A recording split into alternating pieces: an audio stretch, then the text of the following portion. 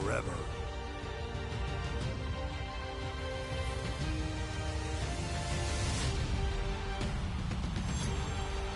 Together.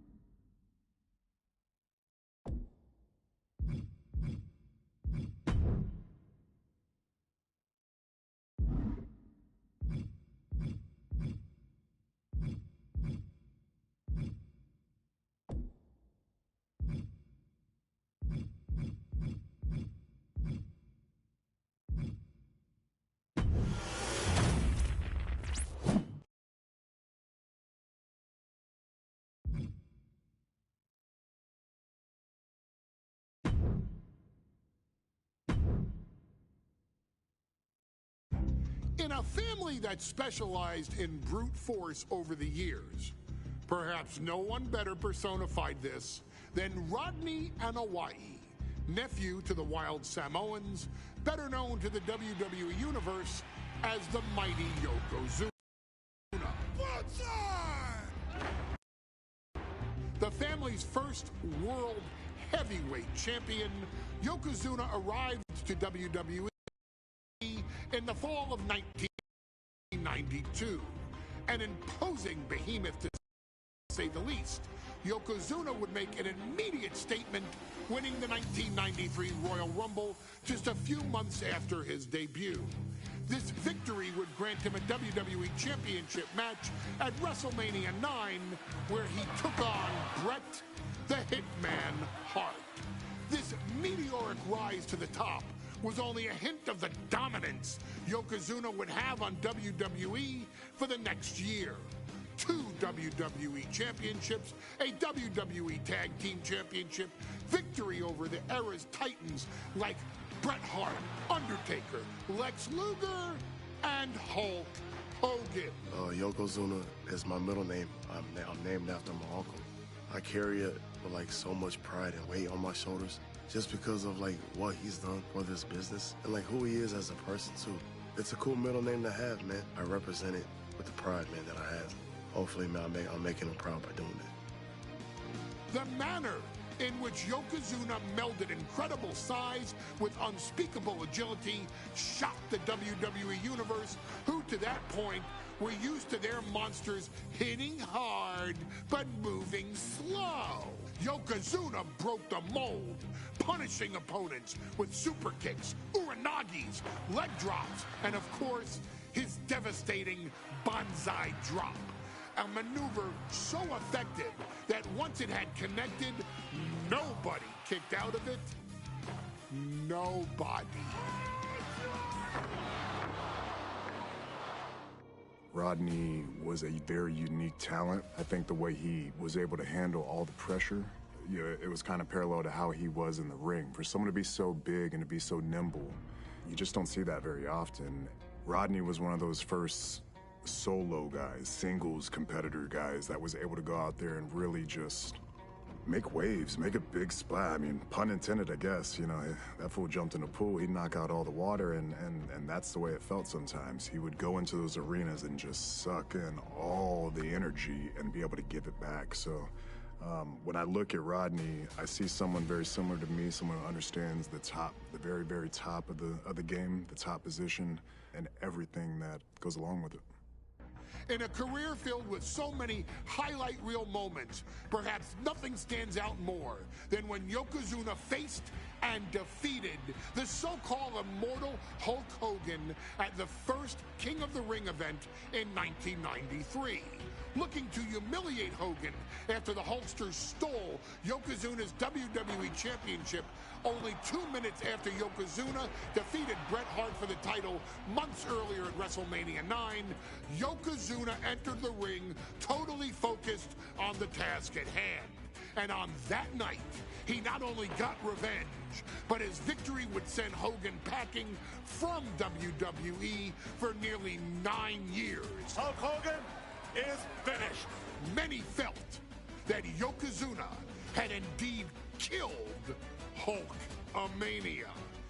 Now you get to possess the power of the mighty Yokozuna and deal out punishment to Hulk Hogan to walk out of the King of the Ring a 2-time WWE champion. Showcase the ability and the agility that made Yokozuna a Hall of Fame performer and take Hulkamania down. Banzai.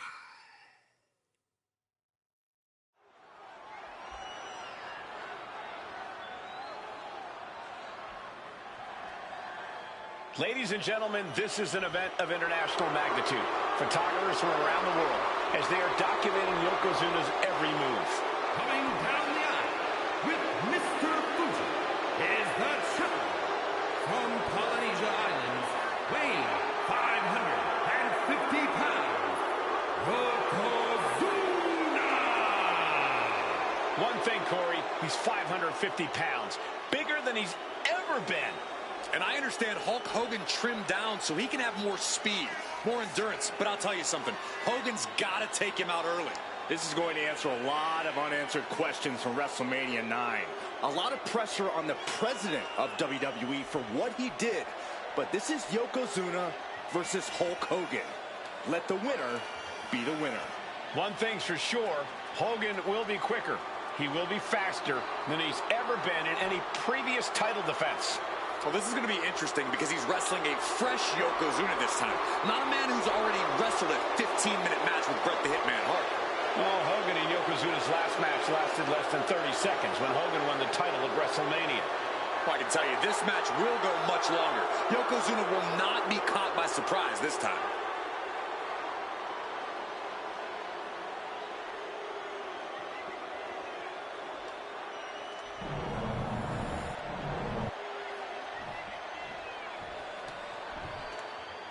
Listen to this. What a phenomenal ovation for the WWE Champion. His opponent, coming down the aisle with his manager, the Mouth of the South, Jimmy Hart, from Venice Beach, California, weighing in 302 pounds, the WWE Champion, Hulk Hogan. You can feel this facility shake, literally moving. The rafters shaking with the ovation of the WWE Champion Hulk Hogan. Hulk Hogan thrives on these people. He thrives on the Hulksters, the little Hulksters. This is what keeps this man going. Hulk Hogan's relying on the fans. He wants to hear them cheer. He wants to draw strength from them. But Yokozuna's focused. He has not taken his eyes off Hulk Hogan. He is ready, believe me. The Hulkster ready for war, and you can bet, ladies and gentlemen, it will be warfare here. Well, he's been saying for weeks that he is going to be the first man to slam Yokozuna. Oh, nobody slams Yokozuna. Well, we'll see. Hulk Hogan wanted to prove it was not a fluke that he beat Yokozuna. And now, we're going to find out if it was a fluke or not.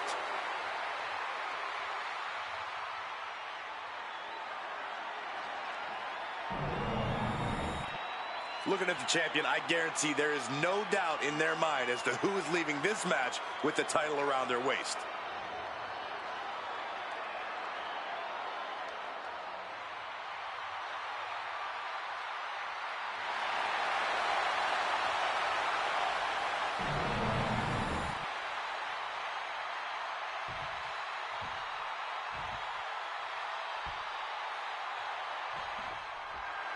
Michael Cole alongside Byron Saxton and Corey Graves. Emanating from King of the Ring, 1993. Yokozuna is fuming over his embarrassing WrestleMania loss to Hulk Hogan. Now, Yokozuna has vowed to reclaim the WWE Championship and wipe Hulkamania off the map. Indeed, the last time these two shared a ring, it was disastrous for Yokozuna. Mr. Fuji issued a challenge to Hogan on behalf of his client. And 22 seconds later, Hogan was the new WWE Champion. But that night was mired in controversy as Yokozuna had just been to battle with Bret Hart to win the title. This is going to answer a lot of questions from WrestleMania 9. This is Yokozuna versus Hulk Hogan, and we're going to find out who's the true champion. This is an event of international magnitude. Byron, photographers from around the world, including a large contingent from Japan, are documenting Yokozuna's every move. A lot of pressure on the former champion. There is no way Mr. Fuji and Yokozuna can return to Japan and lose face. And the Hulkster may have some self-imposed pressure. He not only wants to win, he stated that he wants to pick up the 550-pound Yokozuna and slam the Giant's carcass through the ring. We know the sold-out crowd here in Dayton is firmly behind the Hulkster. Hogan is relying on the fans. He wants to hear them cheer. He wants to draw strength from all of them. But Yokozuna is completely focused. He has not taken his eyes off Hogan since the bell rang. He is ready, believe me. And now propped up in the corner. Scoop slam sets things up. Can we talk about Yokozuna's... Oh, no. Bear hug applied. This was forced away. That'll give him a sense of relief. Golly, Miss Molly.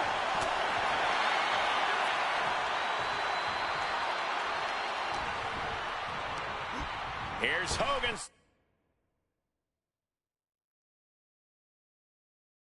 And flying. Going outside. What's he got planned here?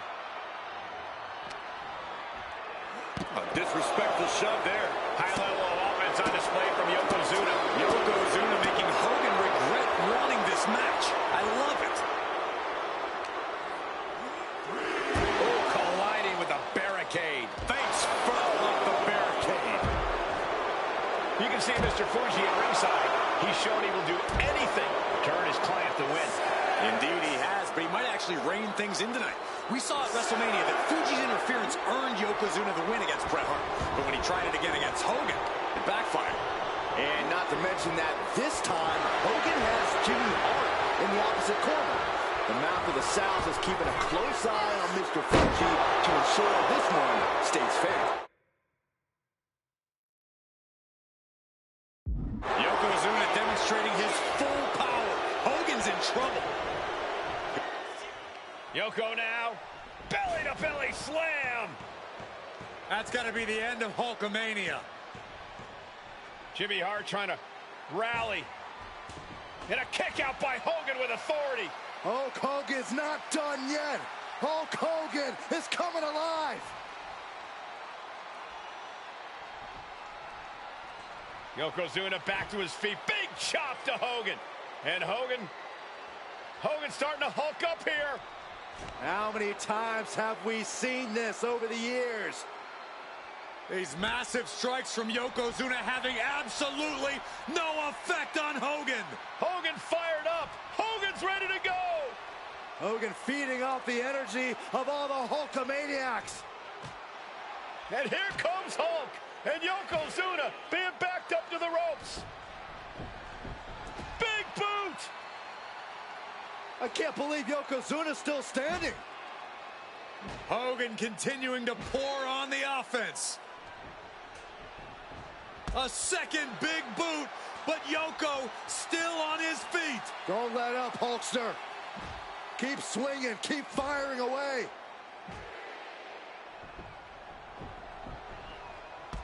That boot, Yoko staggering, stunning, and he's down. Drop the leg, Hogan. Drop the leg. Hogan, leg drop. Here's the cover on Yoko, who kicked out of the leg drop. What? Get Mr. Fuji out of there. Hogan feeding off the energy. Whoa, wait a minute. What is that photographer doing on the apron? There's a match going on. What the heck? What was that? What in the world just happened here? Ooh, what a jumping headbutt. No mercy being shown to Hogan here. Yokozuna taking the fight to home.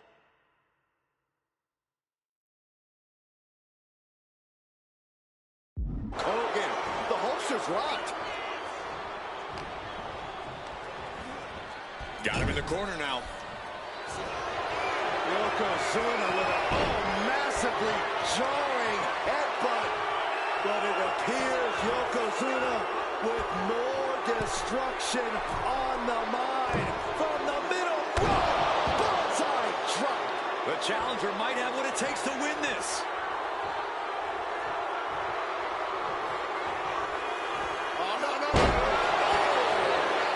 Tremendous athleticism from Yokozuna. Unique as they come, they broke the mold with him, Saxton. Hogan managing to get some control back now. Hogan weathered the storm and wants to create a flurry of his own. Headbutt. Nothing fancy there. And it looks like Yokozuna is bleeding after that. Oh, sent flying.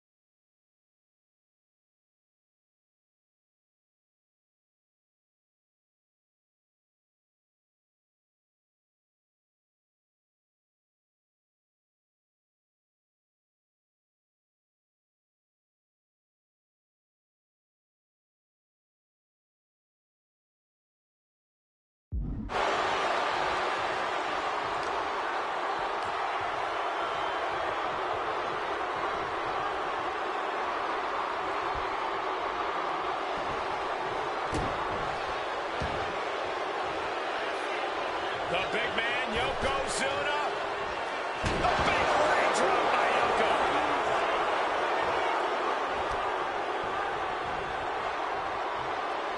Quite the battle brewing here between Hogan and Yokozuna. This is exactly what the crowd wanted to see back at WrestleMania. Oh, and he gets discarded out of the ring.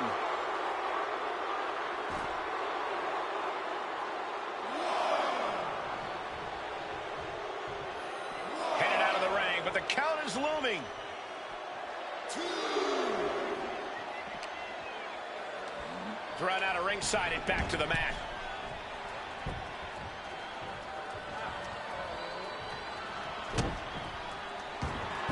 Steering clear there. Flash on flash. Nothing. Yoko says this one's over. Bonsai drop. Could that be enough to gain the title? In the corner. Headbutt by the big man. This is not going to be pretty. Dragging his opponent to the corner. Taking his time. Up to the second rope. Bonsai drop. The challenger clearing a path to the title. Shoulder up, still holding on to the title. Guys, I thought we were getting a new champion there. Well, we might see a new champ here tonight. Don't put the cart before the horse. The champ kicked out and has no intentions on losing that title anytime soon. I don't think anyone inside this building was expecting a kick out after that move from Yokozuna. Hogan, Yokozuna, two giants who will not stay down. Gets in the rope. Break up the submission. And heading up top.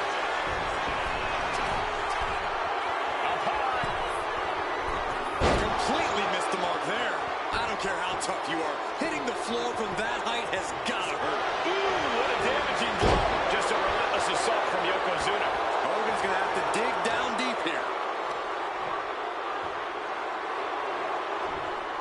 He's looking to go high risk from the top rope. Soaring. Splash. Beautiful. Right into the cover. 2. Champ barely gets a shoulder up in 2. What? What? What do you say? This is amazing. What a match.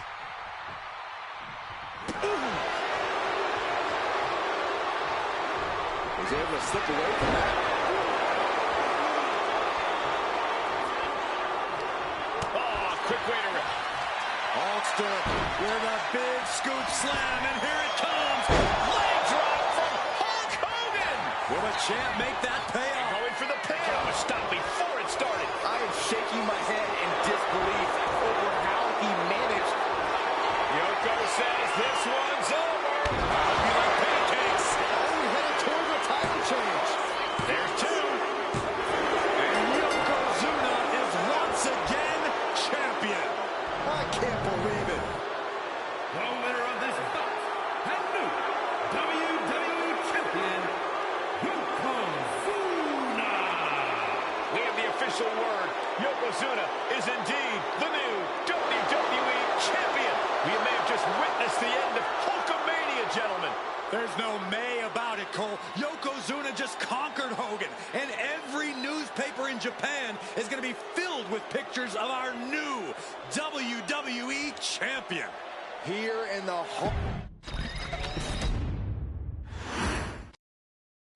Michael Cole emanating from King of the Ring night.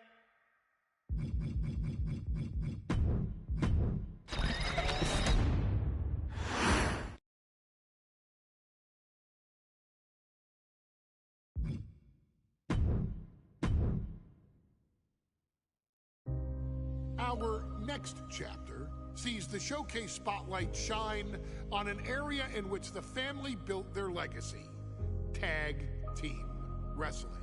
Starting with the Wild Samoans, Alpha and Sika, all the way through to more recent champions like the Usos or Tama Tonga and Tonga Loa.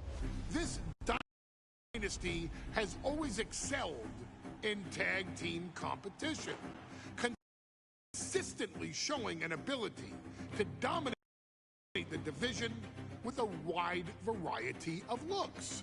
And the first team that we will look at, accompanied to the ring by Alpha himself. Fatu and Samu, the Head Shrinkers. They put the fear in people's hearts. That's what the head shrinkers did back in the day. Second to none in that ring. You know, hard-nosed, battle-tested. They went for it every single night.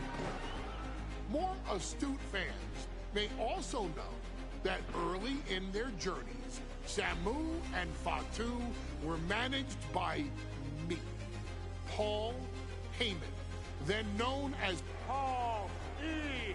Dangerously, and the SST, the Samoan SWAT team. The Samoan SWAT team is here. Vengeance is mine. Already an imposing force that early on, their future greatness was obvious to so many industry experts. Alpha, more than anybody, knew he had the team on his hands, with Samu being his son and Fatu his nephew. The tribal elder was able to mentor both, instilling in them the same unrelenting approach to competition that made the Wild Samoans world famous. The team toured through regional promotions before a quick stop with me in WCW, but WWE was always their goal.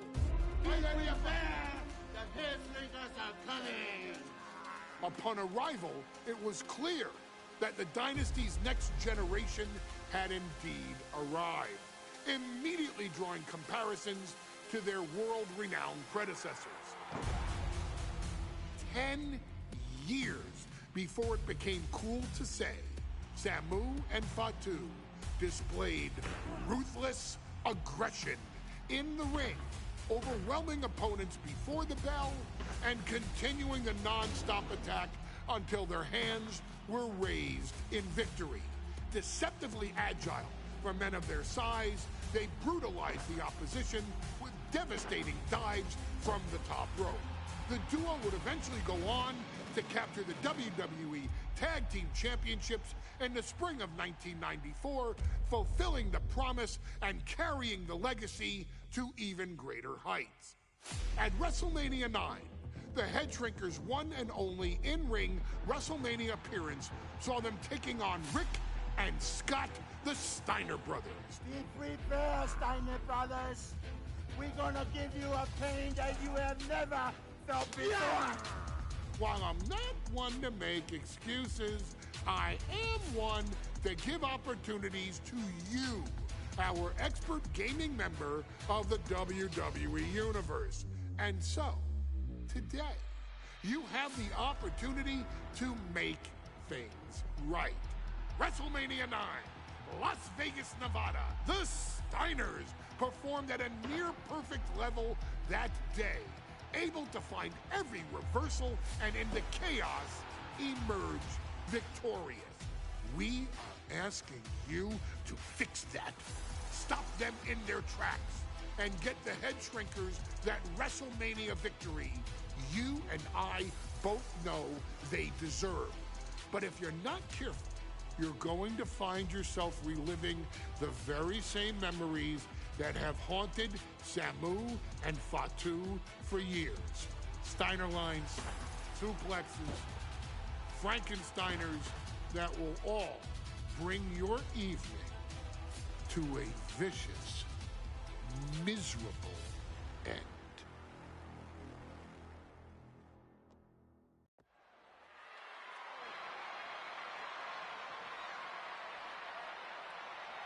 One of the toughest teams in WWE history. Nearly 600 pounds of pure savagery. Is a tag team match set for one fall. On the way to the ring, accompanied by Alpha at a combined weight of 565 pounds. Samu and Fatu, the Head Shrinkers. Fair warning, this one may not be too pretty, guys. You talk about rugged individuals. These are two tag teams that can really bring the fight to anyone that steps in their path. Yeah, there's about to be a seismic collision in the ring.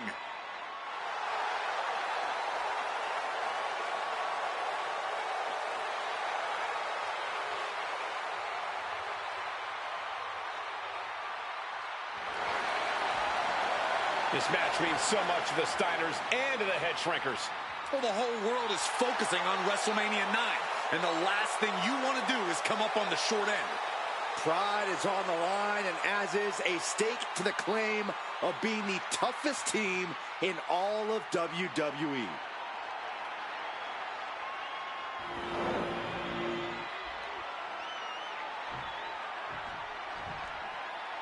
The Steiner brothers getting a tremendous ovation here in their first WrestleMania, and we'll see if they can carry on Michigan's winning ways. And their opponents at a combined weight of 531 pounds, Rick and Scott, the Steiner brothers. The Steiner brothers are one of the most promising tag teams we've ever seen in WWE.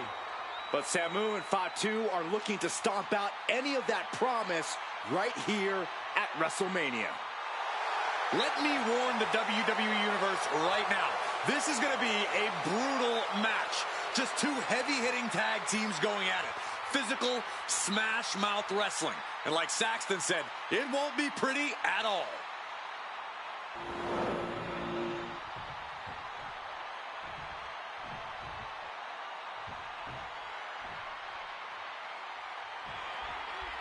WrestleMania 9 rolling on with a potential show-stealing match, guys. Two very hungry tag teams facing off. Indeed, Michael, the Head Shrinkers and Steiner brothers are both new to the tag division in WWE, but both teams are off to an amazing start so far. You have to imagine whichever team wins this high-profile fight becomes an instant top contender for the Tag Team Championship. And with two teams this physical on such a big stage, it is indeed going to be a fight. The Head Shrinkers accompanied at ringside by Alpha, but he's not the only tag team legend serving a managerial role tonight. That's right, Michael. Just like Alpha, Mr. Fuji earned many WWE tag titles as a wrestler. But now, he's hoping to lead Yokozuna to the WWE Championship. And looking at all the top young talent in this ring, I see many other main event stars of the future that could follow the lineage of Yoko. There may be an abundance of togas in the arena today, but you're not going to see a lot of Greco-Roman wrestling out of the Head Shrinkers. They're just looking to hurt the Steiners. And that actually may help Samu and Fatu here. The Steiner brothers have earned most of their wins by utilizing their amateur wrestling skill set. I can't imagine they'll get many grappling opportunities against dedicated brawlers like the Head Shrinkers. Will he get on with it already? This is a fight. The Head Shrinkers and Steiners are two of the brightest young teams in WWE. But they both come to this match with a few years of experience in WCW. The Steiner brothers earned many tag accolades in WCW, but Rick and Scott have their share of singles titles too. Meanwhile, Samu and Fatu were never quite able to break through before WWE. You know that has to serve as motivation for the Head Shrinkers tonight. Oof. Oh my gosh! Samu's gaining the upper hand. Seeing some high-impact offense from Samu and Fatu thus far. I'm not sure the Head Shrinkers are even going for the victory. They just want to destroy the Steiners.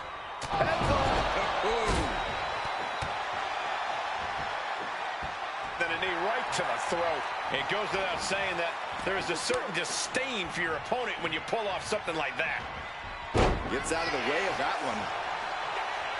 The whole world is focused on WrestleMania 9 tonight. The last thing you want to do is come out on the wrong side of a match like this.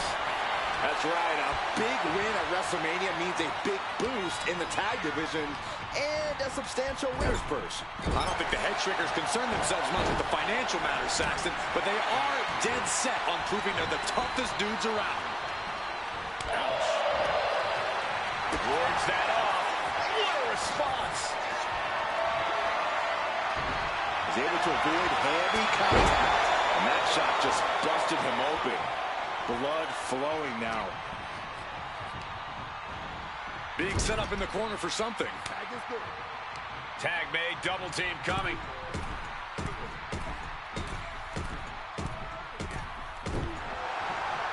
Look at him go.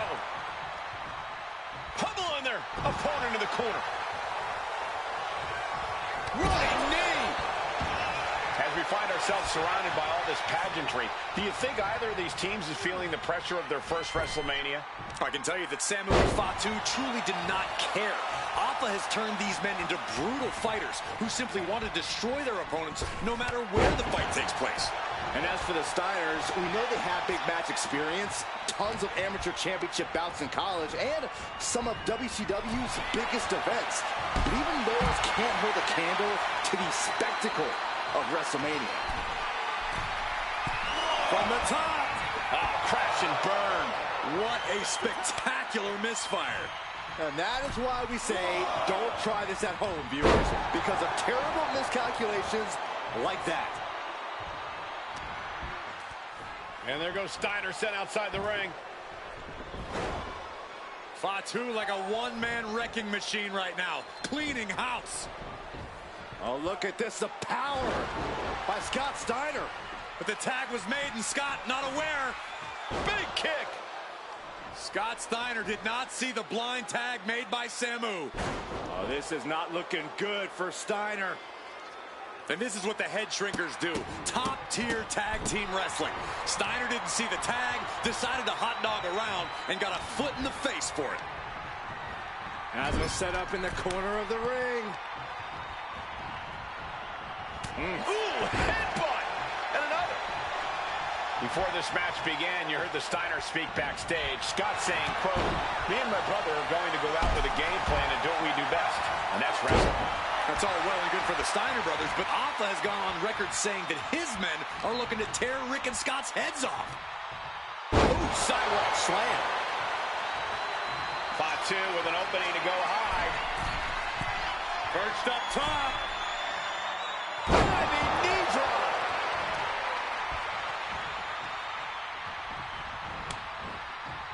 Looking for a backslide here. Here it is, shoulders down. In position. How on earth could he not keep him down for even one at this point? Frankensteiner. Nicely done. Oh, what a clothesline. Forcefully delivered. And we are really seeing the amazing skill sets of all four men in this tag team showcase. Well, we already knew about the brawling of the head shrinkers and the grappling of the Steiners, but men as big as these four behemoths should not be able to fly around the ring like they have thus far. It is made for an extremely tough act to follow, guys. Clothesline!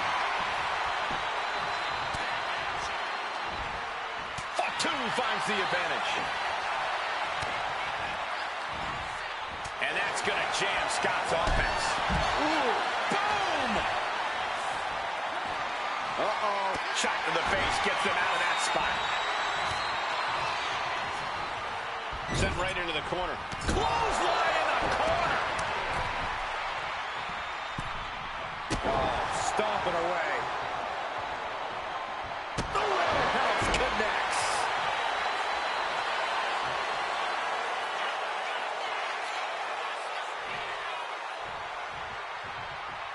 Oh, claws piercing into the skin. Oh, bulldog. One-handed. Tag. Lift off! Diving shoulder tackle. Someone with the leg cover. That might be it. Yeah, no, he doesn't get the three. Really had less than a second to stay alive there. Stomp after stomp after stomp. Attack after attack on target. Bear hug, squeezing the breath out of them. Pain just... The bear hug cinched in. Gotta find a way out and catch your breath. Look at this, no quit whatsoever. Raining down elbows and escaping the bear hug. The head shrinkers and the Steiners are engaged in an epic battle. Sky high. Oh, coming down from way up top. That's it. No way the Steiners come back now. Whipped into the corner with tremendous force.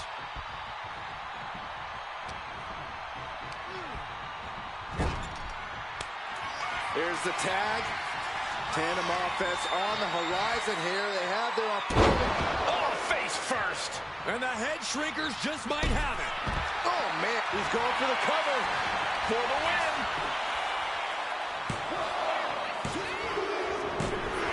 And the head shrinkers get the win.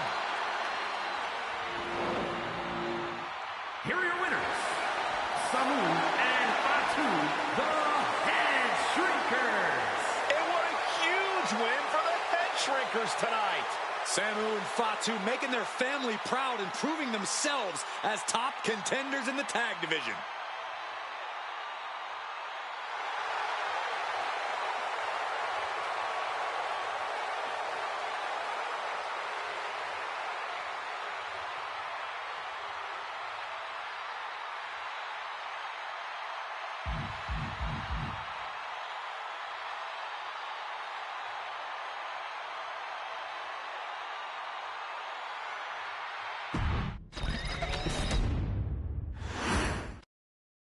Big fight feel in Las Vegas as Gladiators face off here at WrestleMania 9. And we are watching four men who would have been right at home inside of a Roman Coliseum. The head shrinkers and the Steiners are ready for a true battle. Both teams are relatively new to WWE, but we've seen that each duo is not afraid to get physical. Each side is looking for their first WrestleMania win, and they will do anything to earn it.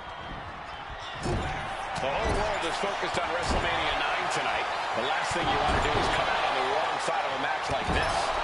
That's right. A big win at WrestleMania means a big boost in the tag division and a substantial winner's purse.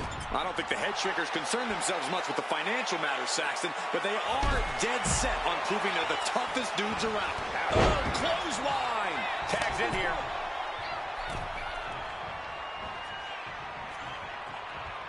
Oh.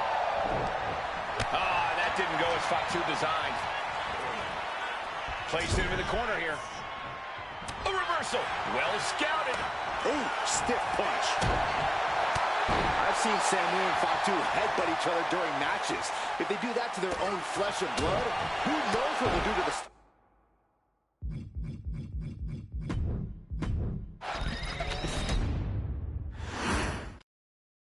WrestleMania 9 rolling on with a potential show-stealing match, guys. Two very hungry tag teams facing off. Indeed, Michael, the Head Shrinkers and Steiner brothers are both new to the tag division in WWE, but both teams are off to an amazing start so far.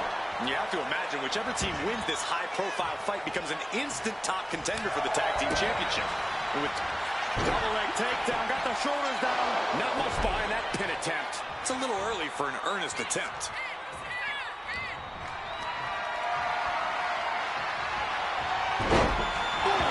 Fights back. The Head Shrinkers and Steiners are two of the brightest young teams in WWE, but they both come to this match with a few years of experience in WCW. The Steiner brothers earned many tag accolades in WCW, but Rick and Scott have their share of singles titles too. Meanwhile, Samu and Fatu were never quite able to break through before WWE. You know that has to serve as motivation for the Head Shrinkers tonight. There may be an abundance of togas in the arena today, but you're not going to see a lot of Greco-Roman wrestling out of the Head Shrinkers. They're just looking to hurt the Steiners. And that actually may help Samu and Fatu here. The Steiner brothers have earned most of their wins by utilizing their amateur wrestling skill set. I can't imagine they'll get many grappling opportunities against dedicated brawlers like the Head Shrinkers. The Head Shrinkers accompanied at ringside by Alpha, but he's not the only tag team legend serving in a managerial role tonight. That's right, Michael. Just like Alpha, Mr. Foot. Uh-oh. Boom! Ring is losing grip of this match now. Seeing some high-impact offense from Samu and Fatu thus far. I'm not sure the Head Shrinkers are even going for the victory. They just want to destroy the Steiners.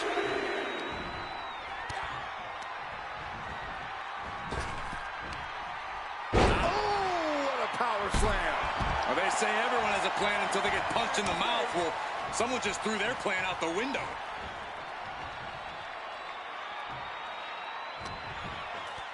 And there goes Steiner sent outside the ring. Fatu like a one-man wrecking machine right now, cleaning house. Oh, look at this, the power by Scott Steiner. But the tag was made and Scott not aware. Big kick. Scott Steiner did not see the blind tag made by Samu. Oh, this is not looking good for Steiner.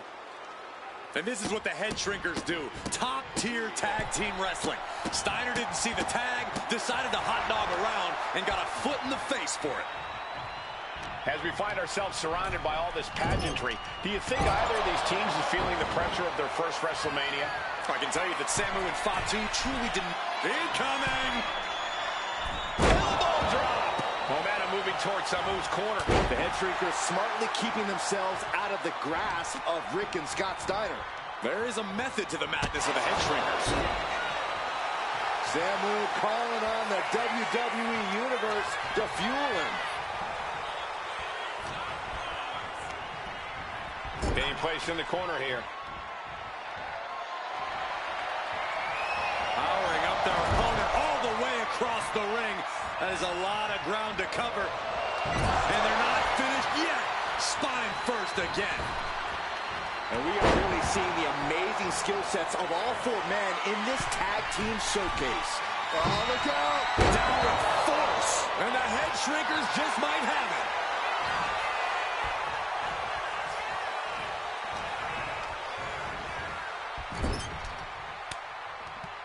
Tag made.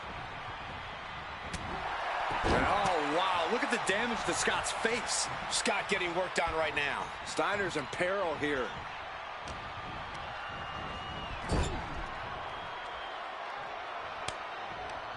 Tag made.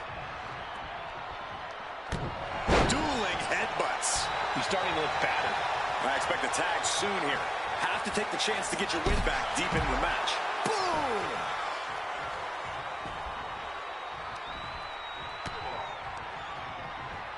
Placing him in the corner. Tag. Double team coming. Driven down face first. That's it. No way the Steiners come back now. Into the pinfall for the victory. And the Head Shrinkers get the win. Here are your winners, Samu and Fatu, the Head Shrinkers.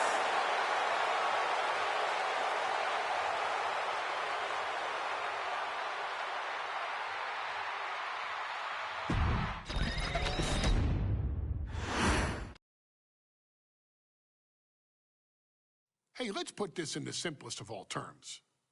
Dwayne "The Rock" Johnson is the biggest celebrity on the face of the planet today. Now, whether he's a blue chipper, the people's champion, or as we know him right now, the final boss, The Rock has always commanded all of the attention in the arena since the very first moment he made his WWE debut at the 1996 Survivor Series. Born into this business, The Rock would become WWE's first ever third-generation superstar, following in the footsteps of his father and grandfather.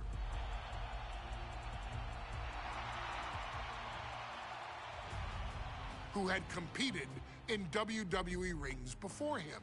Dwayne had the huge responsibility. There's a legacy, and you have to take it so seriously.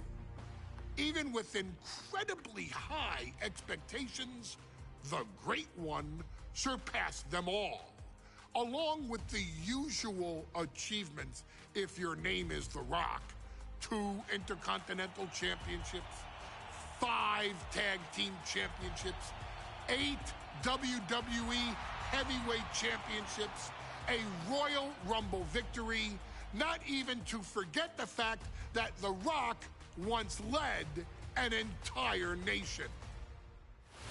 The Rock has one of the more noteworthy feats in WWE history, earning WrestleMania victories over Hulk Hogan, Stone Cold Steve Austin, and John Cena. Each of these men are known as the faces of their respective era. Each of these men found out what happens when you go one-on-one. Oh, you know the rest. Of course, The Rock rivaled Stone Cold Steve Austin's popularity during the vaunted Attitude Era, tearing opponents down with rock bottoms and people's elbows while tearing them apart on the mic with cutting one-liners and catchphrases that are still recited to this day. If you smell, know your role and shut your mouth. He ended CM Punk's 434-day title reign as WWE Champion at the 2013 Royal Rumble as well, after having only competed twice over the previous 9 years, displaying the always ready mentality and physical conditioning on which he has built his global brand. But you don't need me to rattle off The Rock's resume to you, now do you? Of course not. The man is an occasion unto himself. He has headlined the biggest events against WWE's most iconic superstars and has always found a way to, how does he put it? Layeth the smackdown on some jabroni's candy ass. I couldn't have said it better myself, although I think I may have just done that. But indeed, he has.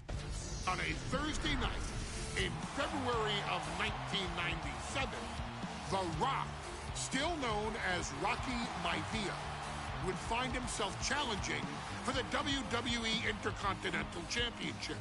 Only a few months into his tenure, he would be matched up against a face that would ultimately become one of his most familiar and hated rivals, Triple H, Hunter Hearst Helmsley. Seemingly overmatched by a more seasoned opponent, a youthful Rock would demonstrate all the traits that have come to define him in the years since. Tenacity, high IQ, and that legendary Samoan strength to ultimately surprise Helmsley and kick off the first championship reign for Rocky Maivia. It would be the first step of a journey that has ultimately led The Rock into the pantheon of WWE's elite. So now it's all in your hands. It's up to you to showcase the undying drive that makes The Rock the hardest worker in the room to deliver a shocking upset against the Greenwich snob himself. guide The Rock to victory over Triple H at a very special Thursday, Raw Thursday, to give the first jolt to what would become the most electrifying career in sports entertainment.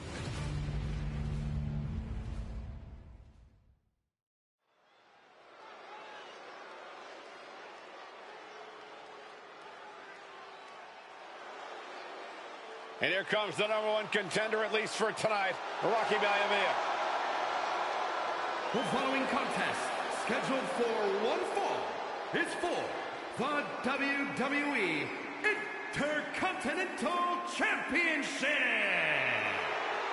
Making his way to the ring is the challenger from the South Pacific, weighing in at 275 pounds, Rocky Maivia.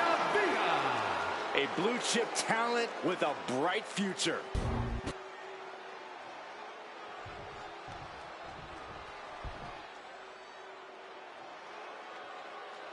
On his way to defend the Intercontinental Championship, Hunter Hearst Helmsley. His opponent from Greenwich, Connecticut, weighing in at 246 pounds, the WWE Intercontinental Champion, Hunter Hearst Helmsley. Helmsley is scheduled to face another challenger at an upcoming show this Sunday. And he's taking the risk, stepping in here against the newcomer, Rocky Maivia. Well, you can consider it risky, you can consider it overconfident, but any way you look at it, it's a dangerous move by Helmsley to take on an athlete who has been on a real roll. Rocky Maivia has been successful thus far in WWE, and Rocky is focused. Rocky is only thinking about tonight. Saxton, just curious, have you ever exercised your right to remain silent? I am tired of all this talk about Rocky Maivia. Yeah, he's been on a roll, but it could all come to a screeching halt tonight at the hands of Hunter Hearst Helmsley.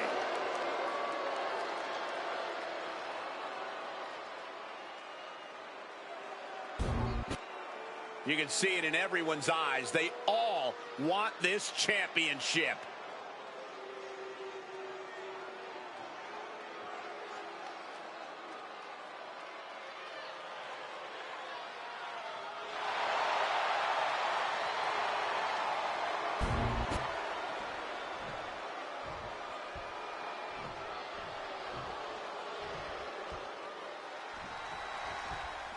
The Intercontinental Championship is on the line here between two superstars who don't have anything nice to say about one another.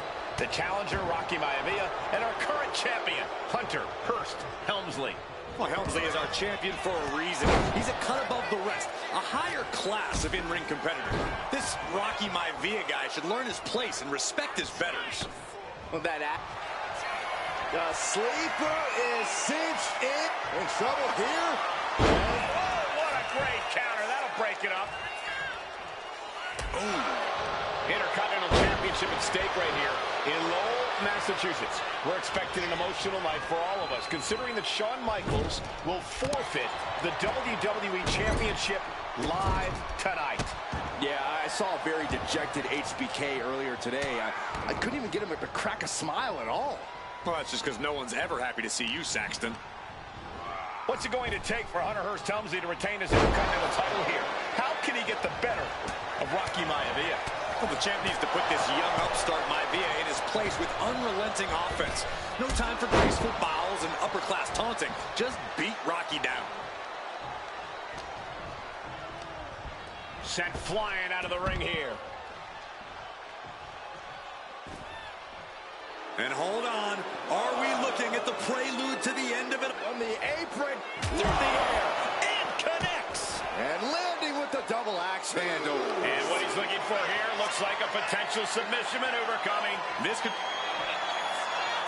Trying to break the hold and is able to do it. Critical escape there.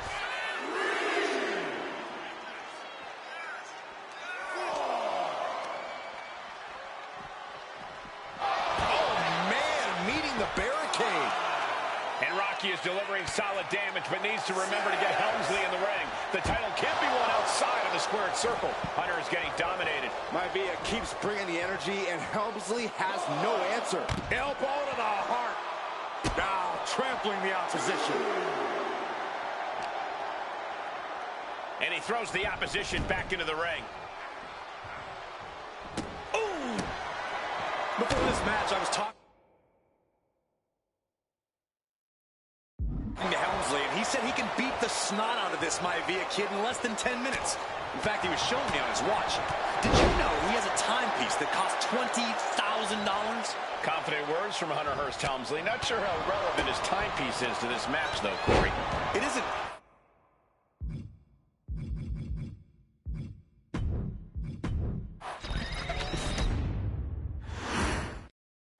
The Intercontinental Championship is on the line here between two superstars who don't have anything nice to say about one another. The challenger, Rocky Maivia, and our current champion, Hunter Hearst Helmsley. Well, Helmsley is our champion for a reason. He's a cut above the rest, a higher class of in-ring competitor. This Rocky Maivia guy should learn. And now he's looking to lock in this submission. Don't keep so much for the submission hold. He just lets go. His grip strength might have run out. Ooh. Inconspicuous by his absence is the butler of Hunter Hearst Helmsley, who has been intervening in matches as of late. Who knows if he might show up? Yeah, unfortunately, that's just another thing Maivia needs to worry about. Rocky has bigger problems in the ring, gentlemen. Biggest match he's ever had. Live, worldwide television. He's got to have a stomach full of butterflies. What's it going to take for Hunter Hearst Helmsley to retain his Intercontinental title here? How can he get the better of Rocky Maivia? Well, the champ needs to put this young upstart Maivia in his place with unrelenting offense. No time for graceful bows and upper-class taunting. Just beat Rocky down. Perched up top. High. Helmsley has no control here. The power of Rocky Maivia is too much for Helmsley right now. Maivia took to the sky and executed that high rip. Sky high. A diving knee drop. Taking a chance one more time and landing with incredible impact. Hunter whipped into the corner. Nobody home. Rocky hit hard. And now Hunter looks to take over this match. Helmsley muscling Maivia up to the top turnbuckle in a big right hand. Helmsley with something big in mind here for his challenger tonight.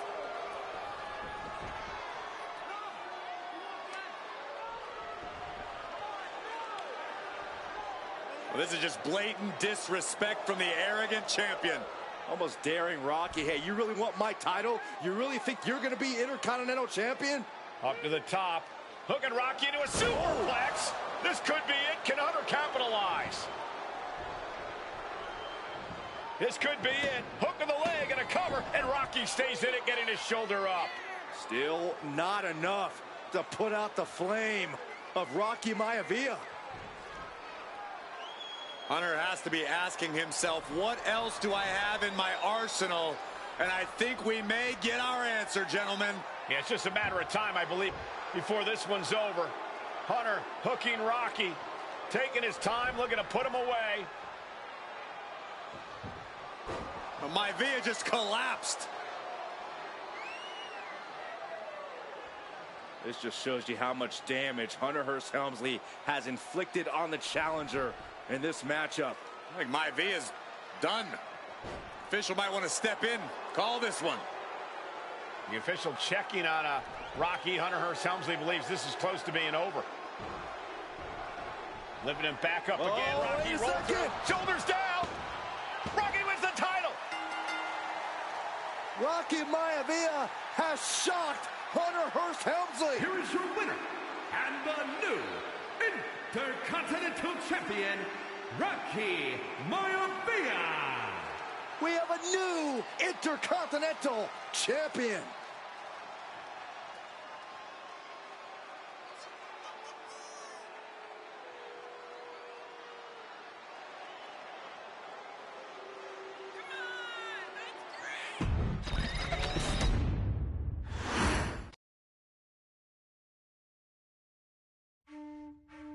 In a family of elite combat athletes and top-tier performers, the final boss has always stood out, even when he was just a blue chipper.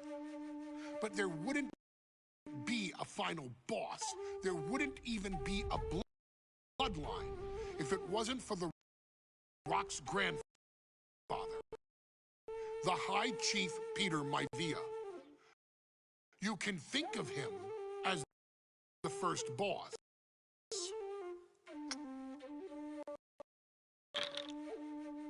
Predecessor to the tribal chief. He is one of, if not the foundation for our family. The Anawa'i Fatu Maivia wrestling dynasty. I don't think there's anybody more responsible for what's going on now than the High Chief himself. Peter Maivia isn't simply one of the two principals behind the sacred blood bond. He's also an incredibly decorated professional wrestler who traveled the world and won titles everywhere he went. New Zealand, Japan, Europe, and here in the United States, where he enjoyed especially successful runs in Hawaii and California. Maivia would eventually find his way to WWE, engaging in legendary battles with the likes of superstar Billy Graham. His larger-than-life personality would win the WWE Universe over in short order, as it had throughout his entire career.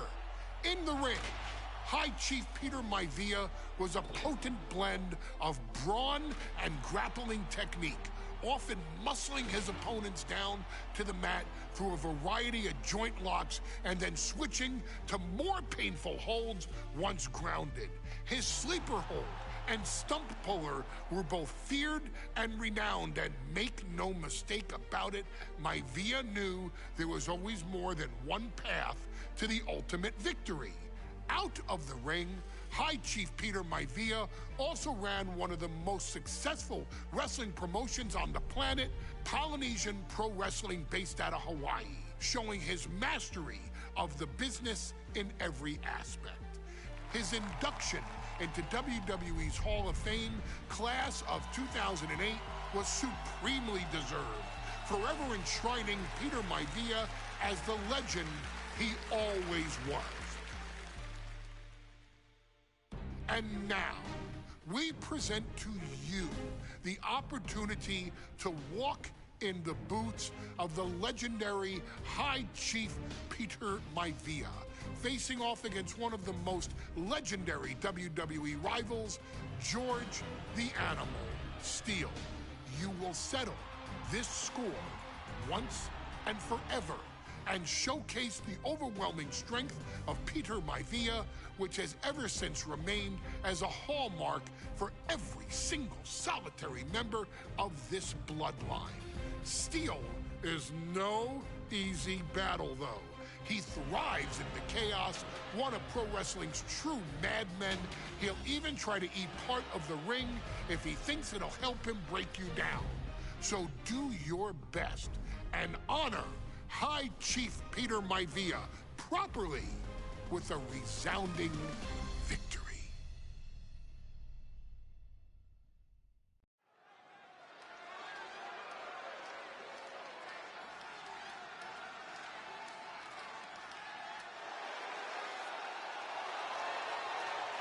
Uh-oh, somebody called the local zoo.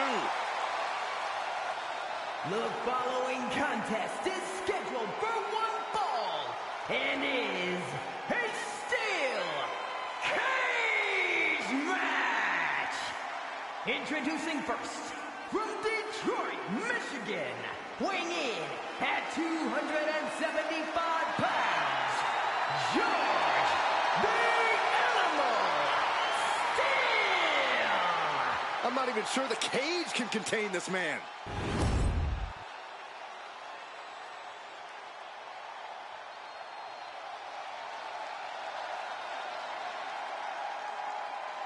And strolling down the aisle, the opponent of George Steele, Peter Maivia.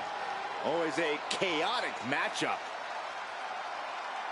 His opponent from the Isle of Samoa, weighing in at 275 pounds, High Chief Peter Maivia. Steele had better keep an eye on Maivia, because Maivia is a true brawler. Few men can handle the chaos of the animal inside a steel cage, but I believe the High Chief is ready.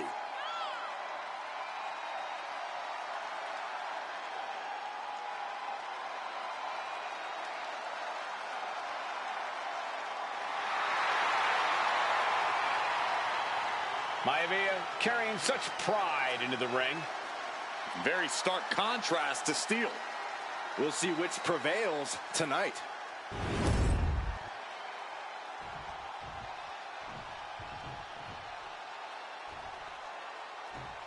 Steel cage match underway. Peter Maivia versus George the Animal Steel. Most of the matches between Peter Maivia and George Steel have ended inconclusively, but this time we'll have a winner. These are two very different men, Cole. The High Chief is a man of great pride and respect for the ring, while Steel is, well, he's an animal. I can't think of two opponents with more opposing styles. You said it, Corey. Let's just hope this one gets taken care of in the ring tonight. Pulls the legs. Boom. Gentlemen, we've touched on the differences between Maivia and Steel as competitors. One man based on order, the other on chaos, but it's reflected in their looks, too. Indeed, Michael. Just look at the sculpted physique of the High Chief. And the tribal tattoos on his body are extremely intricate and definitely eye-catching. And Steel is, well, he's an ugly creature. Enough hair on his upper torso to classify as fur. Folds in his bald head. He's like a modern-day Neanderthal. Headbutt. Oh, not done yet. A second. And a third, too. Boom! Just never had a chance to block any of those. Gets slammed down. The animal has to be elated to be in this steel cage against one of his biggest rivals, no less. Yeah, Byron, we've seen the animal brandish a weapon against Peter Maivia before when it was against the rules. The High Chief better be prepared for Steel to get even crazier. Oh, Maivia is prepared, all right. The man is extremely tough and agile. In fact, the High Chief's entire body can be considered a weapon. Down to opponent and a double axe handle smash. Vicious arm stomp. Oh, the headbutt. Peter Maivia is looking unstoppable now. Yeah, and Maivia has really figured the animal out here. Right into the cage.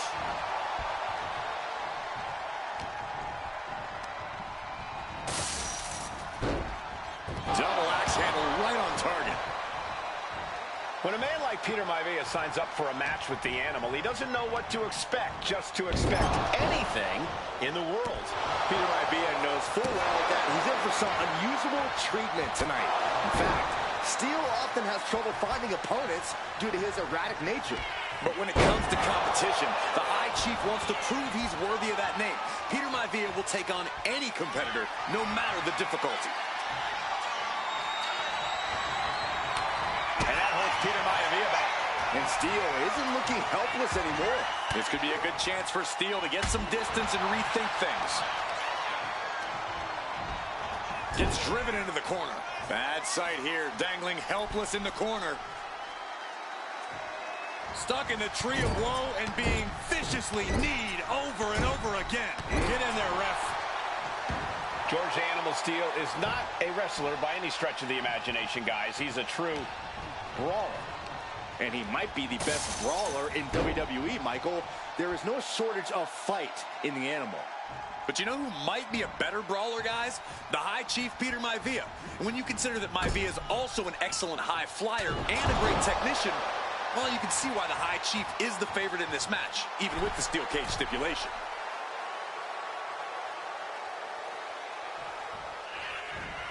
Running knee! Peter Maivia now with the upper hand. And you can see Steel is struggling to weather the storm of the High Chief. Down to opponent and a double axe handle smash. The animal may be wounded prey at this point. The High Chief closing in on a successful hunt. Backfire into a DDT. Some folks call Peter Maivia the Flying Hawaiian, and the reasons are obvious for that moniker. But guys, how has he earned the other nickname of the High Chief? Well, Cole, Peter Maivia is very close to the Anawa'i family. In fact, Peter's considered a blood brother to the patriarch of that clan. When you add on the fact that Maivia was born and raised in Samoa, setting up again. Boom! What a backbreaker. No way Steel's coming back from that. There's two. A shoulder up before 3. I thought for sure this thing was wrapped up.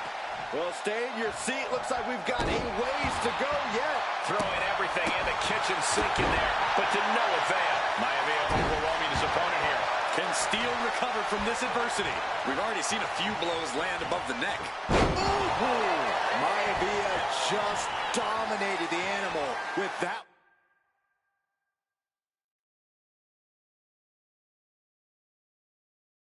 One. Trying to go for it again. Backbreaker flawlessly executed. Maivia can taste it now.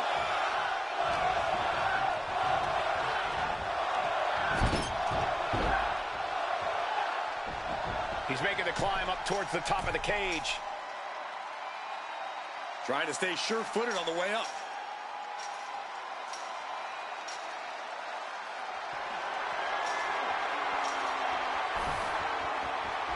And he's on to the top. And he's going to do it. He's going to take the ultimate risk. No way!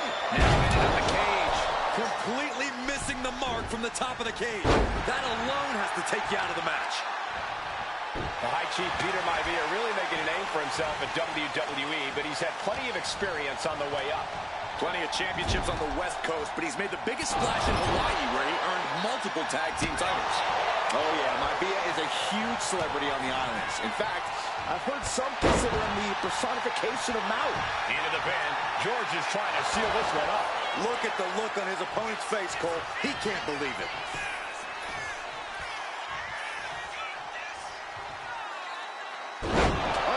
And George Steele has the High Chief in dire straits after that move. Oh, man, thrown with such force. The whole ring is rattling. The summit of this steel cage is in sight, gentlemen.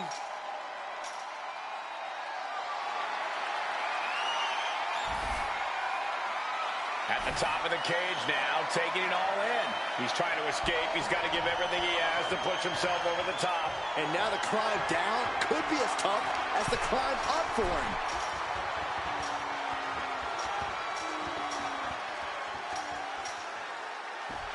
And the High Chief defeats the animal.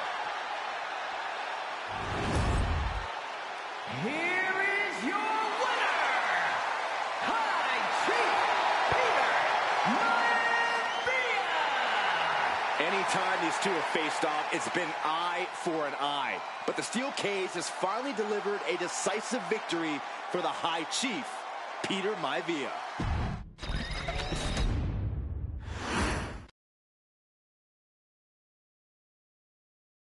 She's not like most girls.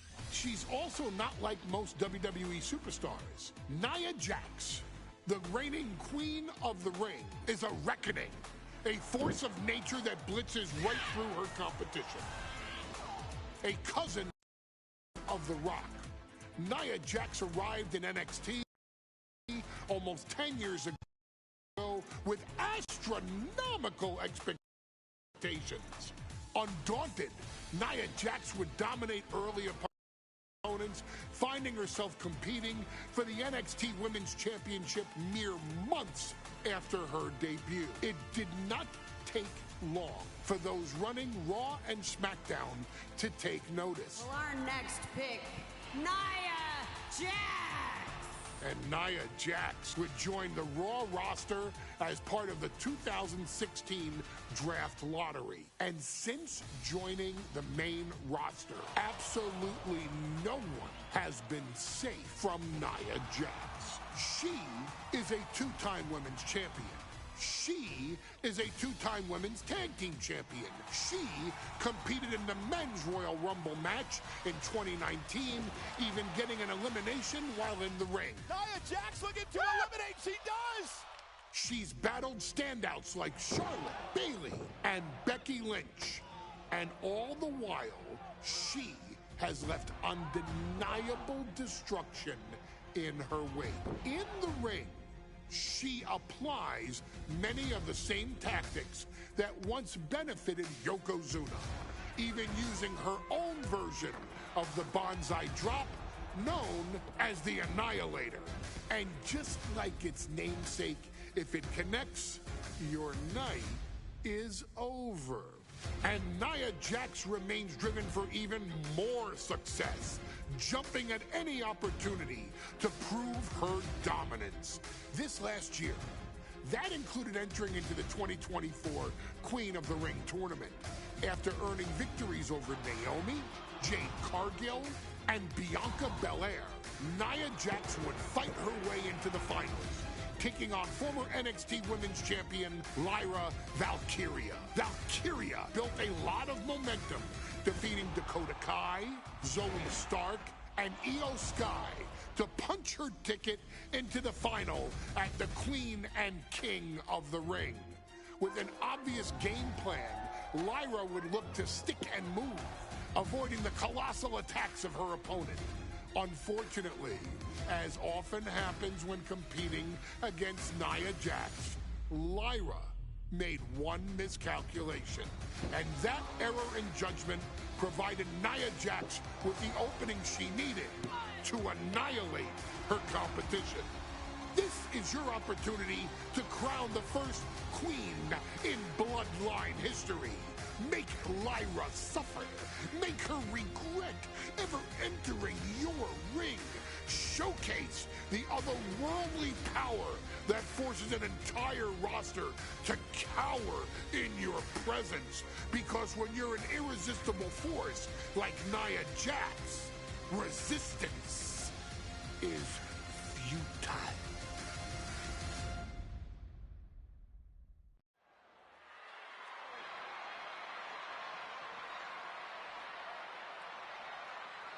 And now a dark horse will face an unforgiving titan in hopes to don the crown. Lyra Valkyria versus Nia Jax in the Queen of the Ring finals. The following is the final match in the Queen of the Ring tournament.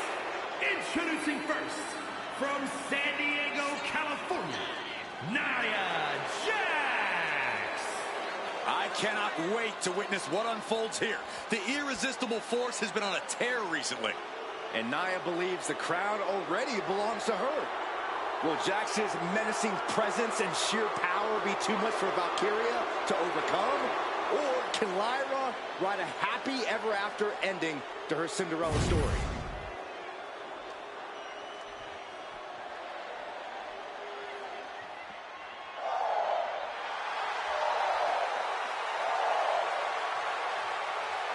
Lyra Valkyria fancies herself a Morrigan, which is an Irish goddess of war. As they were on the battlefield, they used to take the shape of ravens to fly around and decide who would live and who would die. That is what Lyra Valkyria is bringing to the ring here tonight.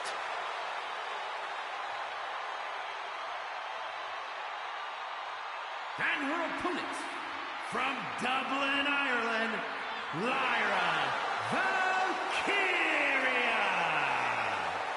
Lyra Valkyria may have read a little too much fantasy in her day, and now is reality. Lyra Valkyria is about to go toe-to-toe with a real-life, fire-breathing dragon in the form of Nia Jax. Nia Jax, who's in the best physical condition of her career, tonight will make someone. Will it be Lyra? Will it be Nia? We'll find out in a matter of moments. And guys, you win the crown. Guess what waits for you in August? A date with the champion of your respective brand at SummerSlam.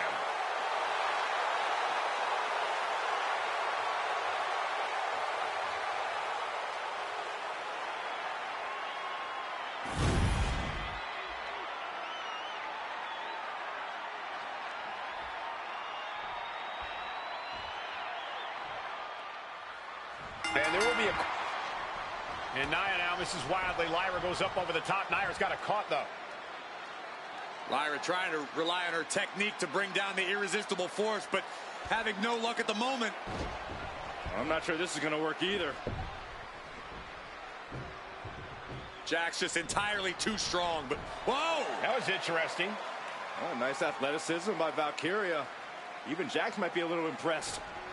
I wouldn't go that far, Saxton.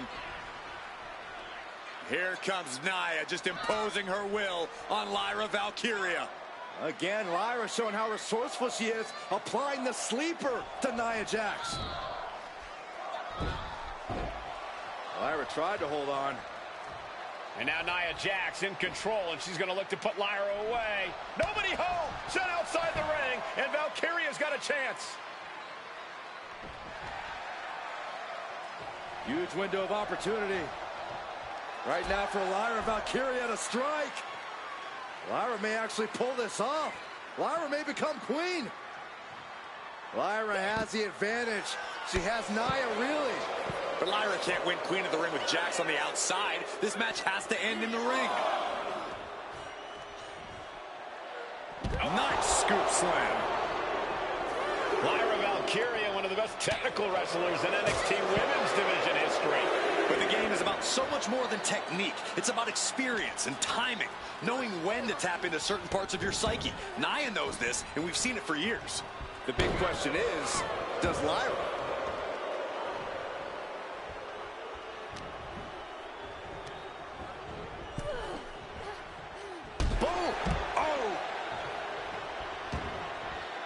She's choosing to leave the ring now. What a boot! And Lyra only finds herself on the defensive. And the irresistible force is really keeping Valkyria grounded here. Corey, what do you think is going to be the key in this match for Nia Jax? She certainly made plenty of promises when it comes to being queen of the ring. What Nia brings to the dance, Cole, is raw power, the likes of which you rarely see from most men, let alone women. Nia has absolutely no problem using that power, and the same goes for her throwing her weight around in the ring. Lyra Valkyria might just learn that the hard way tonight. Many in the WWE Universe getting their first look at Lyra Valkyria. She's only had 3 main roster matches so far, and they were all in this tournament. Big wins over Dakota Kai, Zoe Stark, and Io Sky over the last 3 weeks. That's an extremely impressive start for Lyra. Wow! Undefeated for 3 weeks? When Nia Jax joined the main roster, she didn't lose a match for over 7 months. And Jax has stayed that dominant for years. Locked up in the corner. Scoop slam. Annihilating offense from Nia Jax. Yeah, Nia is just buzzing right through Lyra here. Feet tied up. Has to be feeling vulnerable here. The kick connects. Confidence is always a key for Nia Jax. She comes into every match thinking she has it won. But when you have this business in your blood like Nia does, that confidence is genetic. But ever since the Irresistible Force returned to WWE 8 months ago, her confidence has been on another level. And she's gaining even more confidence as this match progresses. Jax may just be unstoppable now. Golly, Nia is just cornering Valkyria. Jax abusing Lyra, showing no mercy. I think it's a preview of what kind of queen Nia Jax would be. The kind of queen that will...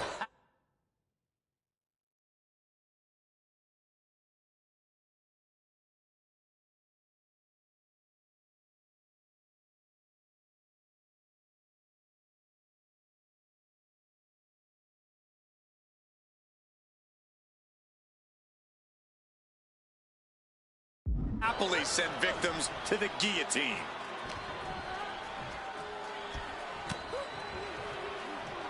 Taking a moment to get pumped off of this crowd.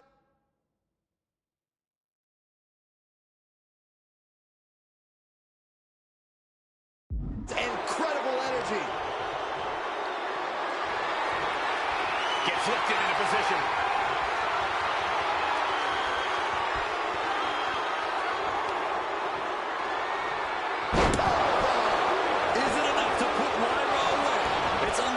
Someone beating the 1 count at this point? Nia brought out her biggest guns, but it wasn't enough to end this. Samoa drop. There's so many moves at Nia's disposal that she can end this match with. For Lyra, not nearly as much. Yeah, I can't imagine it'll be easy for Valkyria to pick up Nia Jax and drop her with the Nightwing. Please, let's call the move by its real name. It's a Samoan drop.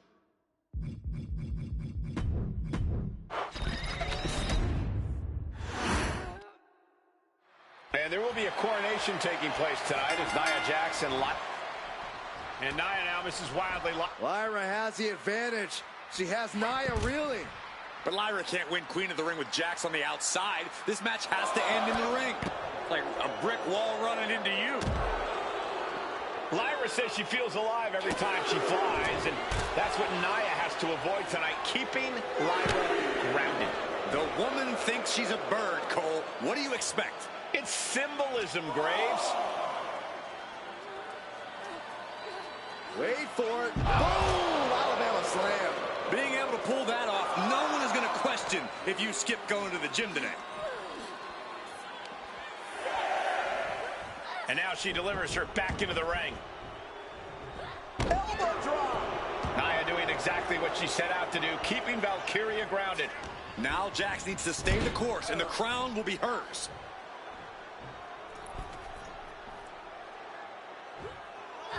Stuck in the tree of woe. They are doing whatever they please. In just a matter of minutes, we'll have our second Queen of the Ring.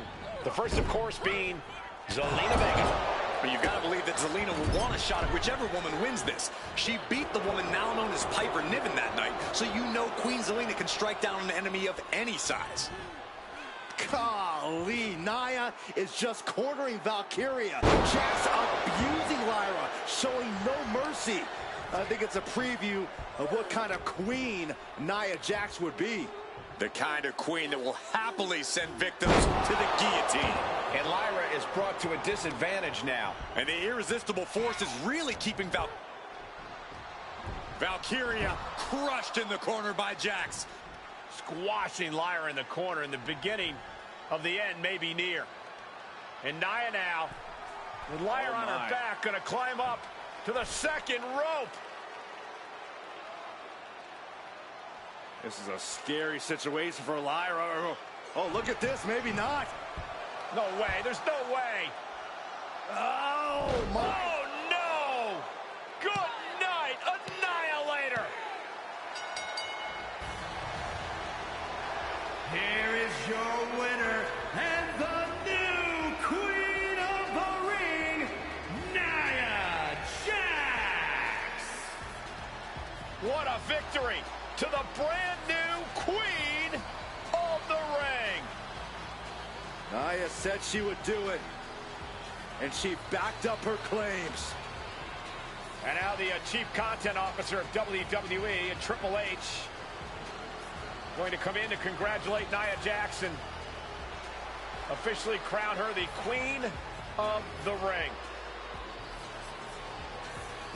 Absolute dominance by the new queen.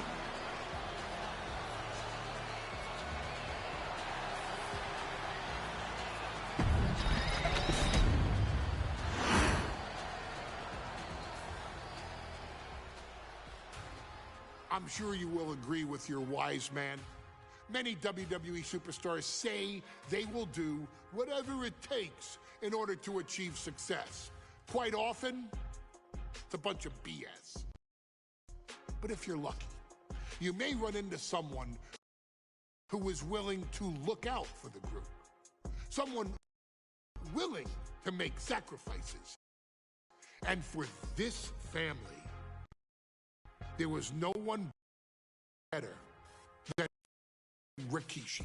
After the Head Shrinkers run in WWE came to an end, Rikishi, then known as Fatu, would go on a journey of self-discovery. This journey would lead to him taking on the name Rikishi, a subtle nod to his cousin Yokozuna, as well as an opportunity to start fresh with a global audience. Well, my dad, you know, when he became the Rikishi character, when you think about Samoan wrestlers, right, or mean, or aggressive, he made it like his own flavor, right? You know, he had the blonde hair, still carried the aggressiveness, but I think he just wanted to add like a little flavor to it. It became even more popular to our culture. Rikishi blitzed WWE from the jump, devastating opponents with new tricks and winning people over with his fat-ass dance moves. That Rikishi is fat, all right. P-H-A-T. And with this wave of newfound momentum came even more success with Rikishi capturing the WWE Intercontinental Championship and displaying incredible athleticism in iconic moments like when he dove off the top of the steel cage. The year 2000 belonged to Rikishi. But little did anyone know, Rikishi held a dark secret regarding a decision he'd made not for his own benefit, but for the benefit of the family. It was at the 1999 Survivor Series that Stone Cold Steve Austin was hit by a car in the arena parking lot, forcing him from the main event later that night for the WWE Championship. For nearly a year, all of WWE was consumed with figuring out who was driving that damn car and why Austin was targeted in the first place. The verdict came in. The car was driven by Rikishi. Rikishi would stand strong. Stone Cold Steve Austin. I didn't do it for me. I did it for The Rock. What? Rikishi would lay out a years-long gripe that WWE preferred Steve Austin to The Rock, and so Rikishi had made sure that The Rock's only competition had been removed from the picture. Rikishi sacrificed his own popularity to reach this goal. The Rock thrived while Austin was on the shelf. For Rikishi, the struggle and fall was all worth it. Rikishi knew that he would eventually have to face off with the Texas Rattlesnake to answer for his sins. And he welcomed that meeting with open arms. What Rikishi was unprepared for was for WWE to stack the deck entirely, looking to make Rikishi pay for taking out their golden goose. Stone Cold Steve Austin was allowed to drive his truck directly to the ring and was generally given the freedom to do whatever the hell he wanted in the name of revenge. We are going to make things right. This time, when Rikishi and Stone Cold Steve Austin lock horns, there will be no stacking of the deck. Someone willing to give of himself so that his family, this family, can succeed, deserves better. So get in there and showcase the never say die spirit that has led this family to victory time and time and time and time and time and time again. Use whatever weapon you can get your hands on and prove to Stone Cold Steve Austin that you will do anything for the people.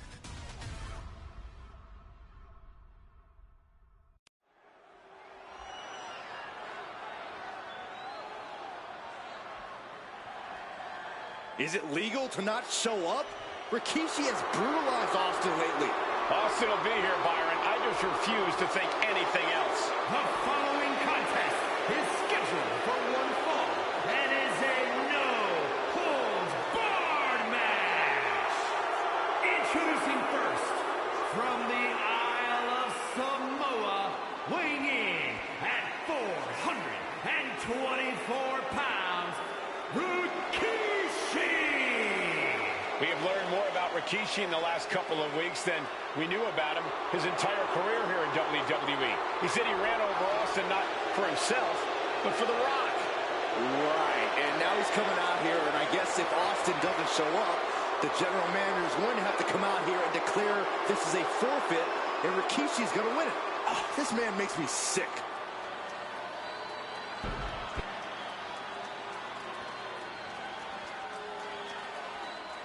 Is he here? Well, there's the Rattlesnake's music.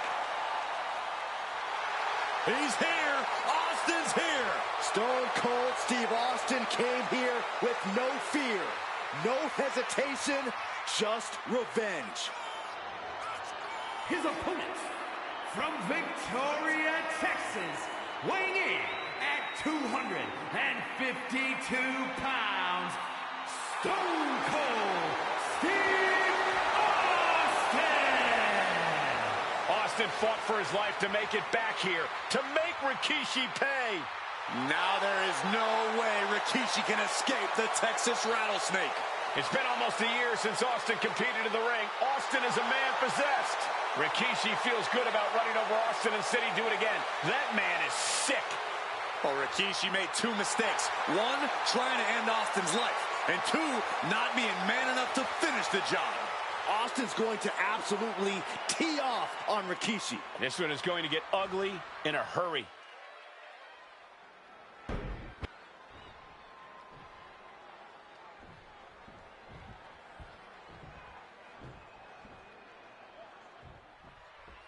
We now know the sick, demented side of Rikishi.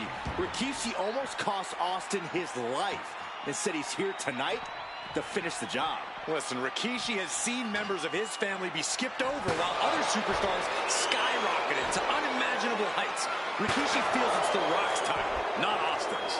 It's been a month of stunning revelations, all leading to the in-ring return of Stone Cold. And he turned it around. And though The Rock wants nothing to do with this altercation, we have to mention the sadness Rikishi has brought to him. Rock might be innocent in this whole ordeal, but I feel that somewhere inside his soul, The Rock is happy with what Rikishi's done. The Rock is proud to have Rikishi and his family. Well, Corey, what kind of lies are you trying to spread? We've heard Rock say Rikishi deserves what Austin is going to bring him. There's no family pride in that statement. I'm just saying that blood is thicker than water, and it's been an easier ride for Rock without Austin in the picture. And that's thanks to Rikishi. Sounds more like Rikishi is trying to take credit for all The Rock's success. This conflict is beyond disturbing. Corey, let's go into Rikishi's mind when it comes to defeating Stone Cold. Rikishi has to be prepared to endure an emotional storm like he's never felt before. The big man must recover from that and use his weight to immobilize the Rattlesnake, because we know Austin will not stay down. Hurled away. God. And looking at my monitor, it just makes me sick to my stomach watching Rikishi. This is a man who has no remorse and feels justified for running Austin down like a dog. Look, to be devil's advocate, you've got to look at Rikishi's perspective. He's proud of his Samoan lineage and saw an opportunity to give his people a leg up in the shark tank that is WWE. Oh, are you serious, Corey? Rikishi ran over another human being. We're fortunate that it only put Austin on the show for 10 months instead of his whole life. It's sick that you would even condone what Rikishi did. Don't twist my words, Saxton. I'm not saying I condone Rikishi's actions. I'm just saying I understand them. Oh, strikes with a...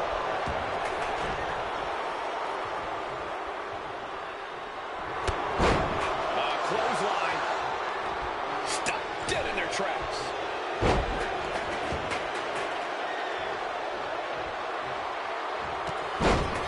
Stone Cold with the fast press and jumping bomb. Here's the cover. Could be it. Kick out before the ref's count. Still has enough energy for the simple kick out. Rapid fire Samoan drop. And Byron, I just cannot see any legitimate reason to run over Stone Cold like Rikishi did last Survivor Series. I mean, Austin does ruffle the feathers of a lot of people, Michael, but I don't think any of his rivals would go to this disgusting lengths that Rikishi's gone to. He's got a kendo stick, a weapon we've seen used to great effect time and time again.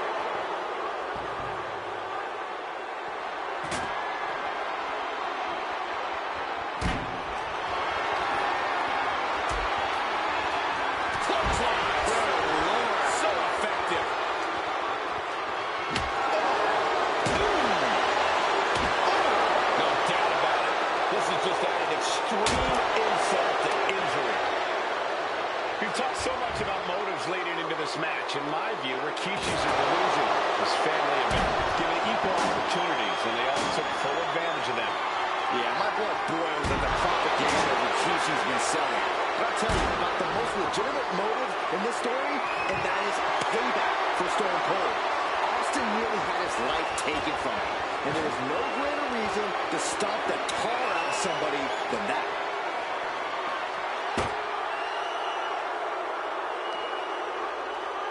This is going to leave splitters. Here we go. Got out of the way, but can he capitalize? Oh, driving the elbow. Ooh. Oh, down by the DDT.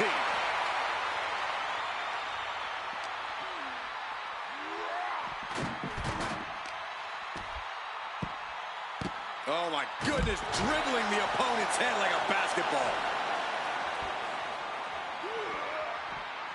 Counters! We talk a lot about Austin being prepared for a fight. Talk about the rattlesnake preparing to make Rikishi a dead man. Well, right now, it's Rikishi doing the brawl. Rikishi's disdain for Austin looks greater than even we anticipated.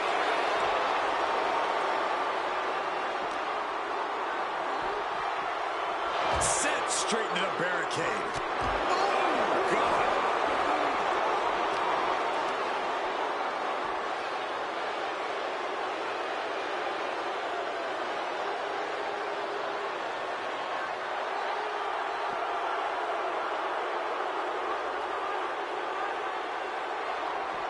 What a headbutt. Vicious.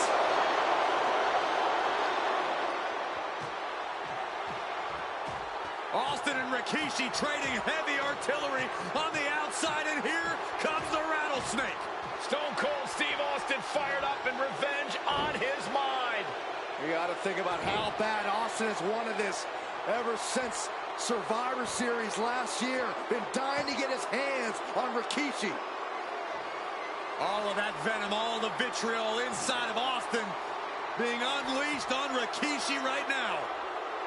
Remember, this is no holds barred. Anything goes. Austin has Rikishi down. The rattlesnake is red hot. And do you hear this capacity crowd? They want more from Stone Cold. Nobody wants to see Rikishi get beaten down like a pile of human filth. Badass offense from the one and only Stone Cold. Attacks like that are how you get what you want in the ring. Leaving nothing to chance here with a baseball bat in hand. Back into the ring here. Stone Cold not even a little close to backing down here.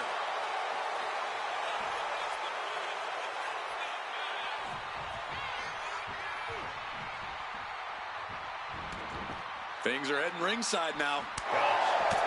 And Rikishi lately has been calling himself a visionary, a pioneer. All a bunch of garbage, if you ask me. Well, those aren't self-imposed labels, Cole. Those labels are coming from the family, coming from a group of wrestling legends who are proud of Rikishi for standing up and making a change in this business. I have a few labels for Rikishi. Coward, liar, embarrassment. Those fit him well. Clothesline, so effective.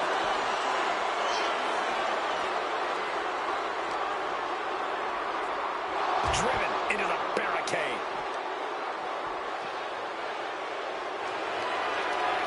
Rikishi hoisting up his opponent.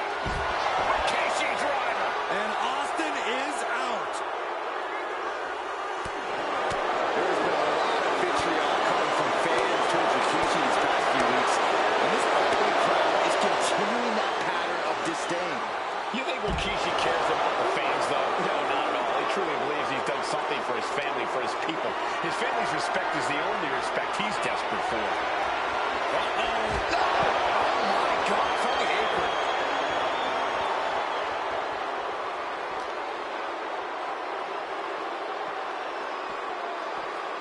Uh-oh, don't bring the fight over here. Better clear out, guys. And he comes in under the ropes now. Here we go, cleaning up the announce table. We know what's coming next. This match is getting more chaotic by the second. And Rikishi with a count. Scary mindset for the rattlesnake. Austin has scattered pictures of Rikishi all over his home. Said that every time he... And Rikishi slows Austin down with a thunderous right. Austin's in trouble. And now steel chair. Oh, and Austin, he just averted disaster there. And now Austin gonna deliver the punishment with the steel chair.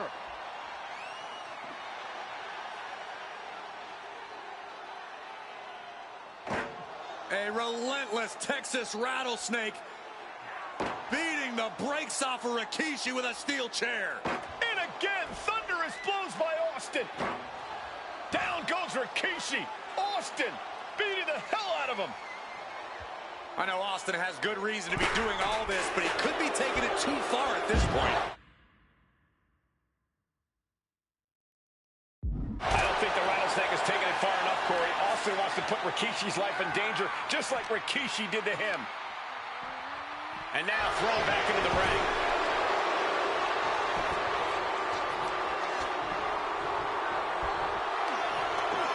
Scooped up, here it comes. Rikishi driver. Rikishi got all of it.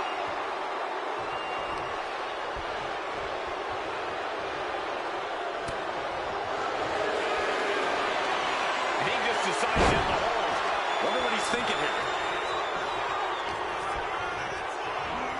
Getting him right into the corner. Running hip attack. What impact. Just using their foot as a weapon. Boot right to the throat.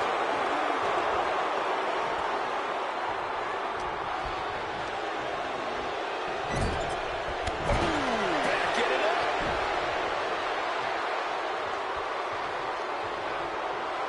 And Rikishi putting a little you-know-what on it right here. Oh, backing it up there. You know that hurt.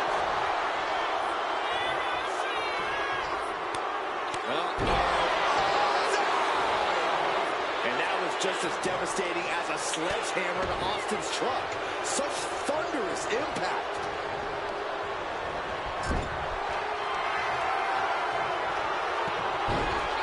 Headbutt by Kishi. Rikishi getting his opponent in position. Turn out the lights. The party is over. Shaker. That's it. Austin is out. Two. No way. No way. Austin somehow kicked out. I cannot believe the beating he's been able to endure. This was the moment to capitalize on. That should have been the end. We knew tonight was not going to be pretty. We knew we would see bedlam. We are seeing Rikishi somehow defangs the Rattlesnake. Damn it. The winner of this bout, Rikishi! This is not what many of us expected to see. We wanted to see retribution, but Rikishi was too much of a monster for Stone Cold tonight. The vitriol that consumed Rikishi powered him to finish the job and leave a battered Austin in his rear-view mirror.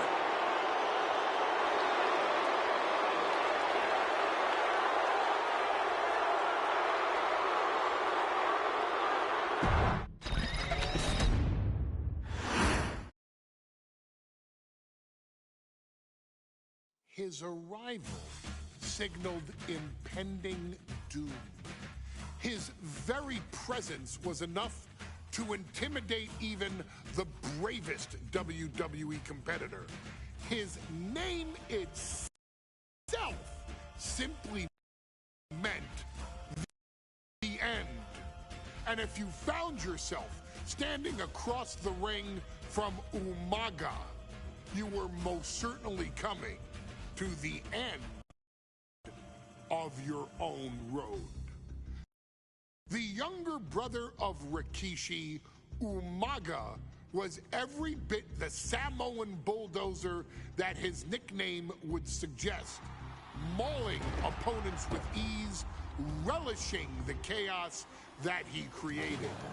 A menace to the entire roster, an unrepentant badass, Umaga tortured his prey with high-impact collisions before ultimately sealing their fate with his vaunted Samoan spike, a vicious move used today by Solo Sikoa.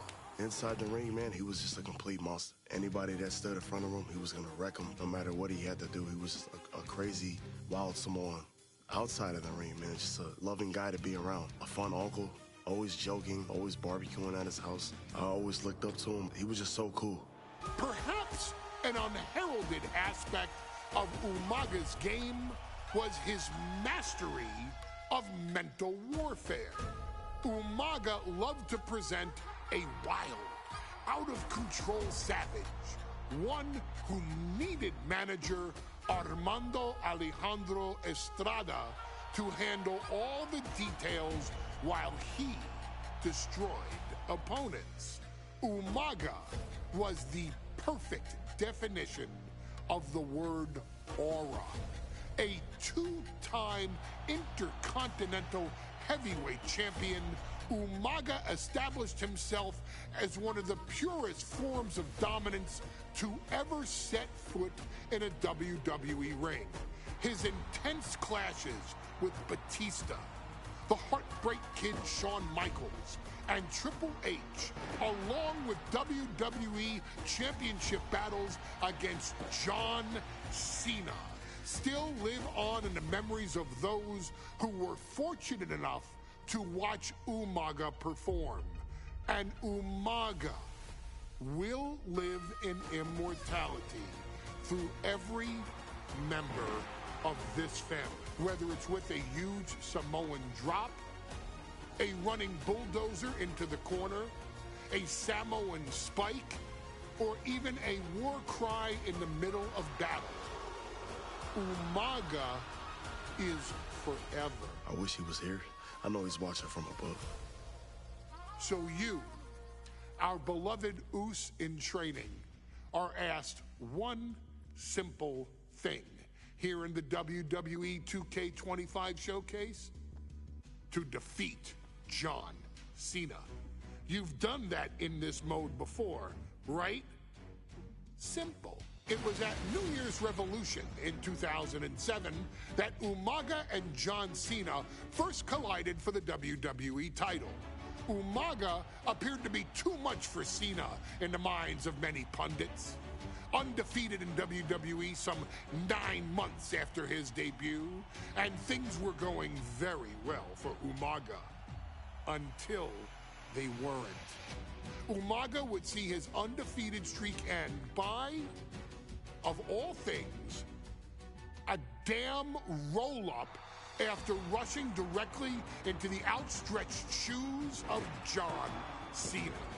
1 second of luck allowed John Cena to escape the inevitable, and now it's on you to fix it. Head into that ring, showcase Umaga's cruel brutality, and get Umaga the WWE Heavyweight Championship victory that he should have gotten in the first place. I assure you, my dear friend, Armando Alejandro Estrada will make sure nothing else goes wrong if you take care of business inside the ring.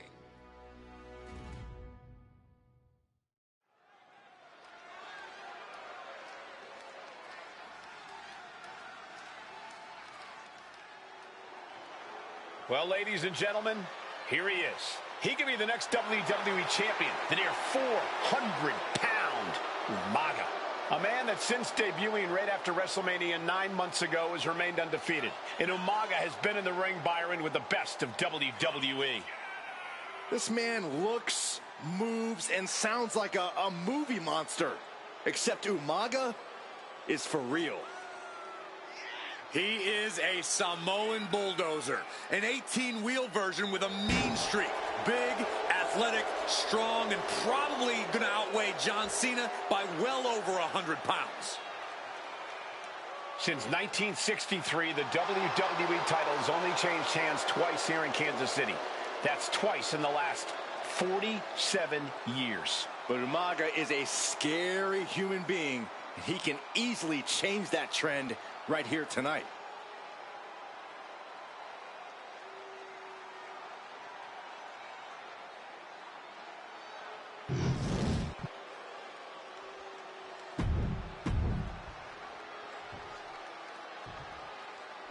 The following contest is scheduled for one fall, and it is for the WWE Championship. Introducing first, the challenger from the Isle of Samoa, weighing in at 3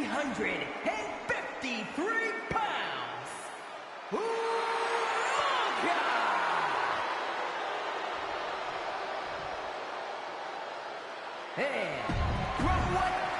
A title coveted by legends and hungry.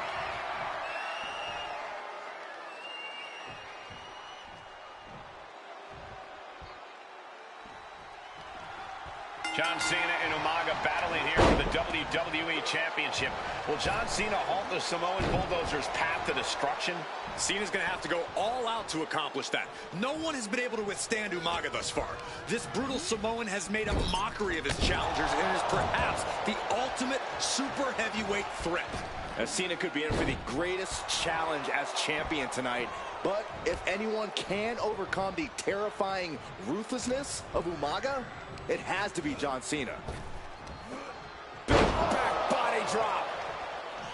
And let's remember this event last year. Nice takedown, stacked for the pin. Quick pin, championship on the line. And the shoulder gets up in time. 2.5, and if he keeps this up, we'll be out of here sooner than expected. And Umaga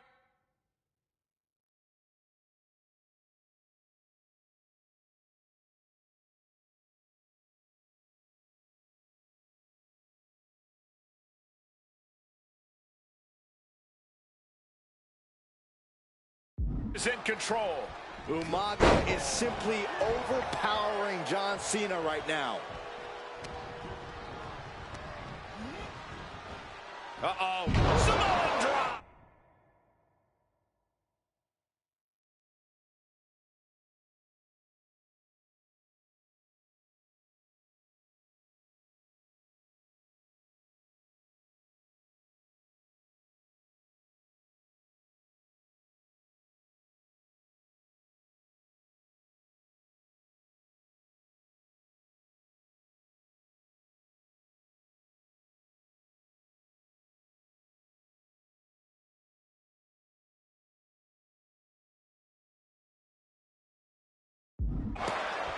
And Umaga look to continue to use his 100-pound weight advantage in an effort to become the WWE champion.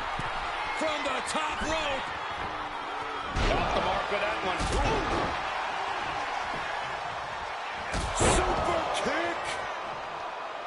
And don't expect much of a wrestling match in this one. Expect more of a brawl. This is not going to look pretty. It's going to get ugly.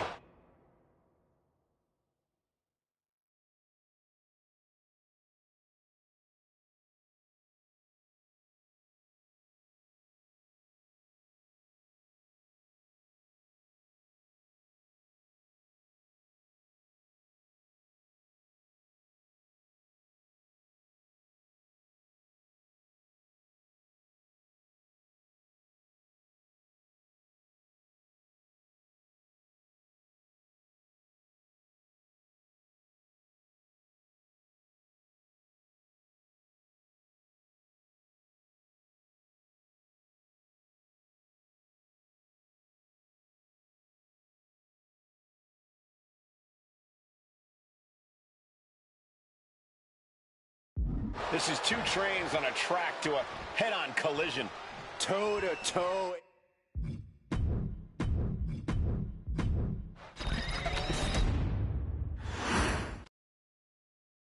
John Cena and Umaga battling here for the WWE Championship. Will John Cena halt the Samoan Bulldozer's path to destruction? Cena's going to have to go all out to accomplish that. No one has been able to withstand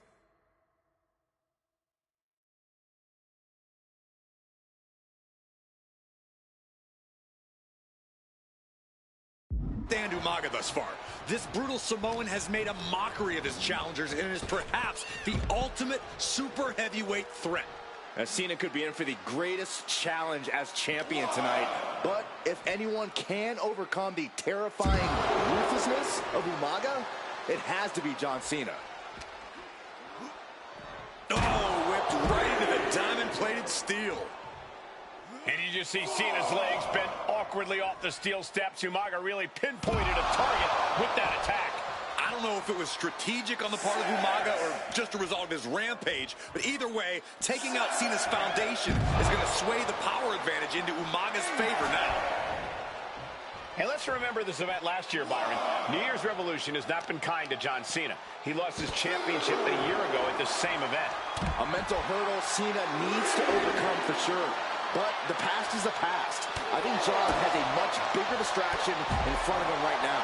Cena's getting dominated. Umaga is simply overpowering John Cena right now. Legs caught. These two showing how well they know each other. He doesn't have much time to get back in the ring. Stamina is going to be a key factor in this match tonight. Can Cena weather Umaga's vicious attacks? Can Umaga keep up the offensive pressure as Cena drags this into deep waters? I think you're right, Cole. This might just come down to who has more gas in the tank. Brought back into the ring from the floor now. And now he's going to the top rope. From the top. Diving headbutt. Shows you how committed this competitor is to winning the title.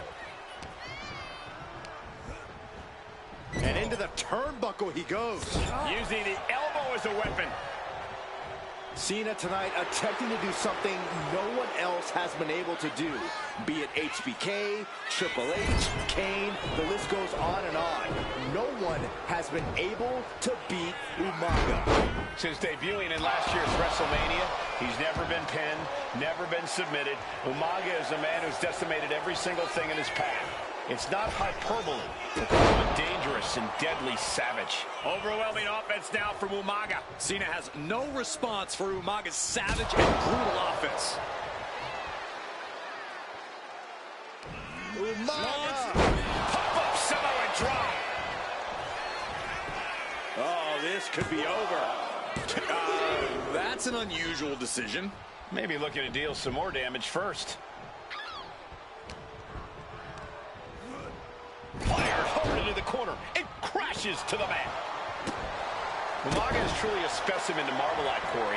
And his handler, Armando Alejandro Estrada, knows he has a thoroughbred on his hands. There's a difference between thoroughbreds and Umaga, though, Cole. We're sitting why they call him Big Mac John. Yeah, the greatest of all time. John Cena. He had him on his heels, but not for long.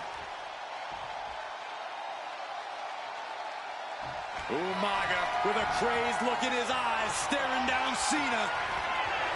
Here it comes! Oh, Samoan spike! The challenger comes up big. And Umaga is all business now. Oh, what a jumping headbutt. And I could look at Umaga and he reminds me of Yokozuna. Umaga's gonna fly! What a Samoan splash! And Cena is taking out a lot of offense now. Cena has to find a way to reassert himself.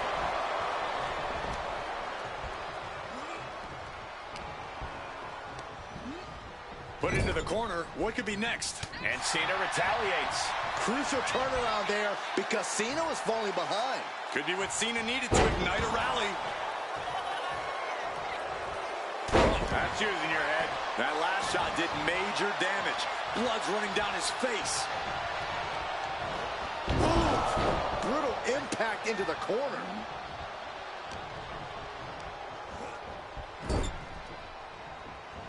The whole ring in between them, and a collision in the corner. And Umaga, of course, coming from a very rich heritage. Some of the greatest athletes in any sport come from the Samoan heritage. Umaga's aggressiveness can be traced back to his bloodline. When you're fighting a Samoan, you are battling a tough, scary human being.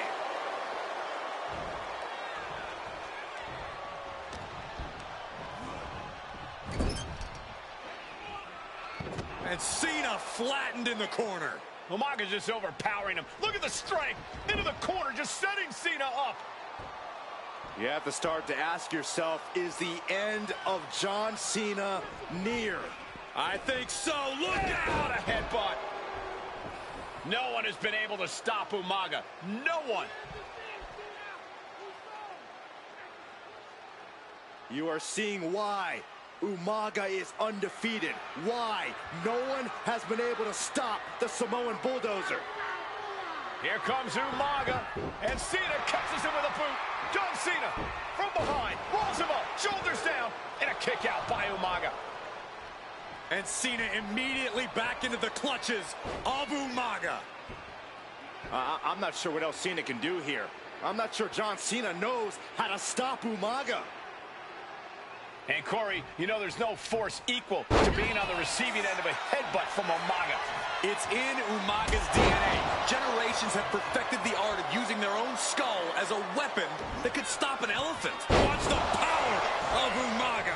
Brutal attack from Umaga. He smells Cena's blood in the water. Sometimes I look at Umaga, and it just scares me. I think he forgets that he's even in a championship match. Estrada is very aware of it, but Umaga sometimes looks oblivious to what's going on, other than the fact that he knows he's supposed to hurt his opponent. Having no conscience is what has set Umaga apart. If he gets confused and the bloodthirst takes over, that's where Estrada becomes useful by directing Umaga back to the ultimate goal. I think Umaga just doesn't know when to stop attacking. He has no sense of what it means to pull back on the reins, so to speak. Two powerhouses, a championship on the line. We knew this would be a battle. Umaga and Cena aren't giving up any ground here. And into the corner he goes.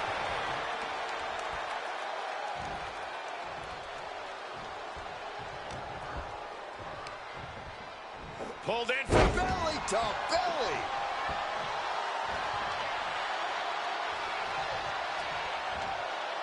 Oh. Oh my gosh.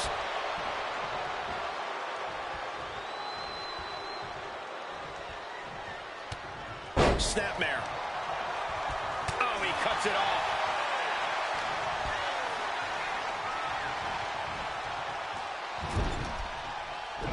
And Cena finds himself on the receiving end. The adrenaline is pumping, and the WWE Universe is on his side. A completely relentless attack from Umaga. Umaga is determined right now. And he's going to the outside, which will start a countout. Clearing up our announce desk. Things are about to turn disastrous. Taking things to the outside, but got to make sure to heed the officials' count. Oh, right into our announce table. Saxton, you stay here and hold down the fort.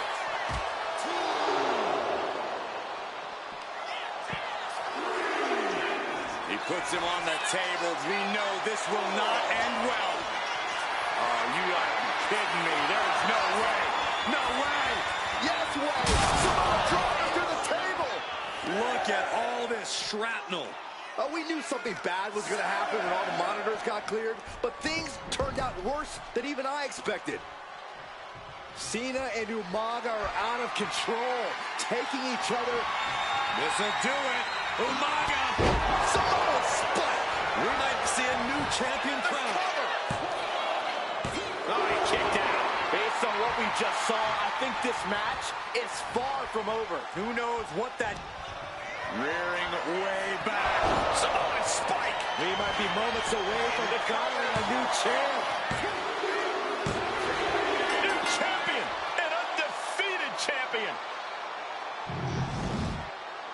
Here is your winner, and the new WWE Champion, Umaga! This proves it. Truly no one can withstand Umaga. The Samoan bulldozer has wrecked his way straight to the WWE Championship.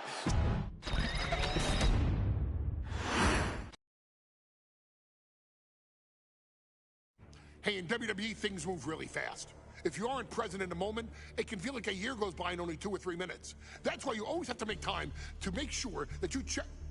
Hold on. Did I just hear myself say 3 minutes?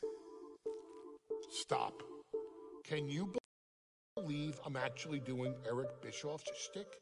In the early 2000s, few words sent a shudder through the roster like the words 3 minutes, summoning the fearsome duo of Rosie and Jamal, collectively known as the 3-minute warning.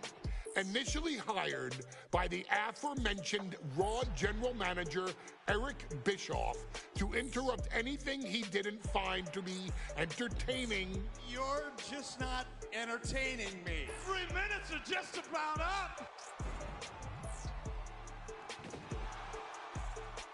The two instantly made their mark in WWE with their complete and total decimation of anyone that was targeted. Their formula was really simple. Two bruisers with surprising quickness who took pleasure in throwing opponents all around the ring with reckless abandon. And the trail of bodies left in their wake remains a testament to their devastation. Rosie, older brother of your tribal chief, Roman Reigns, and Jamal, who would in time develop his skills further and take the name of Umaga, were about instant gratification. They treated matches like a race, seeing how much damage they could fit into the shortest time possible. The 3-minute warning with my brother and my cousin, it was just one of the coolest gimmicks of all time to me. It was catchy, you know what I mean? Like, you kind of knew what was happening.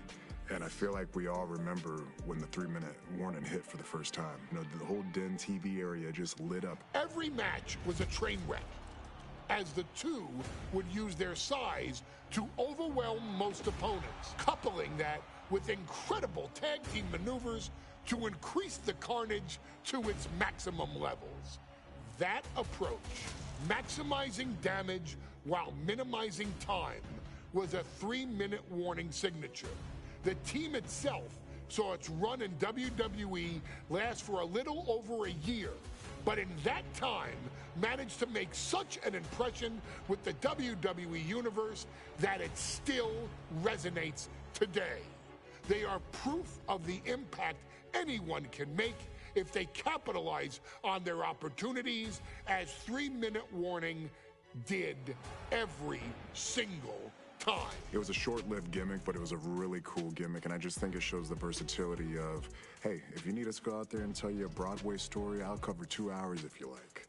But if you need us to come out in 3 minutes to make an impact, we can do that too. But you gotta be really good to be thrown in there with the very, very best in the industry. I'm getting all pumped and proud, you know, for my brother and my cousin right now, just thinking about it. Here in the WWE2K25 showcase, we have selected another team that embodies the same mindset in Akam and Razor the AOP. Similar to Jamal and Rosie, these two look to inflict the most pain in the most efficient manner. Like 3-minute warning, AOP happily dispatches when summoned. Like 3-minute warning, AOP features 2 Goliaths who will hurl your body from pillar to post before finally bringing it all to a most painful conclusion. It's up to you in this Extreme Rules contest to beat the AOP to the punch and showcase the Wrecking Crew approach that made 3-minute warning the premier bruiser squad in all of WWE. And don't worry, we will give you more than 3 minutes to make that fact perfectly clear. As a matter of fact, take your time and enjoy dishing out the punishment.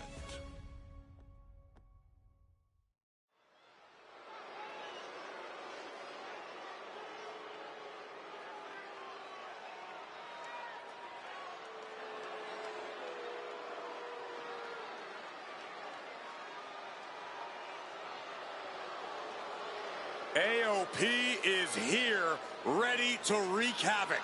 And they want to prove 3-minute warning has nothing on them. 2 roughneck teams ready to use this Extreme Rules stipulation to the fullest.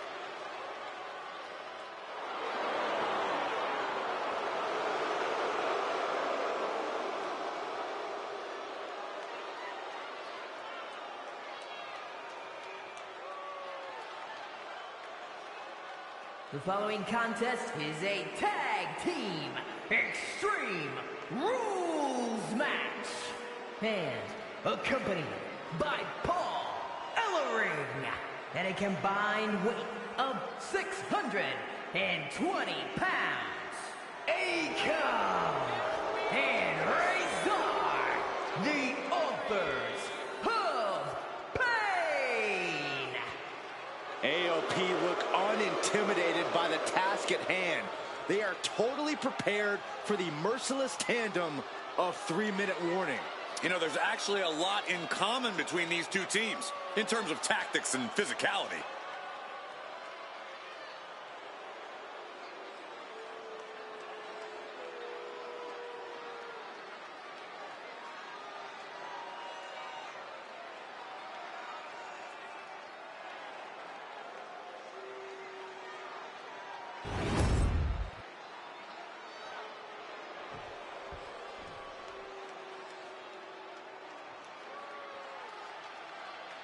And guys, the authors of pain now have 3 minutes. And a combined weight of 770 pounds, Rosie and Jamal. 3-minute warning. Authors of Pain versus 3-minute warning is a recipe for brutality and ruthless carnage. And that's in a regular match, Cole. This is Extreme Rules. These two hit squads are going to tear each other apart. 3-minute warning made a career out of demolishing anyone who got in their way. Why would AOP be any different? Because that's exactly what AOP does too. They play the same game as 3-minute warning. We got 3-minute warning and the authors of pain clashing tonight in what should be a harrowing Extreme Rules match. Considering the teams involved here, it comes as no surprise that we have medical teams standing by backstage.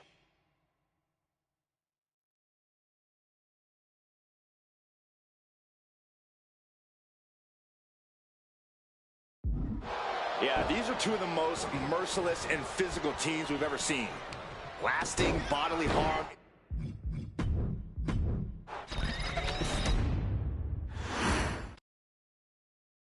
Here we go with AOP and 3-minute warning going head-to-head. This is an Extreme Rules match, and it's an Akam with an early cover. Easily kicks out of that one. He's not going to go down that easy. Bam! Pay special attention to Rosie in this matchup. 6'5", 375 pounds. The man can run a 40-yard dash in 4.8 seconds. This guy is a pure athlete. Rosie played high school football with a legendary running back before playing college ball in Hawaii. Imagine being pancaked by the force Rosie brings. AOP and 3-minute warning both love to bring the pain to their opponents, but I'm not sure AOP's ready for the pure chaos that is 3-minute warning. That ability to be totally unpredictable could play in 3-minute warning's favor. Interesting point, Corey. AOP likes to slowly grind their opponents into dust, but 3-minute warning are always looking for a quick, dominant win. Boom! Rosie and Jamal tell their victims that they will feel the 3-minute warning. What does that mean, Corey? Well, it means a lot of superstars will get run over by the pain train, and it's only going to feel like the longest 3 minutes of their lives. When you're as big and strong as Rosie and Jamal, that's how quickly it can be over. And that toss sent them soaring. I'll just leave it at this. Nobody comes into a match hoping to get chucked around like that. What a clothesline! Ouch! Oh, putting focus on the arm here. Great way to disorient your opponent. Retaliation from Rezar. There it is. He could end it here. And a kick out before even one there. He is going to take this match as long and as far as he needs to. Just look at the size of all these superstars. The ring had to be reinforced before this match. Over 1,300 combined pounds colliding.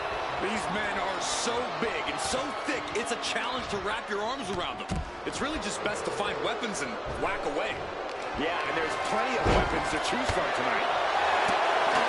Wrapping items under the ring is perfectly within the duties of being a manager. Looks like he's coming back in. He's looking for an implement of destruction under the ring. What are they going to do with that ladder? Running STO plants. Nicely done. And did you hear the impact of that? Ouch. Jamal has certainly seen better days. Oh, stop right to the hand. Watch for the hardcore style of 3-minute warning. Rosie and Jamal have a rough tenacity. A duo that couldn't care less about headlocks. They're just all about beating the hell out of you. 3-minute warnings, thug-like tactics need to be respected. Rosie and Jamal only care about one thing, and that's the winner's purse. Boom! Oh, look at this. What a headbutt. Boom! Clothesline to the back of the neck. Stomping. Ouch. Oh, man, he is fired up now.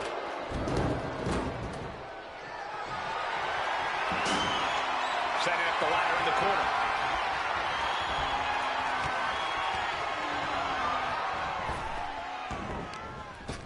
Answered with a stiff uppercut. Man, Rosie and Jamal, Akam and Razor representing the biggest, most imposing teams WWE has ever seen. Both teams don't care what the motive is, don't care who the target is. Their goal always remains the same, and that is complete destruction of the opposition. We call them equal opportunity ass kickers. The first few rows should take a couple steps back because no one is safe when you're in the vicinity of these teams. Wrist in the arm. Man, what a clothesline. He's finding himself in some territory he does not want to be in. Yeah, but no one...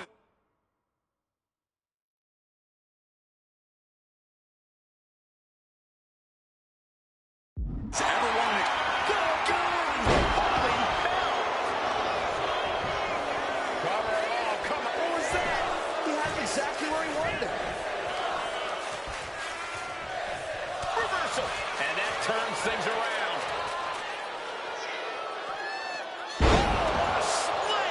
Landed. Clothesline. He is getting rid of the turnbuckle pad. Don't say that too loud, Saxon. You might get caught. Punch right in the head.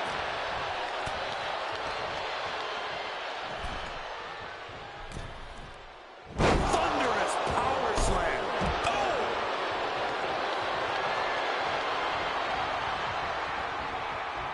Manages to reverse it. Foot to the gut. Back in the ring. Oh, speed tackle.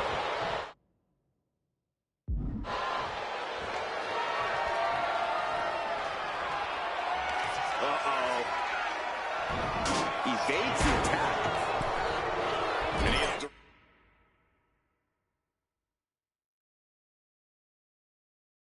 directed into the corner. Splashing. Textbook scoop slam. Nicely done.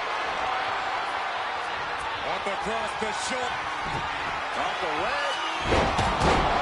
3-minute warning might just be done messing around. That's it. 3 minutes.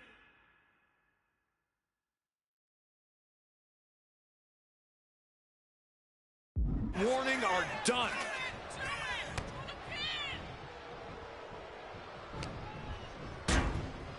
Hard into the corner. Man, did you see the whiplash off the turnbuckles? This is a whole new level of chaos and brutality. 3-minute warning and AOP just keep upping the ante on each other. Dragging them out. There's a slam. Sending them up in the corner. What is this superstar plan? Gonna climb to the second rope. So much damage has already been done. And in these situations, it's hard to not get desperate, to start going for Hail Mary plays. Got them off their feet here. And he just has to be in indescribable pain. Or he surely doesn't. Rosie and Jamal survive Extreme Rules. Here are your winners, Rosie and Jamal. 3-minute warning. Gotta give it up to 3-minute warning. In a contest between two of the most badass squads we've ever seen, they were the tougher competitors. Yeah, but AOP certainly made 3-minute warning earn this win. Just think about all the carnage we witnessed here tonight.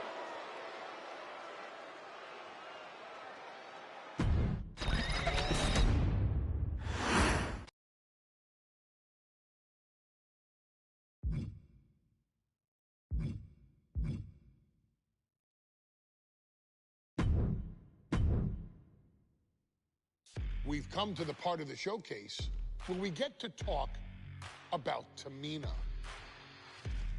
Ever since walking in WWE, shoulder to shoulder with the Usos, Tamina's alliance with this dynasty has never been in question. I remember watching Monday Night Raw, and I seen Tamina debut with my brother. It was a pretty cool, dynamic, right? Two my brothers and Tamina. Together, Tamina and the Usos helped each other navigate through a trial-filled first year in WWE, making sure they all survived together. In later years, Tamina has formed alliances with both Naomi and Nia Jax, honoring this family's connection. While Tamina has looked to create her own name in the industry, she has never missed a chance to acknowledge her place in this family either. Trained by Afa and Sika, the wild Samoans, Tamina was instilled with the same instincts that have carried each member of this family to wrestling glory. Her in-ring approach is similar to many in the bloodline. Quick striking, high-impact attacks, and smothering holds. As capable with a super kick or a big splash as anyone else, Tamina has maintained a remarkable level of success in her WWE career.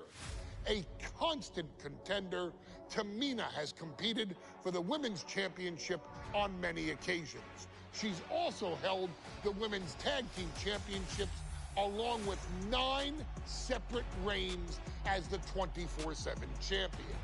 Tamina has proven capable in any environment against any opponent. Tamina is always the perfect test for a rising contender. Defeating Tamina proves that you're at the top of your game, and she will always expose those who aren't quite ready yet. Taking her lightly is the easiest way to book your visit to the local medical facility. Tamina has taken part in many memorable moments, but in the 2K25 showcase, we're going to give you the chance to make history.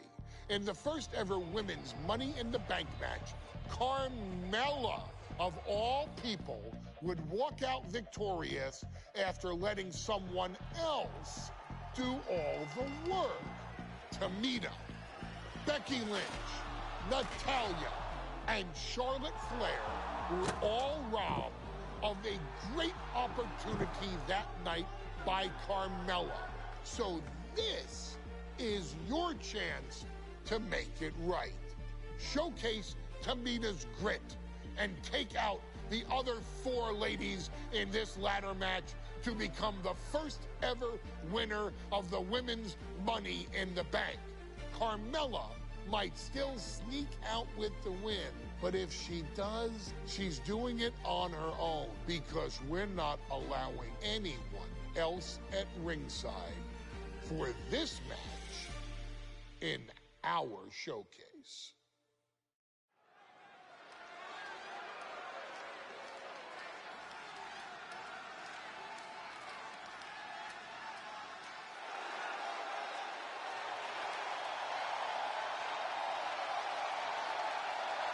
We are making history tonight here in St. Louis, the first ever Women's Money in the Bank ladder match. The following is the first ever Women's Money in the Bank ladder match.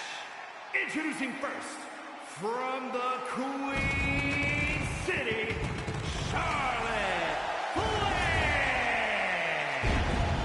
Charlotte Flair looking to become a Triple Crown champion. Every title, every opportunity she has put in front of herself, she has seized. This is a night where careers change forever. You're right, Cole. You can feel it. Legends are going to be made. Careers defined.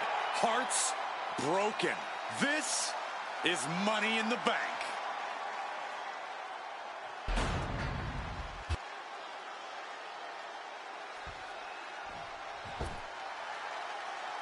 And Byron, Becky Lynch with a very astute point. I rip off arms. You can't exactly climb a ladder with no arms.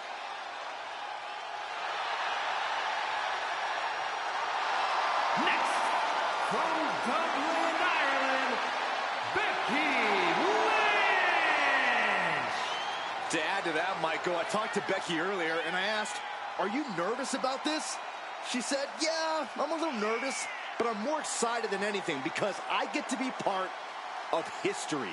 Becky Lynch, the first woman drafted to SmackDown. First SmackDown Women's Champion. Can she become the first Miss Money in the Bank? You could feel the excitement the moment they brought out the ladders before this show started. There is a big fight feel right here in St. Louis.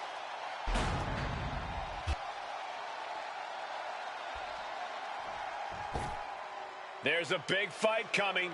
Tamina, perhaps the most dominant superstar in this match. And I guarantee she is not fazed by taking on 4 different opponents in a ladder match. From the Pacific Islands, Tamina. This is a milestone moment that is being watched all over the world. And Tamina is hoping to live up to her family's legacy. She wants that briefcase. She wants that title. It's in her blood.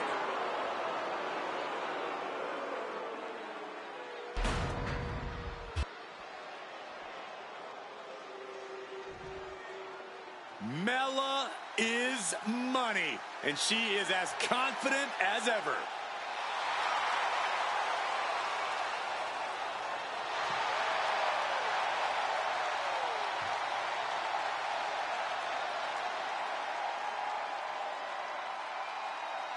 Making her way to the ring from Staten Island, Carmella. Byron, Carmella's made a couple of good points recently, saying, I was the last woman drafted in the WWE draft last summer. How big of a chip is on her shoulder? Oh, she's got a huge chip on her shoulder. And also, don't forget, Carmella has had some major victories lately, so she has all the fuel you could need heading into a match of this type.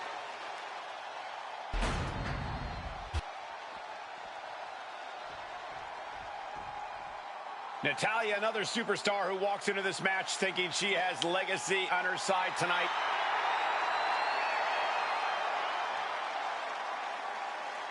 And from Calgary, Alberta, Canada, Natalya. Every last woman in this match has chased this opportunity so fiercely. They have chased the championship, perhaps none more so than Natalya.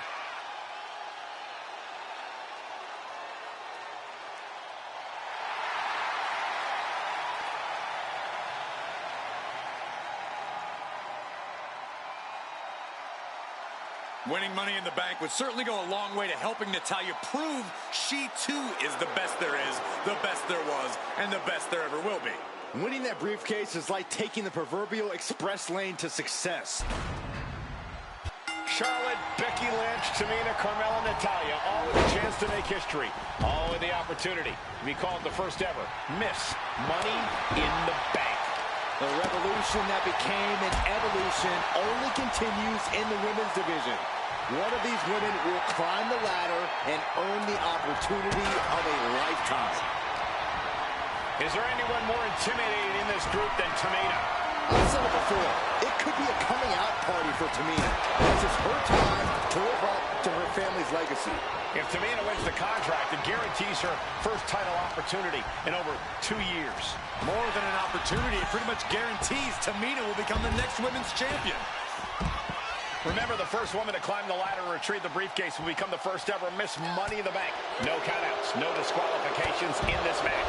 Everybody is coming in with a different strategy, but remaining close is the key. Luck is going to play a part, but you'll increase your odds. Look out! Taking a flight to nowhere. Paying the price of treating your own body like a human crash test dummy. Kick to the gut. No safe haven in this match. These ladders can be your best friend or your worst enemy. There's no allies in it. From the top. Oh, the physicality on display there. Unbelievable. We're getting up close. Look at this intense battle. Everything ringside has potential to do some serious injury. He's now looking a bit worse for wear. Yeah, Tamina displaying a higher level of aggression. Oh, what a nasty knee lift. Face buster. And she's positioning the ladder perfectly in the center of the ring there. Ladder set right in the middle of the ring. Starts to climb, but needs to move quickly. She's grabbing at the prize now. This is a risky play, but could be the only opportunity on the match. A contract that can change lives hanging above the ring. Probably the most profitable opportunity in our sport. 15 out of 17 superstars have successfully cashed in the Money in the Bank contract. A surprise cash-in has only failed once, and the other failed cash-in was alerted to a week in advance. You are almost certain to become the next SmackDown Women's Champion if you grab the contract tonight. Totally helpless at the moment. No muss, no fuss on that delivery. Someone clearly doesn't want this match to go on much longer than it has to. Getting carried to a vulnerable position here.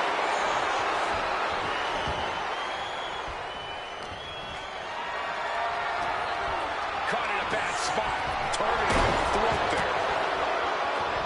And looking at the playing field, the majority of these women love to utilize their submission offense to put opponents away.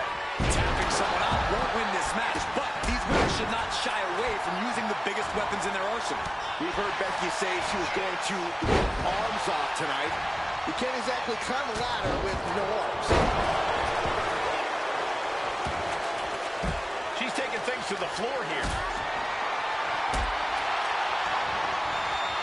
Picked up and being carried around now. You have to...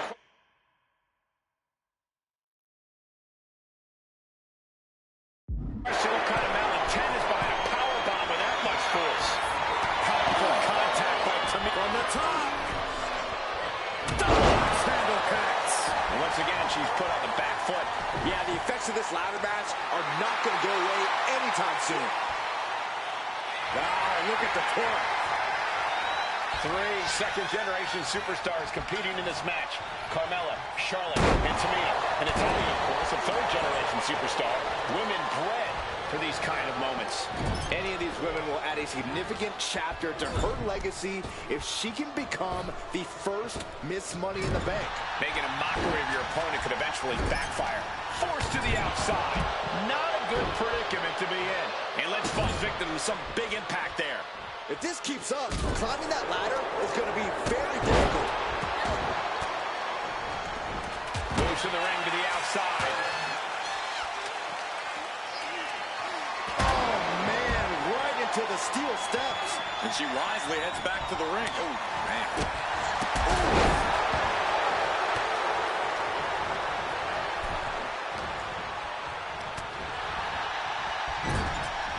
And now placed in the corner.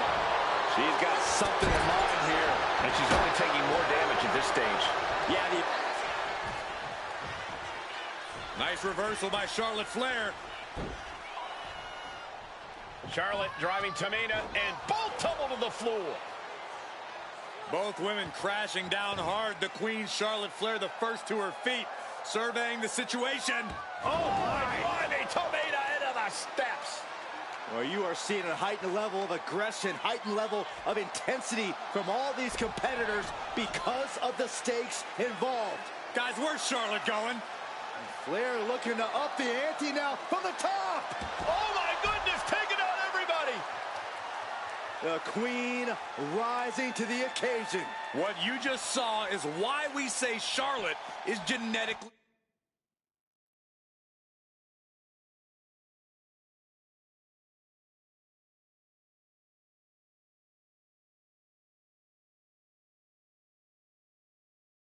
superior. Yeah, undeniable athleticism from the Queen. Can it pave her way to the top of the ladder? Watch out.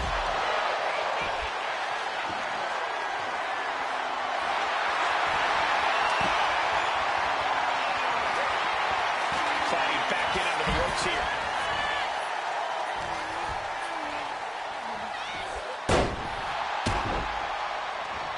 Tamina's absolutely wrecking shop on Natalya, making sure the veteran won't have the strength to climb a ladder.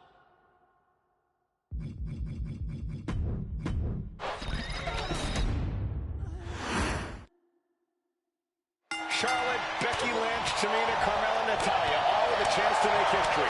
All with the opportunity to be called the first ever Miss Money in the Bank. The revolution that became an evolution only continues in the women's division.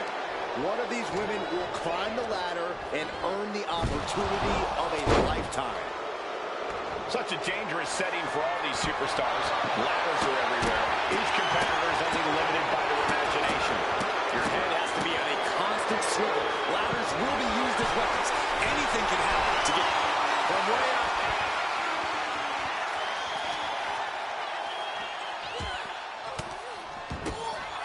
Using the elbow to escape the attack. Right across the throat. Sent straight into the post. Just vicious. Becky Lynch looking to embarrass her opponent. Ladders dead center and ready to go, guys. Ladders in position. Gonna make the climb. It's just a matter of time now.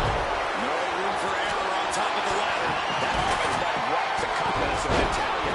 Carmella showing she can be a brutal competitor on that exchange. Off the ladder now. Let's see if this is right for the picking. Finger is literally within her reach here. The crowd is going absolutely crazy right now. They know this could be it. Just fingertips away now. Tamina landing heavy offense on Charlotte. Charlotte thought tonight would be an ascension to her throne. Tamina's here to ruin that dream. Just sent crashing to the arena floor. 3 second-generation superstars competing in this match. Carmella, Charlotte, and Tamina. And Natalya, of course, a third-generation superstar. Women bred for these kind of moments. Any of these women will add a significant chapter to her legacy if she can become the first Miss Money in the Bank. Ooh, just bouncing off the turnbuckle.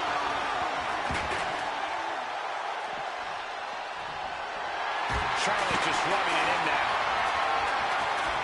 Tamina, she's thinking big. It won't be enough. From way up. And now here's Tamina. That was just incredible hang time. Was willing to take the high risk to the outside, and it paid off big time. And the action is getting a little too close for comfort here. Might be a little overzealous going for it here. Too late to stop now, though. And looking at the playing field, the majority of these women love to utilize their submission offense to put opponents away.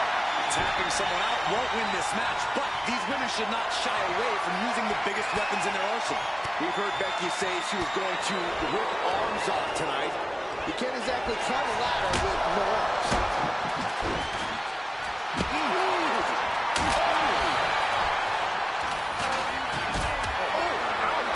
Did you hear the impact? Yeah, you admit that was a small bit of offense cutting their opponent down to size like that. And now Tamina sent ringside. Is there anyone more intimidating in this group than Tamina? I've said it before. It could be a coming out party for Tamina. This is her time to live up to her family's legacy. If Tamina wins the contract, it guarantees her first title opportunity in over 2 years. More than an opportunity, it pretty much guarantees Tamina will become the next women's champion. Unloading! You want to control the tempo, you want to dictate the pace. That right there is how you do it. Tamina not caring that Becky's a fan favorite. The crowd's adulation is meaningless. All that matters is the contract suspended above the ring. Tamina's been showing so much dominance in this match. She's getting that ladder exactly where she wants it. A crucial step. Reaching for the prize. Oh, it has to be pumped right now. Needs to focus and pull it together.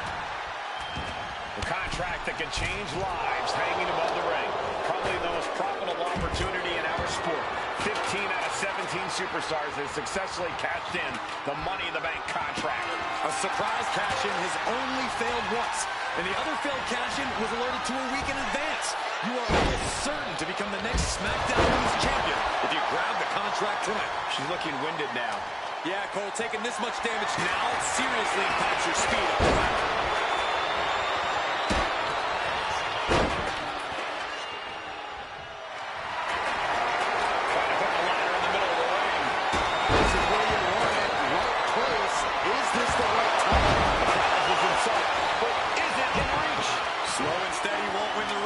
this situation. Driven into the steel steps.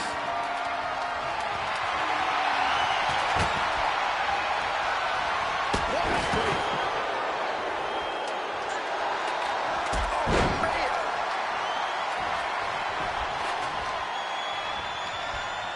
Counter from Tamina. And this one could be moving to ringside.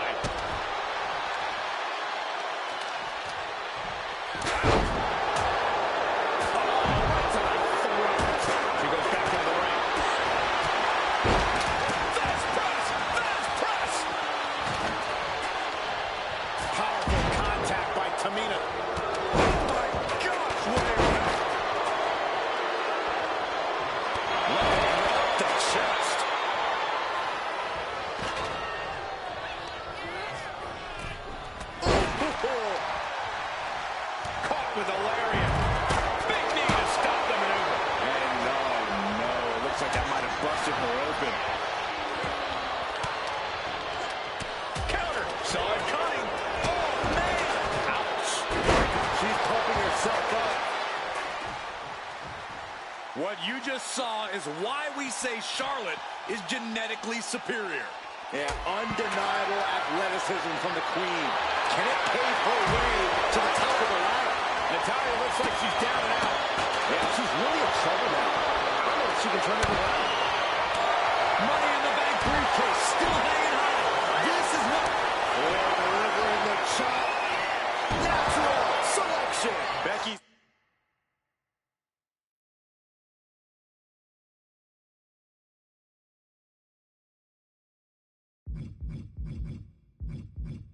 Hope to reclaim her women's championship is looking a whole lot bleaker now.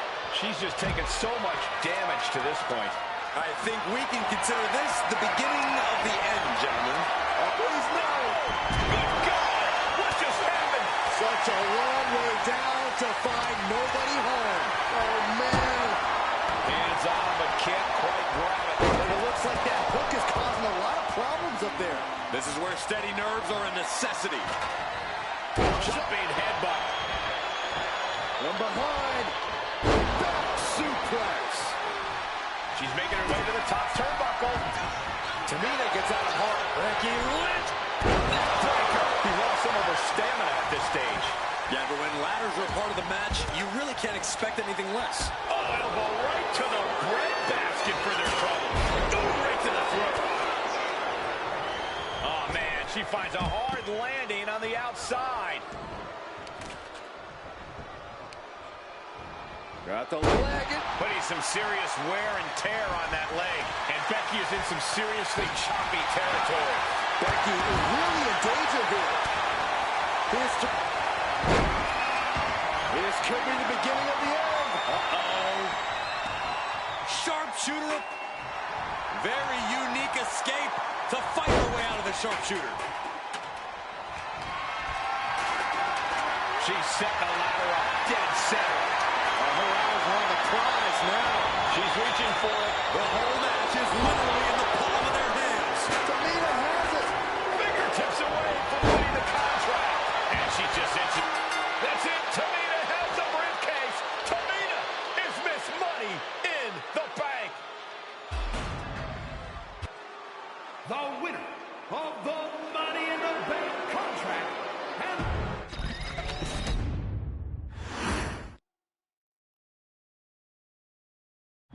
any member of this family that enters the professional wrestling business knows about the expectations that are going to be on their back. They know about the prestige that their very name carries. They know that those who came before them have accomplished so much. Bearing the weight of those legacies can prove to be way too much for almost anyone, but that was never the case for Jimmy and Jey Uso. Jimmy and Jey Uso look to be stars from the very start, constantly evolving their look, style, and offense as they progressed in their careers. face paint and war dances would fade away, and the two would embrace the day one-ish mentality, looking to punish opponents and send them to the Uso penitentiary. The Usos are 8-time WWE Tag Team Champions. The Usos have main evented WrestleMania after initially fighting for a mere spot on the card. The Usos were the premier team of the 2010s. The Usos are the greatest team of all time. Jimmy and Jay are poetry in motion, each knowing what the other is looking to do next, each using every bit of savvy they gained growing up in professional wrestling to keep their edge. And sure, in recent years, it's been difficult between the two. Jimmy did cost Jay his match at SummerSlam against your tribal chief, Roman Reigns. After months of the anger building between the two, Jimmy and Jay ended up as the first two entrants in the 2024 Royal Rumble match, bringing things to a head. But even that moment wasn't enough to settle the issue, and so they would fight again at WrestleMania 40.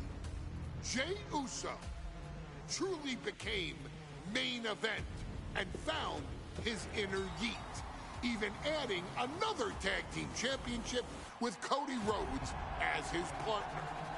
As your wise man eventually would suffer as well, Jimmy found himself betrayed by Solo Sikoa and unceremoniously dumped out of Solo's version of the Bloodline.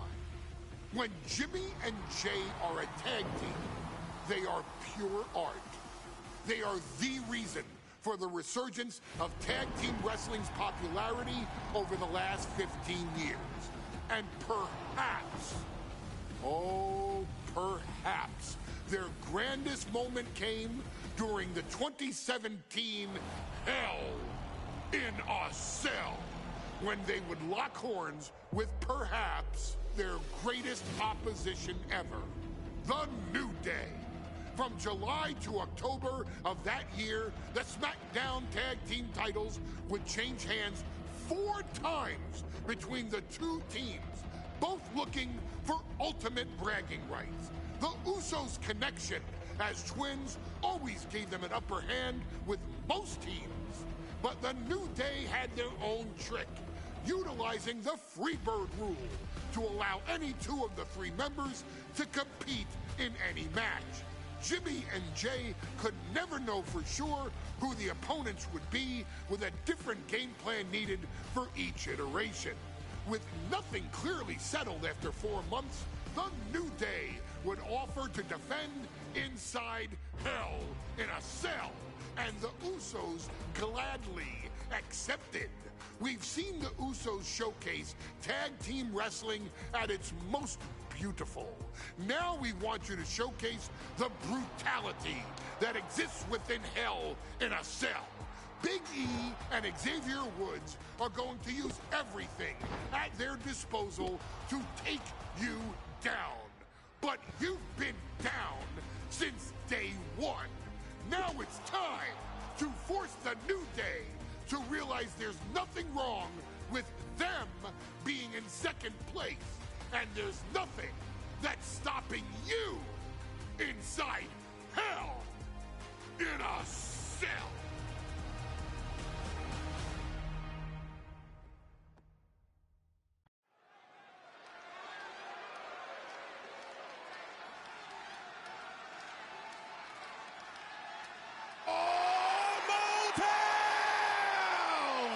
Don't you dare be sour. Clap for your world-famous 4-time champs and feel the power. Are you prepared to kick off Hell in a Cell with the 4-time tag team champions?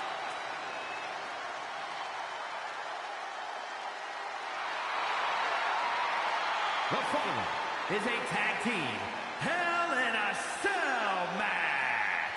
and is for the SmackDown Tag Team Championship.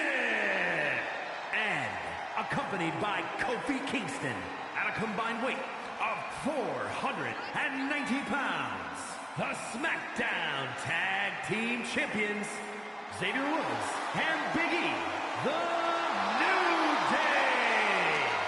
Well, I can't say that I'm ever prepared for a man swiveling his hips and playing the trombone on the way to the biggest fight of his life. This is our first Hell in a Cell match of the night. The New Day actually requested this match to defend their tag titles. Who would have thought 4 months ago when this rivalry began that it would end once and for all inside Hell in a Cell? New Day about to make it evident that the time for fun and games is over.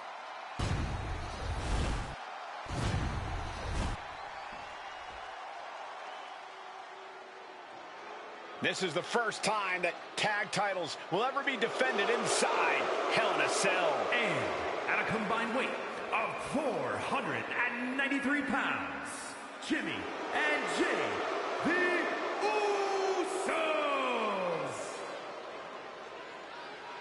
Tonight in Detroit, the Usos welcoming New Day into the penitentiary. This is going to be like a Chow Hall beatdown. In every sport, you hear about super teams. Well, tonight, we're seeing 2 super teams of the modern era. This is going to be special.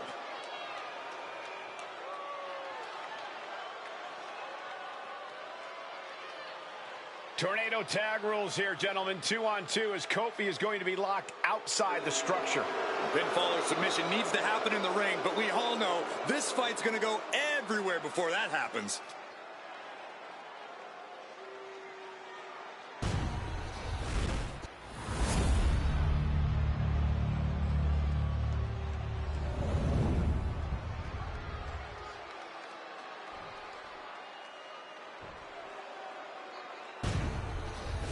There you see what it's all about. Tag Team Gold.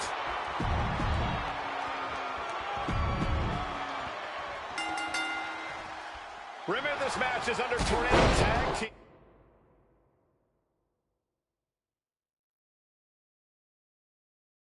rules. A 2-on-2 match with a pinfall and submission has to happen inside the ring. In the Hell in a Cell. Well, nothing fancy here. Tasting victory. Backed up.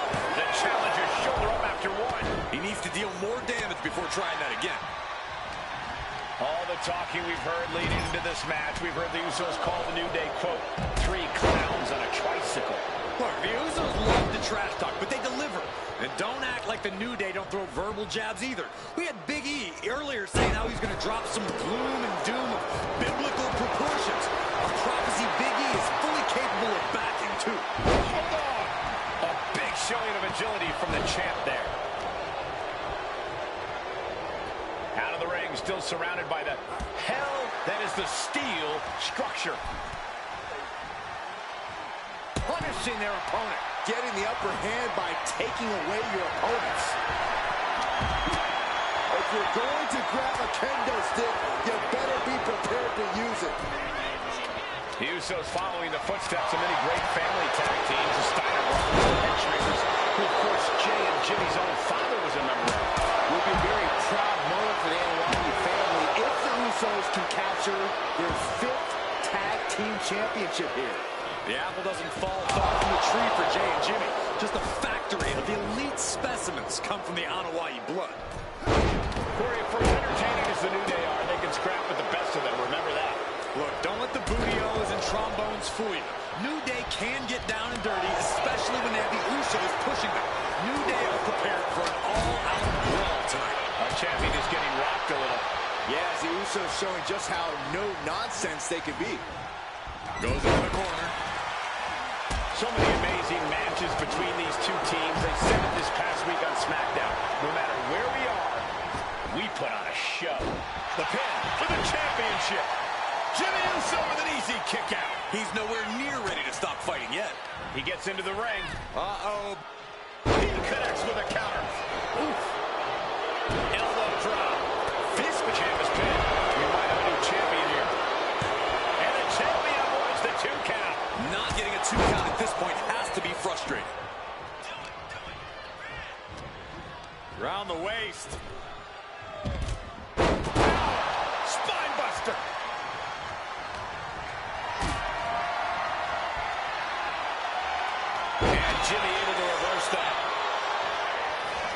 weeks ago, we saw the New Day walk out of SmackDown as champs in a street fight. A match the Usos handpicked, but this environment is totally different. There's nowhere to run, nowhere to hide. I think the New Day played right into the Usos' hand when they selected this match. Jimmy and Jay have a street match. Usos and New Day going at it inside Hell in a Cell, and Jey Uso set outside the ring, and now the New Day on the attack. Big E, as aggressive as I've ever seen him here tonight. And Xavier Woods now with toys, kendo sticks in hand. And it's about to get more aggressive, more vicious, more barbaric.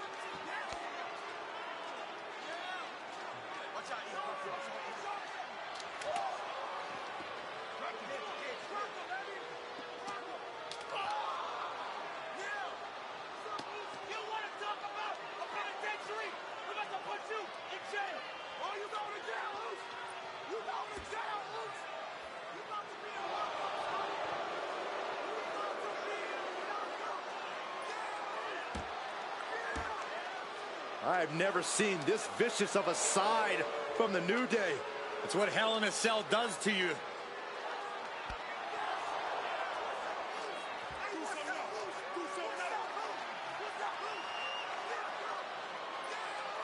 Oh, now with the kendo sticks, Xavier Woods unloading.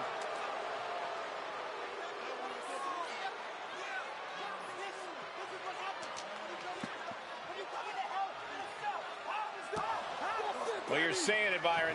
Hell in a Cell makes you do some awful things. Just attempting to survive, attempting to win. Do whatever you want, punish however you want. Right now, that seems to be the mission statement of the New Day in order to retain the SmackDown Tag Team titles. And that's what it's about, proving you're the best in one of the most insane environments in WWE today. The New Day have just changed the whole complexion of this match. I don't know if I've seen New Day go to these lengths before. Well, no time to be a jovial bunch when you're in a cell, Michael. Tonight, it's not about entertaining. It's about putting your sworn enemy to rest for good. Talking to Xavier, he told me the one thing the Usos have taught us is that we have to embrace a more lawless culture here in WWE. A more lawless culture in this rivalry. And that could be the reason the New Day chose to have this match in the Hell in a Cell. It's been such a chaotic rivalry. Therefore, only this kind of lawless match could finally put an end to it for good. Misses the target. And he avoids what was coming. Point of the elbow, nailed it. No clue what he hopes to find down there. The steel chip. Uso splash. Will that be enough to win the titles?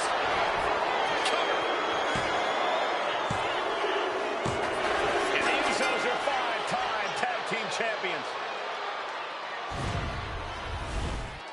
Here are your winners, and the news.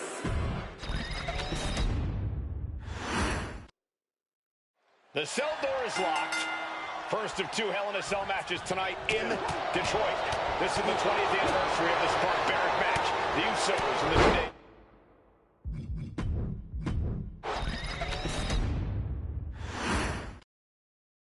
Remember, this match is under Tornado Tag Team rules. A 2-on-2 match with the pinfall or submission has to happen inside the ring. In the Hell in a Cell, no tags, no countouts, no disqualification. The Usos and the New Day came into this match expecting and prepared to raise the bar, raise the level of competition, and make history. This is going to be unforgettable.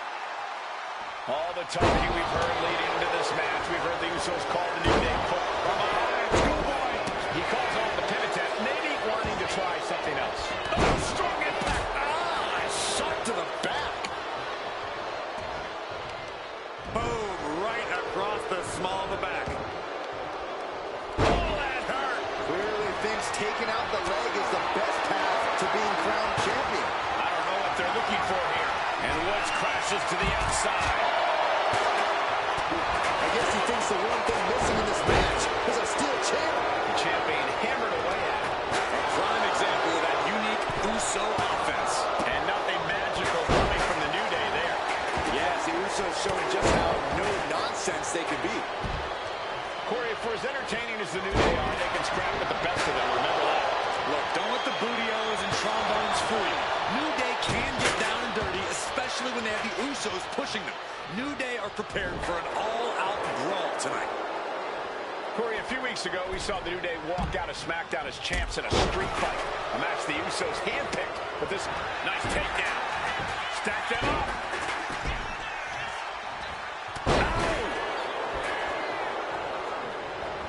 Oh, what a jumping headbutt.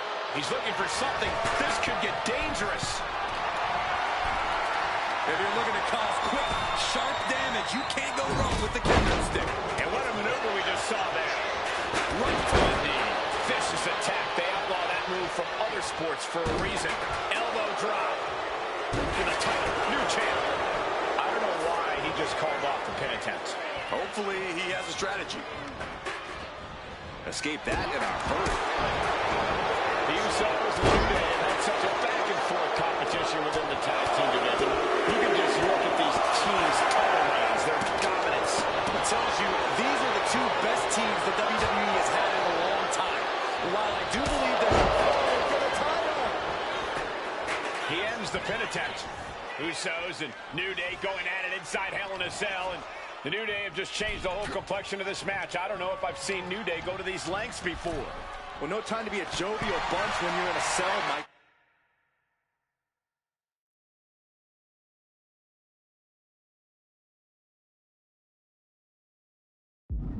Tonight, it's not about entertaining. It's about putting your sworn enemy to rest for good. Chair shot delivered. Oh, man. Backs down. Watch out. There's a seat for your face. Going for the win here.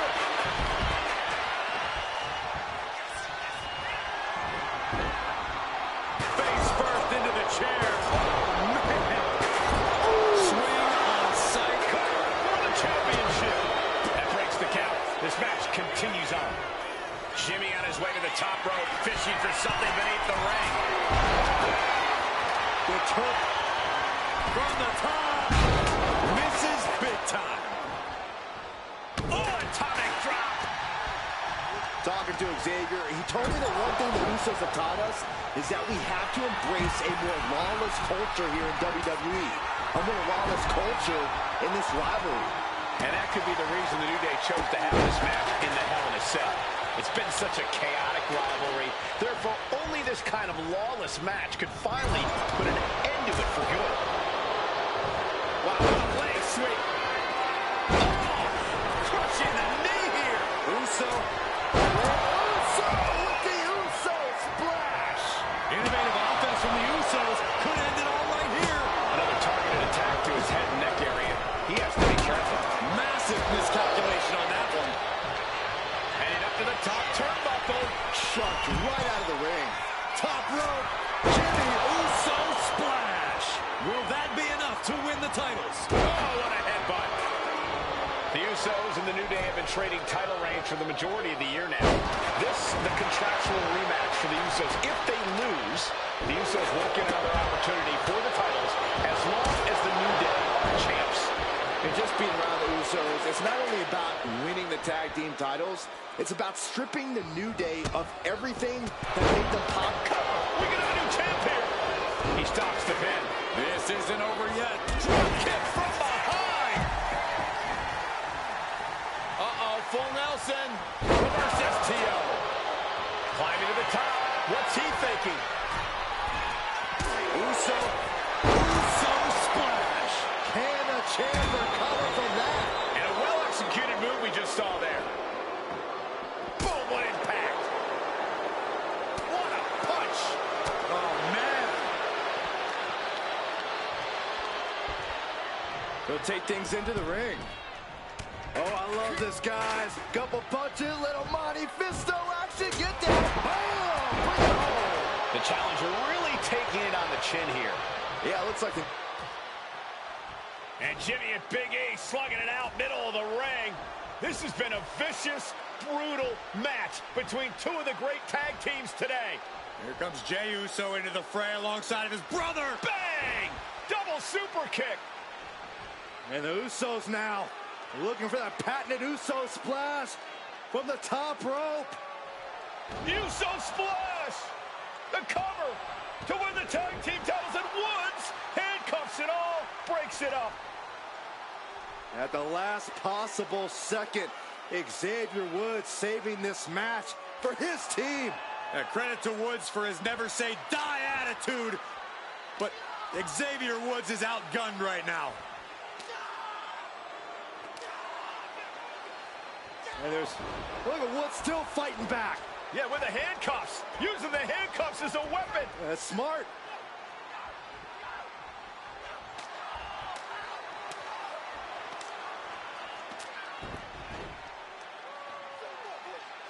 And Woods now down. And trying to still fight back. What heart from Xavier Woods. That Hart may not have much more fight left. Jimmy and Jay back up to the top one more time. Uso splash in stereo. The cover. The Usos win the tag team titles. Here are your winners and the new SmackDown Tag Team Champions, the Usos.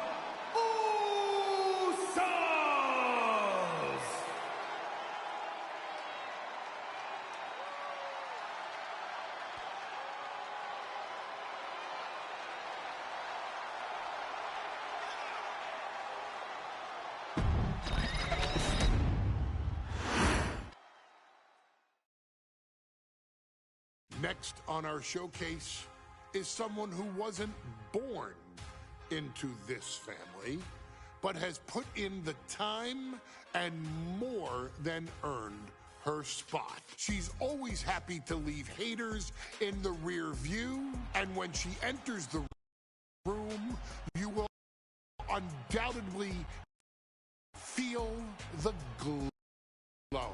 Of course, I'm talking about Naomi, who many of you may know has reigned as Jimmy Uso's wife and queen for over 10 years. There's the old saying that behind every good man is an even better woman, and this could not ring more true than Naomi, who I will say is an absolute treasure. Jimmy will frequently speak during old bloodline planning sessions about how much her support and love drove him to improve as a superstar, always stressing her importance not only to the WWE Women's Division, but to his career and his life as well. In the ring, there is no denying Naomi's skills. The former women's tag team and two-time SmackDown Women's Champion has the mental tenacity to push through the toughest part of any match and possesses breathtaking physical skills. Naomi uses her dancing background to constantly innovate with her offense, resulting in some of the most beautiful moves you will ever see, unless you're on the receiving end of them. Naomi is an inspiration to so many of our younger members of the WWE Universe, showing a new generation that anything is possible if you just put in the work and never stop believing in yourself. Naomi has battled against the very best in the women's division, taking on foes like Charlotte Flair, Bayley, Shayna Baszler, and Io Sky. My favorite moment of Naomi was when she won the title in her hometown, Orlando, at WrestleMania. To compete against that caliber and maintain the level of success that Naomi has for her entire WWE career is something worth, shall I dare say, acknowledging. Naomi has even teamed with fellow family member Tamina through the years, proving the family you choose can often be the most important. And in true Uso fashion, Naomi shows an unrelenting desire to win, to achieve greatness, and to dominate her opposition. Many mistake her smile as a sign of kindness, but they quickly realize their mistake as Naomi unleashes a flurry of kicks, flies at them with moonsaults from all angles, and then ties them up in knots. Naomi is having fun, but Naomi is never playing. And now, we take you back to the 2020 edition of Super Showdown, which saw Naomi challenge Bayley for the SmackDown Women's Championship. Unfortunately, a ridiculously lax referee decided it was just fine for Bayley to basically do whatever the hell she wanted. Bayley's, oh my gosh, she's trapping Naomi's legs in her shirt. And Naomi wound up suffering an embarrassing loss after Bayley used wardrobe to her advantage. Well, Bayley, we can pretty much guarantee that trick won't work again. This is your chance to help guide Naomi to a third SmackDown Women's Championship, and to do it by defeating one of the greatest competitors WWE has ever seen. Your wise man has nothing but respect and admiration for Bayley's abilities, but those abilities are eclipsed by Naomi's extraordinary trinity: smarts, strength, and aerial attacks that should give all of you everything you need to get the win and the title.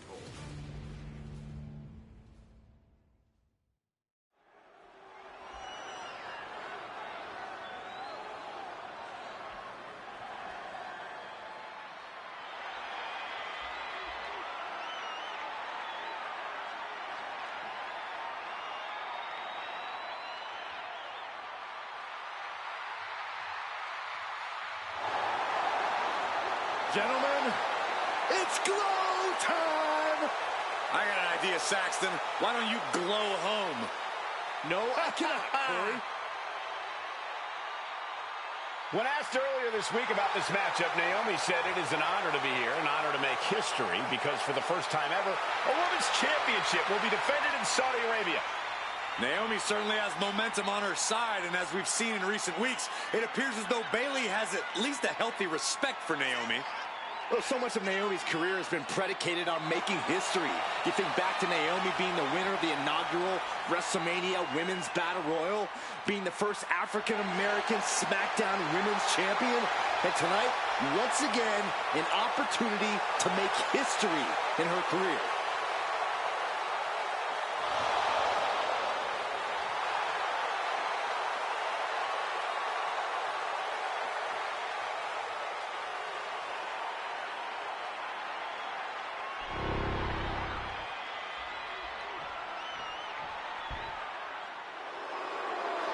And gentlemen, when Bayley was asked about this history-making match tonight, she said, of course I'm part of this, because history is made by winners. And I'm going to become a role model for everyone here tonight in Saudi Arabia and for everyone around the entire world. I asked Bayley her thoughts on this match, and she said, new country, same sheep. Bayley is nothing if not confident headed into this match. Oh, and everything you just said is indicative of the new attitude, the new personality of Bayley. Bayley has been SmackDown Women's Champion for a record-setting 279 days. She's won every title available in WWE. The NXT Women's Championship, the Raw Women's Championship, the two-time SmackDown Women's Champion, a Tag Team Champion, a Money in the Bank winner. Bayley has accomplished it all. But the one thing Bayley has never done in her career, she's never beat Naomi. And believe me, that is a huge point of confidence for Naomi and a huge pressure on the champion. What an exciting moment for both of these competitors tonight, but once the bell rings, it's down to business. The SmackDown Women's Championship is on the line.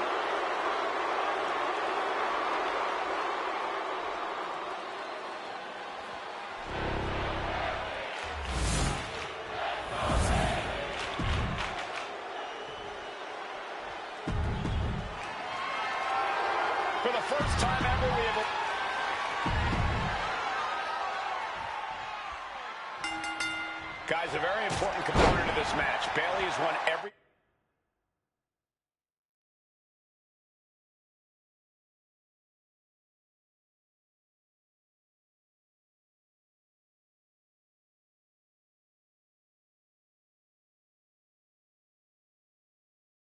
title available in WWE. Bayley has accomplished it all. But the one thing Bayley has never done in her career, she's never beaten Naomi. And believe me, that is a huge point of confidence for Naomi. And a huge pressure on Bayley. Yeah, but Bayley thrives under pressure. Her resume speaks for itself.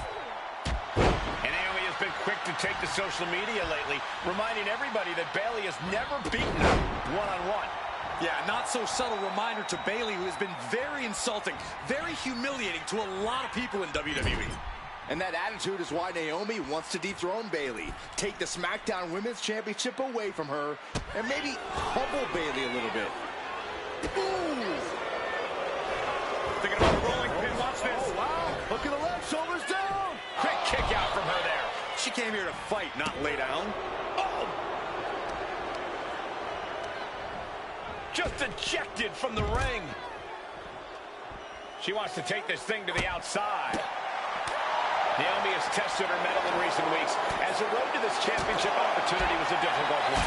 Needed to defeat former SmackDown Women's Champion Carmella. We know Naomi has a heavy desire to become a 3-time Women's Champion.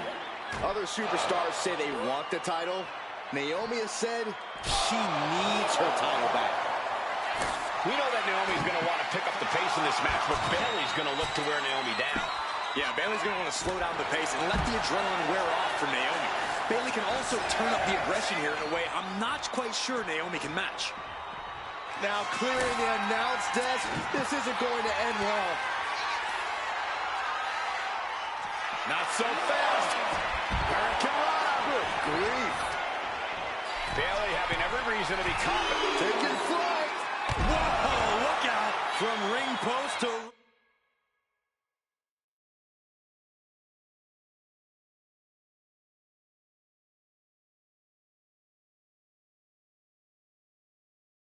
ringside, risking it all paid off. Naomi going for broke. And this high-risk offense from the challenger might be catching the champion by surprise. The challenger being the aggressor here, but remember, the title can only be won by pinfall or submission inside the ring.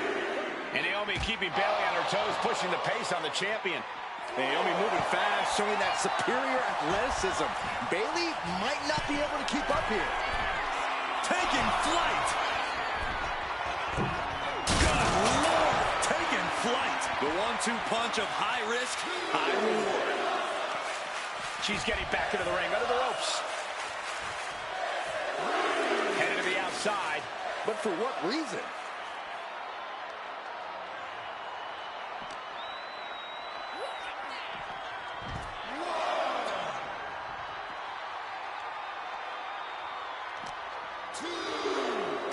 Rattling our announce desk. I don't know what's coming next, but it's not good. Byron, you've talked a lot about this change in Bayley and how people can't believe that this is the type of person she's turned into. Well, it comes down to career frustration.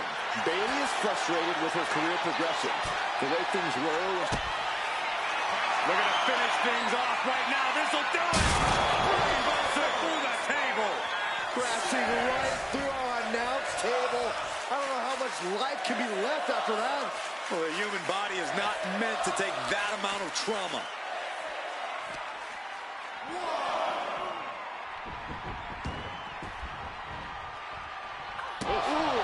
Bayley is now under pressure. Naomi picking up the pace against Bayley and keeping her all out of sorts. I don't think I've ever seen a champion feel as disrespected as Bayley has, Corey, because Bayley's talked a lot about how people think she's an afterthought as a champion.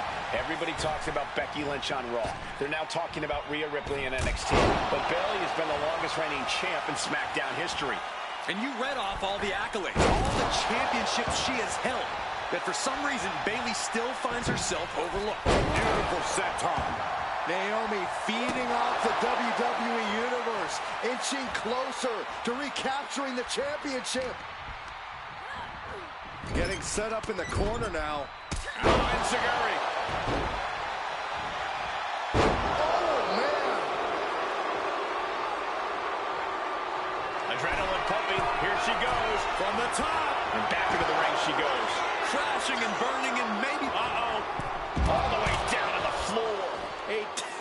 miscalculation.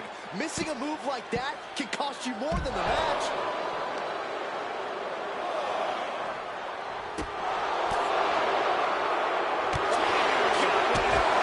Bayley realizes that Naomi wants to pick up the speed of the matchup. The champion refusing to allow that to happen.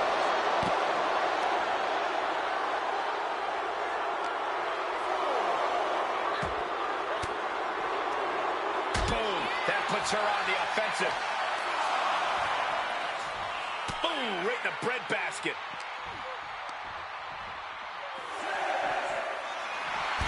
Oh.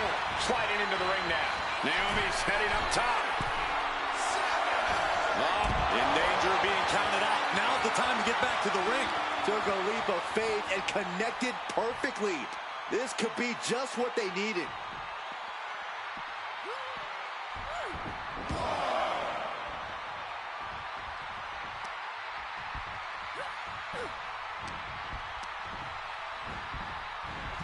She gets bounced into the corner. On the top rope now. And here we go. Championship's on the line. Naomi's got Bayley in trouble up on the top rope. This could be Naomi's moment. Smart move by Bayley, protecting her title and going to the eyes. Oh, what a kick. Bayley is down and in trouble. Quick thinking by Naomi, looking to close this one out. Nobody home. Bayley wisely moves out of harm's way. What's Bayley trying to do here? What the? I think Bayley's trying to trap Naomi's legs in Naomi's own shirt. A great counter by Naomi. Naomi ducks underneath, and we got a standoff. Great match so far. Well, Bayley thought she had Naomi, but the challenger was ready. Well, the champion has to find a new strategy in a hurry. Off the rope. Ooh, nice leapfrog. And again. Oh, what a back elbow.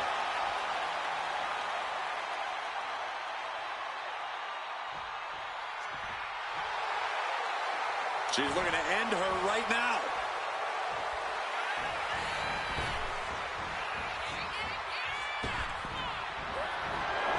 Caught the leg. What a windmill kick.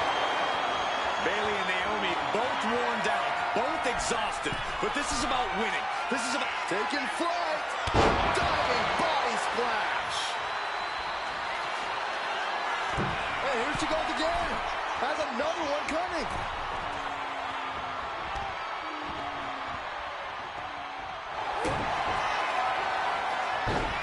Naomi, feel the glow. Let's go over submission hold. Not sure what she's got planned here. looking dazed. You can tell she has no idea what's coming to her. Calls out the rear view. That might have just sealed the deal on us having a new champ. Her moment could be at hand. She's ready to attack. Rear view by Naomi. That might have just sealed the deal on us having a new champ. No, we did it. We have a new champion. Here is your winner, and the...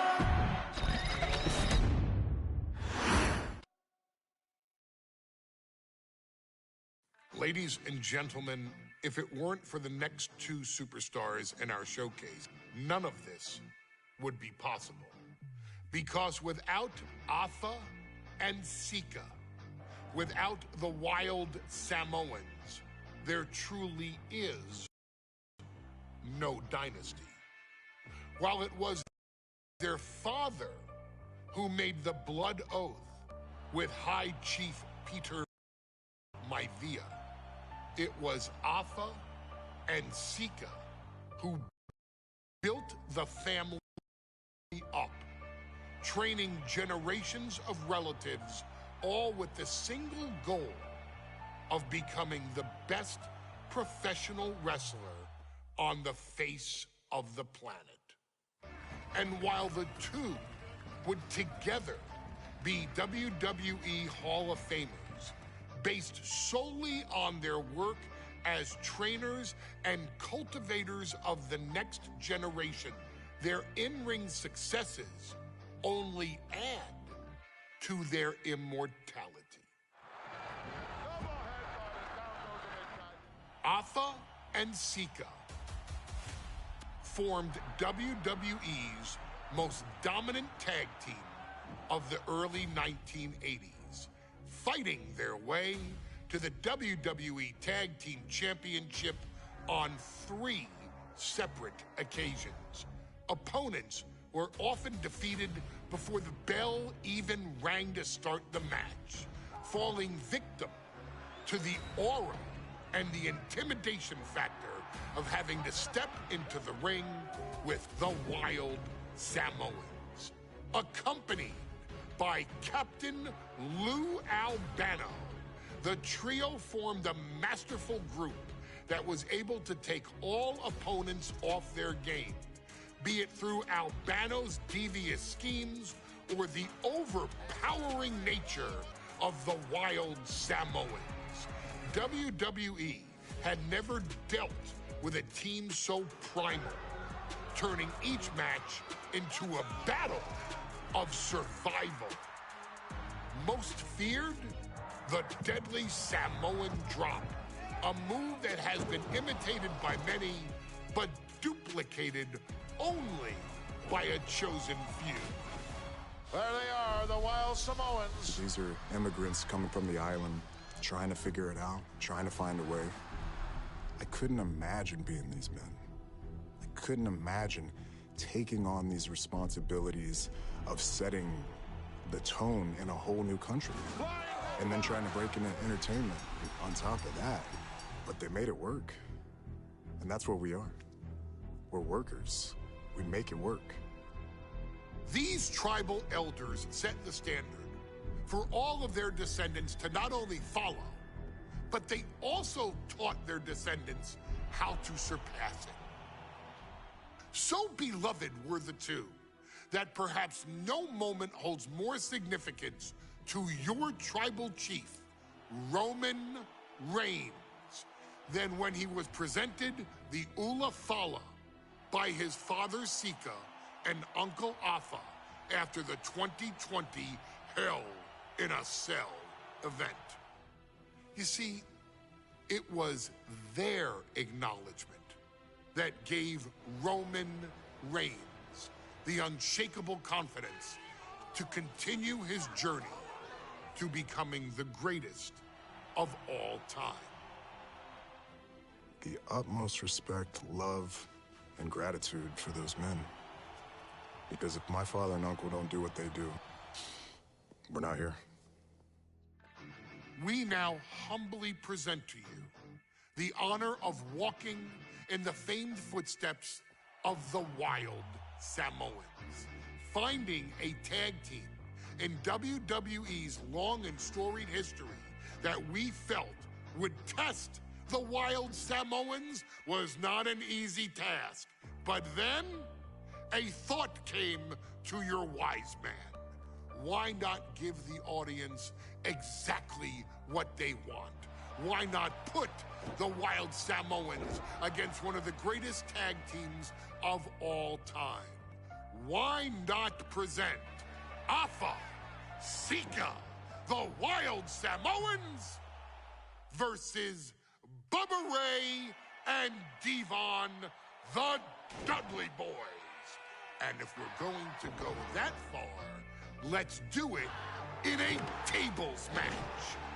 Showcase that savage brutality that made both teams the eternal legends we know them to be. No pinfalls, no submissions, no rules.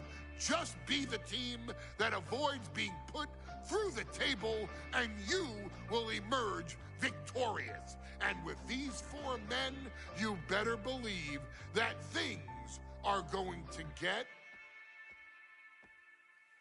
extreme.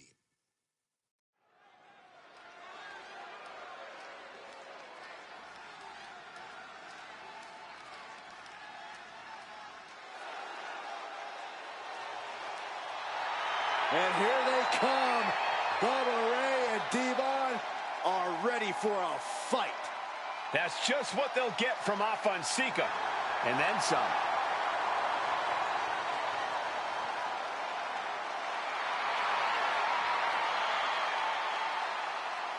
The following contest is a tag team tables match.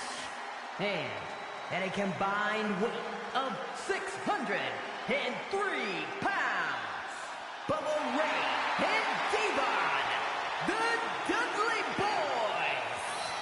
It takes a strong brotherly bond to agree to go into battle against the Wild Samoans, but that's exactly what Bubba Ray and Devon have. I have a strong feeling this match isn't going to be for the faint of heart. Oh, look, the Dudley Boys may not be all there in the head, but they're easily the most highly decorated tag team in pro wrestling history.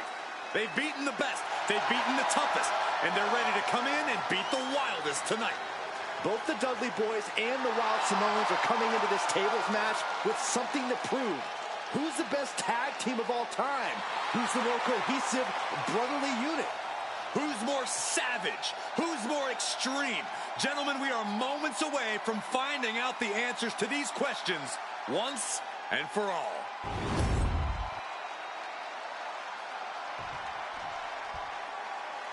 Guys, this is going to be a great one. You can feel the electricity already. I feel the excitement and some fear, too. Accompanied by Captain Lou Albano at a combined weight of 645 pounds.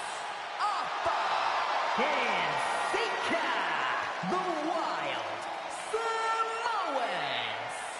This tables match might be a dream match for many, but for both the Wild Samoans and the Dudley Boys, this is about to be one team's greatest nightmare. Afonseca clearly not looking to back down here.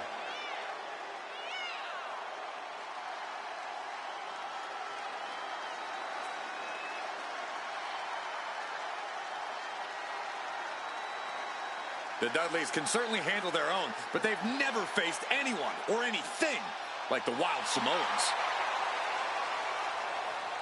Those mean looks on both Afa and Sika's faces. I'll tell you, they're out for blood. And the Dudleys are about to walk right into the lion's den.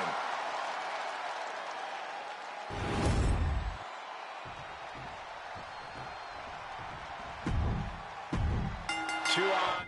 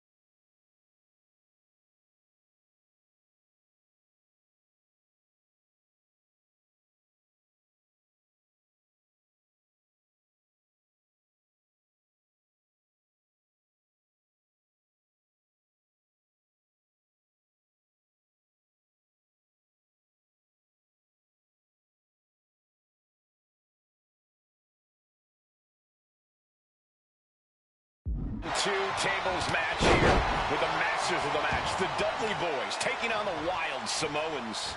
There's always those thoughts in the back of your mind. My brother can beat up your brother. My brother can put your brother through a table faster. Finally, we get to see those thoughts become a reality. Saxton, I never want to hear about the inner workings of your mind ever again. I second that, but the Dudley Boys and the Wild Samoans are two teams who also clearly have a few screws loose. This should be intense. He's doing some dangerous redecorating. I think the table really ties it all together.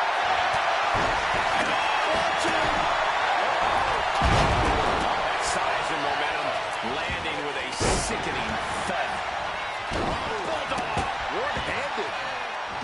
Corey, I've got to know, what can the Wild Samoans do to get the advantage in this tables match? After all, this is the Dudley Boys match, the match they put on the map, the match they're synonymous with. Well, maybe the Wild Samoans have to be a little less wild, Cole. They still need to brutalize their opponents because that's what they do best. But the last thing Alpha and Sika want to do is rush head first into a table.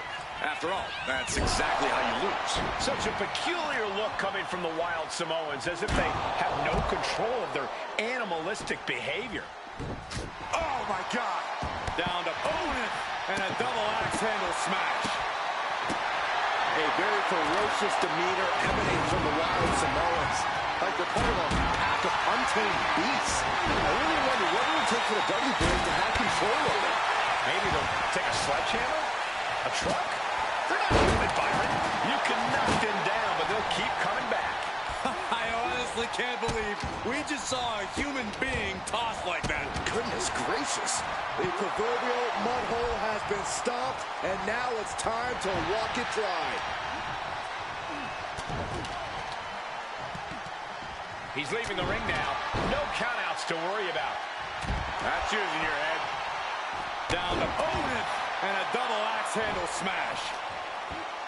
Alpha and Sika, both individuals that compete barefooted. Not something common of most wrestlers, Corey, but it is actually very customary in the Samoan wrestling heritage. It's how they train. Lift off. It seems like this match is becoming something of an uphill battle for him.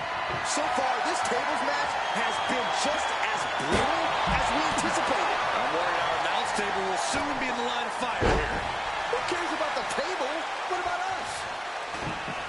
Popped up into the Samoan drop. Incredible.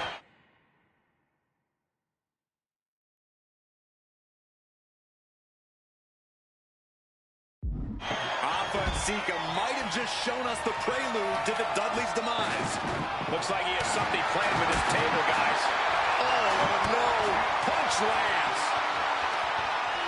Alpha may be thinking high risk. Taking flight. Oh, you gotta be kidding me. You gotta be a certain kind of crazy to even think about attempting that kind of offense. I can't say it didn't pay off. Wait a minute, setting in. Devastating. And yes, he's able to get out of this dire situation. I still can't get over the look I always see on the Wild Samoans. It's like they have a one-track mind towards savage brutality. They for sure answer yes to every question that makes up a scary tag team. Popped up into the Samoan drop. Incredible. The Wild Samoans just completely wrecking the Dudley Boys in there. Carrying the opposition. What's the thought here? And Alpha and Sika just beat the Dudley Boys at their own game. Here are your winners, Alpha and Sika, the Wild Samoans. And it's the Wild Samoans standing tall, having beat the Dudley Boys at their own game. Devon and Bubba pushed Alpha and Sika to their limits, but in the end, there was only one way this match could end.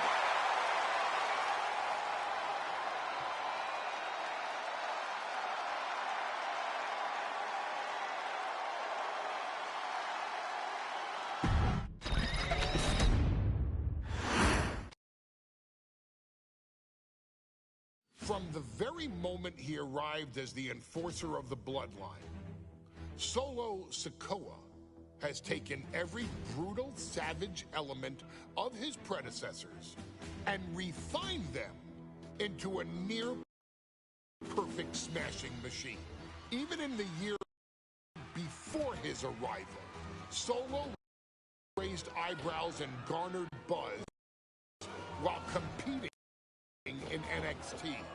But nobody could have predicted just how smoothly his transition to the main roster would go. And before I go on any further, let me make one thing perfectly clear. I'm only saying what I'm saying about Solo Sikoa because I am a wise man. I'm a professional. And because I'm being handsomely compensated for my stellar work as your host of the WWE 2K25 showcase. I haven't forgotten what Solo Sikoa and his rogue bloodline did to me. But I also know better than to let personal feelings hinder your professional endeavors. So with that being said, since his arrival at Clash at the Castle in 2022, Solo Sikoa has consistently been involved in WWE's biggest moments and biggest matches. He's been victorious in War Games. He's repeatedly enforced the Bloodline's Roman Reigns' status as undisputed WWE Universal Heavyweight Champion. I brought Solo in as an insurance policy. Solo was here to protect me. Solo was here to maintain the promised land. He's violent. He's strong, he's fast, he's all those things. And he betrayed me. Any man who would betray me must be a very dangerous man. Solo defeated John Cena.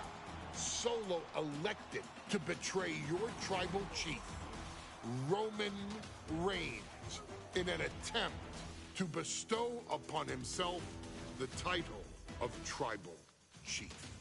When I refused to acknowledge Solo as my tribal chief, you are not my tribal.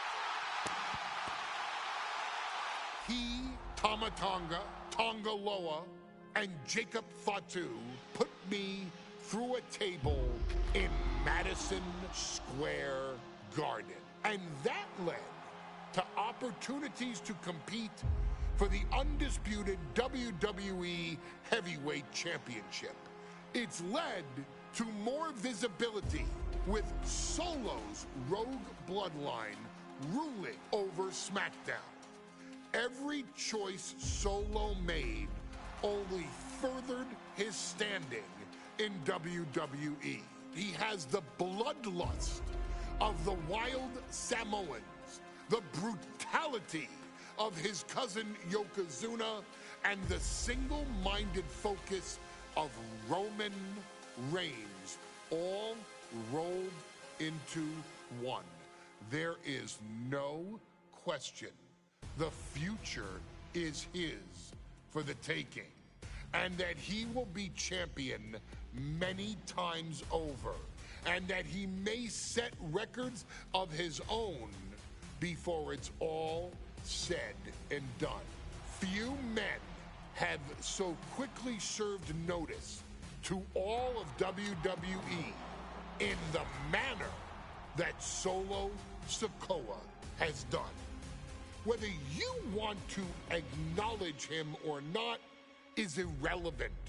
One way or another, Solo Sikoa forces you to do just that, or you will suffer severe consequences. One by one, each and every single superstar on the WWE roster is going to find that out. Solo will make sure of it. I, of course, will simply await any and every opportunity for your tribal chief, Roman Reigns, to teach Solo some manners. Until that happens, though, we are taking you back to the one-year anniversary special for NXT 2.0, which saw then North American champion Carmelo Hayes And indeed, he is him. Issue an open challenge. Unfortunately for the future superstar, it was to be answered by Solo Sikoa. And things went as well for Hayes as you can probably guess. Showcase the unrelenting fury that has made Solo Sikoa nearly unstoppable and defeat Carmelo Hayes to earn Solo his first championship victory. It won't be easy against Carmelo, especially when he has Trick Williams watching his back. And if you make one mistake against the champ, he'll take his shot and most likely hit nothing but net.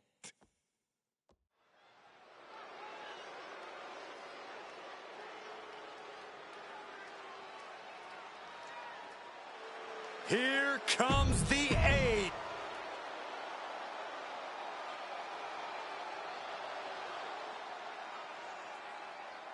What? This place is shaking! We never thought we'd see Sikoa again. His opponent, from Las Vegas, Nevada, weighing in at 250 pounds, Solo Sikoa! And Solo is dressed to fight, too.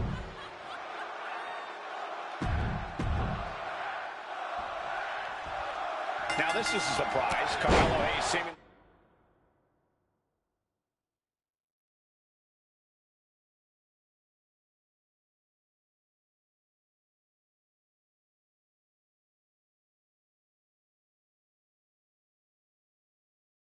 He had no challenger for his North American title, but Solo Sikoa just showed up here and said, I got next.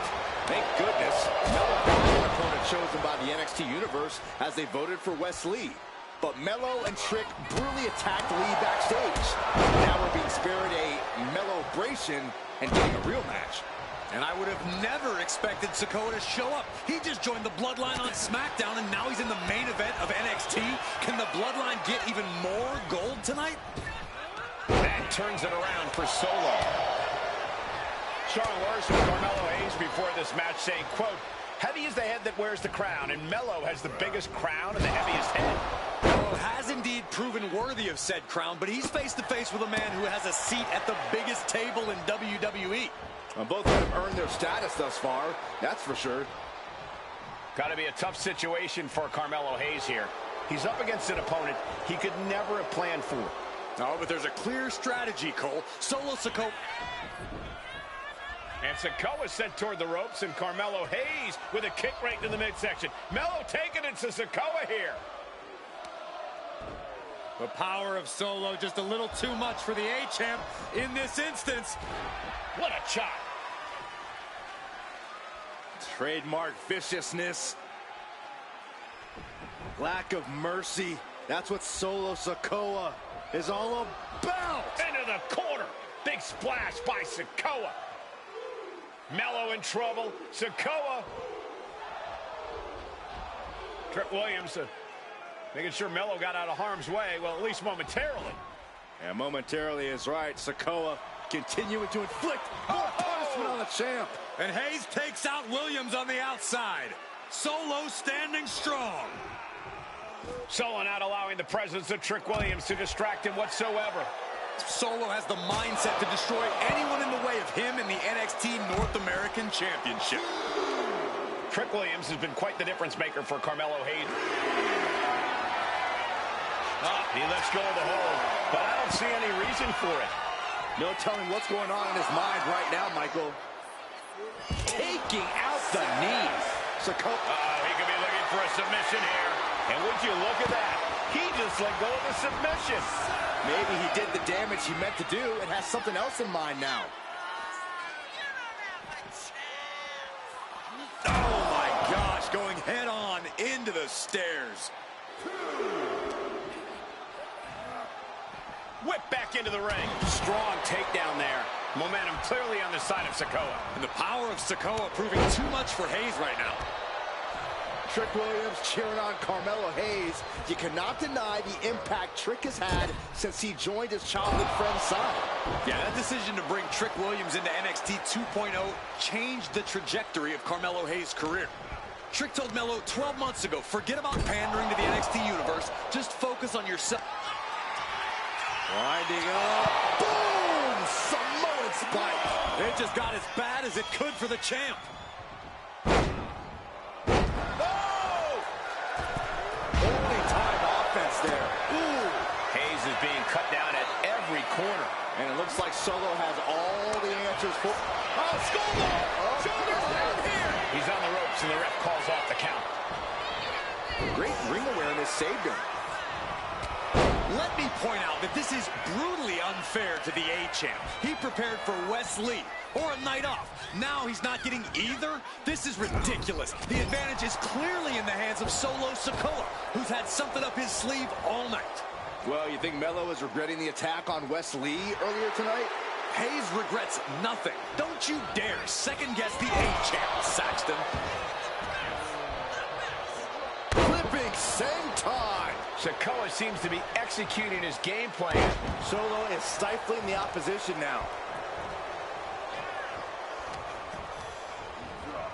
And he gets directed into the corner. Look at this, placed in the trio row. That didn't go as Solo pictured. What a main event this has been for the one-year anniversary of NXT 2.0. And without this rebranding, Solo Sikoa may have never had the opportunity to show the world what he can do. And if Solo didn't have this breakout year, maybe his cousin Roman Reigns wouldn't have trusted him enough to be part of the bloodline. Big uppercut rocks the jaw of Carmelo Hayes, ripped out of the corner. Looking to put him away, and now Trick Williams up on the apron, causing a distraction. Trick paying dividends. Ooh. First 48. And that could be the turning point for the North American champion. Oh, Samoa drop by Sikoa. Cover now for the win. Hayes kicks it too. And Williams once again on the apron. You can see how concerned Trick Williams is that Carmelo Hayes' championship hopes, might be fading away. Super kick drops Williams. Hayes picked out of the sky. Spinning Solo. Is that it for Carmelo Hayes? Trick is out. Carmelo is dazed. Here's your chance, Solo. The title could be yours. Sent into the corner. The whole ring in between them, and a collision in the corner. Carmelo is losing his grasp for this match now. Heavy work being done to Hayes right now.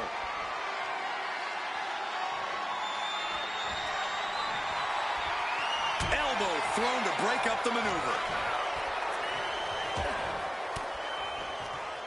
Disrupts the attack with an elbow to the gut.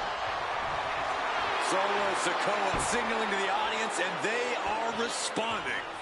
Taking things to the outside, but got to make sure to heed the official's count.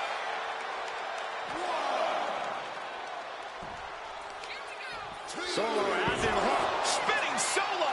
Sikoa just absolutely laid waste to Melo. Can Solo win the title? Winding up. Samoan spike. He might be moments away from crowning a new champ. No, my, that was close. This is complete insanity. Still holding on to the title by the skin of their teeth. And now the question runs in the mind, how am I going to be able to end this? What a way to celebrate a year of NXT 2.0. Two of its brightest stars going to war for the North American title.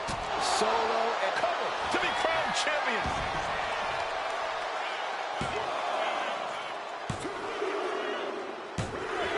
What the? Sikoa is the new champion. Here is your winner, and new NXT.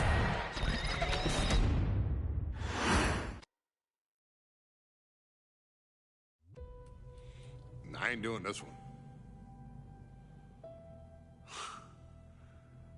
We can have all the fun we want, with these video games and this showcase, and these fantasy matchups like Offensica versus Bubba Ray and Diva.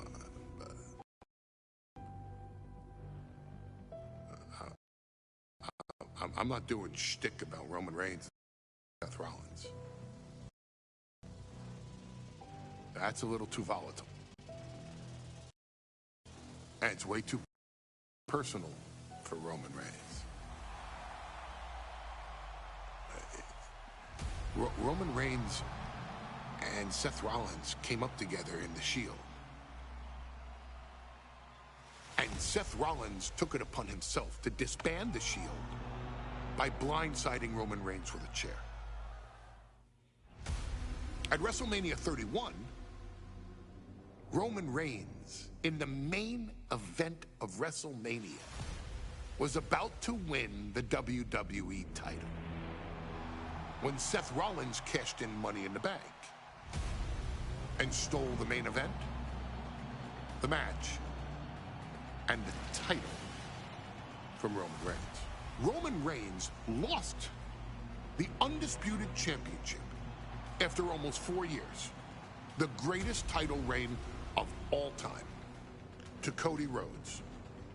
Not because Cody Rhodes was the better man, but because Seth Rollins was right there.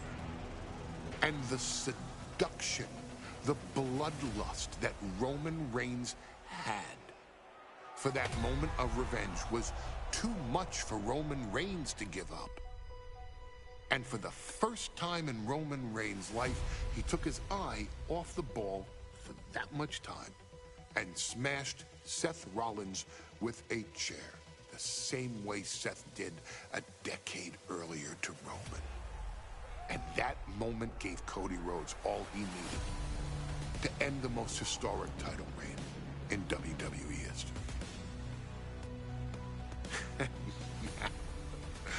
I'm supposed to do shtick about Roman Reigns versus Seth Rollins for a showcase?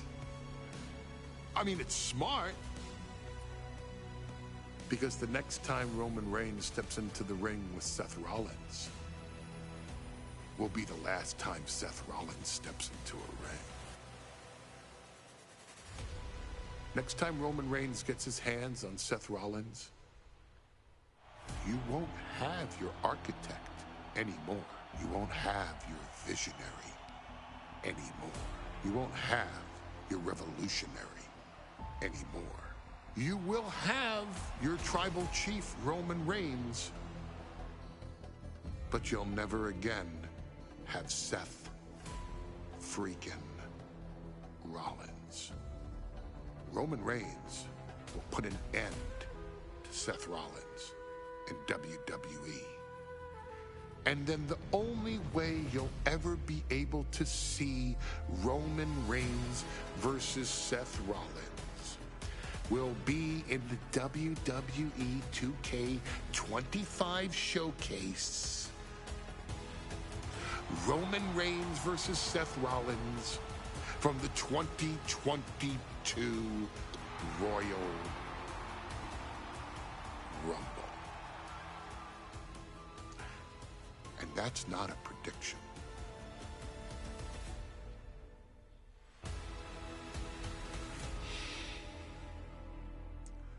That's a spoiler.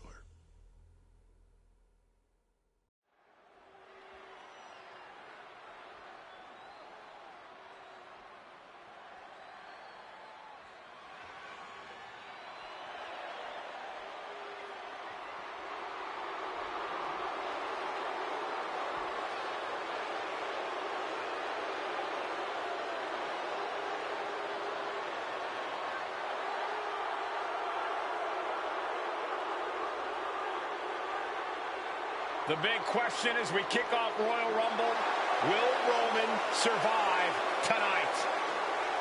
Well, the man who's walking down the aisle here in front of 44,000 plus is the greatest champion of all time, transcending the business. And tonight, it's personal.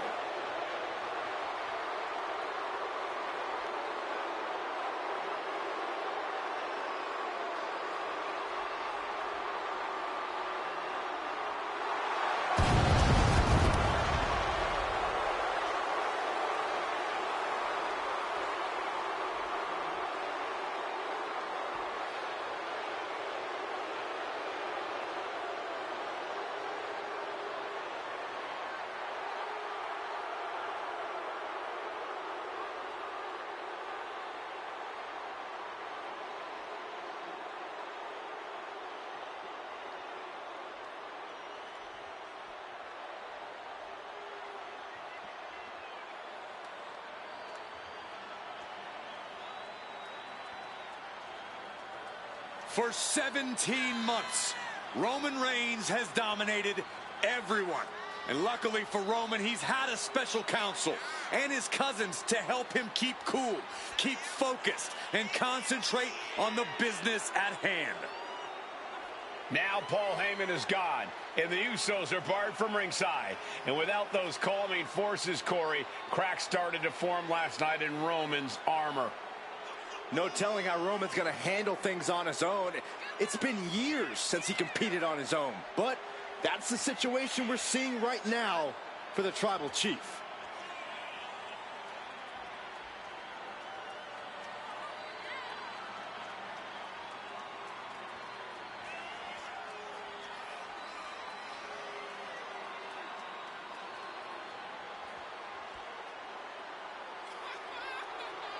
In recent weeks, Seth Rollins touched on the one thing that Roman Reigns has not been able to get over: the dissolution of the Shield at the hands of Seth Rollins.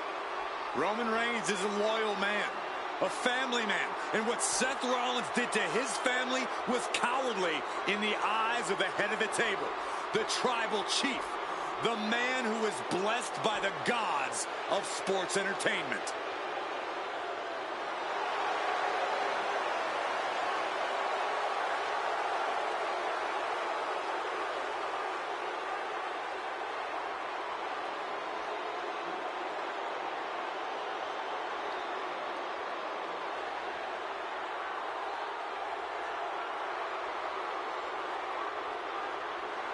Corey, on SmackDown last night, we saw one thing that we haven't seen out of Roman Reigns.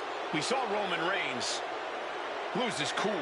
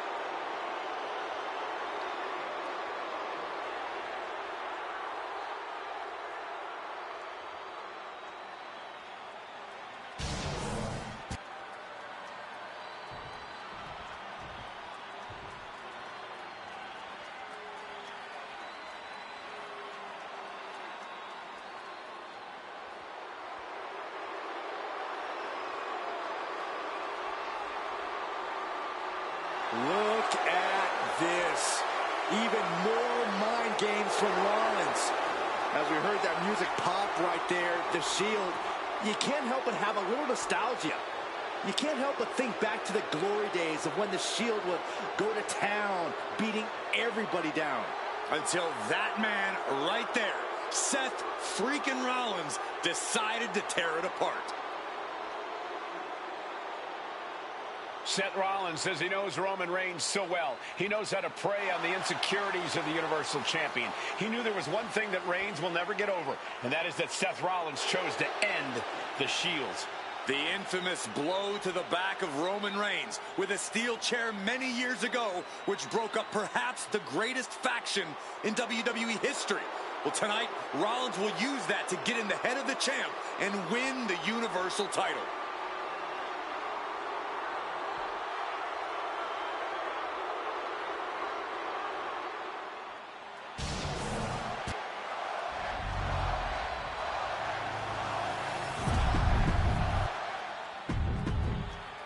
And that title, the WWE.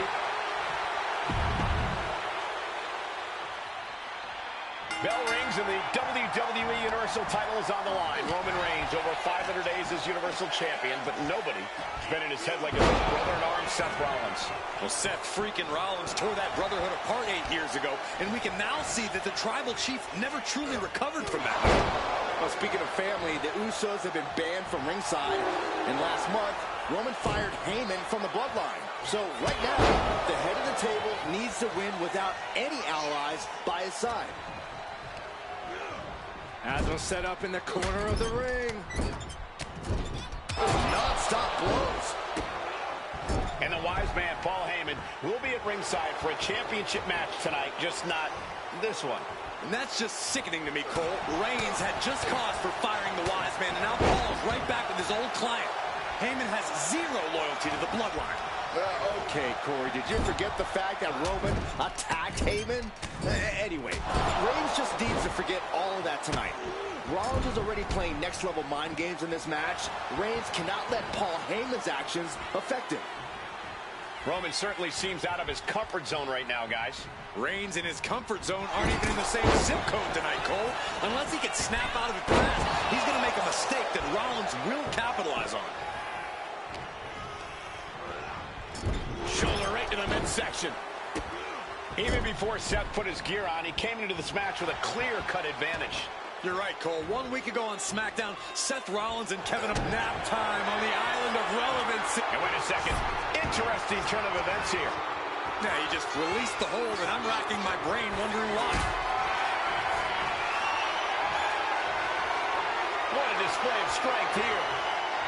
All the way down.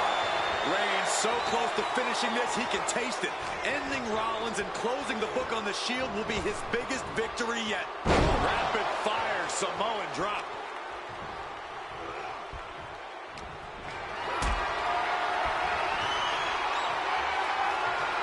Look at this. This can't be good. Down with a powerbomb.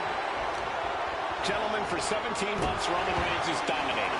He had special counsel and cousins to help him stay in control, to keep his cool, to concentrate on the business at hand. But now Paul Heyman is gone, and the Usos are barred from ringside. Without those calming forces, cracks have started to show.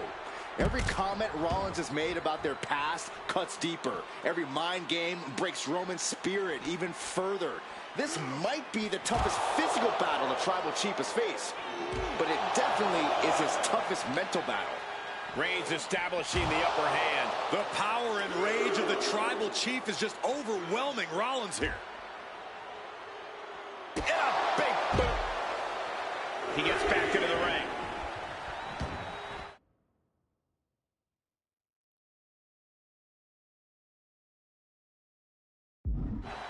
Headed out of the ring, but the count is looming. I have to admit, it's a pretty cold move for Rollins to just take the years of history the Shield had and turn it into a joke here tonight. It's appalling, Saxton. Rollins has always treated that sacred history as a joke. Now we know that Roman Reigns is a loyal man, a family man. What Seth Rollins did to his family 8 years ago was cowardly. Now it's time for Rollins to pay.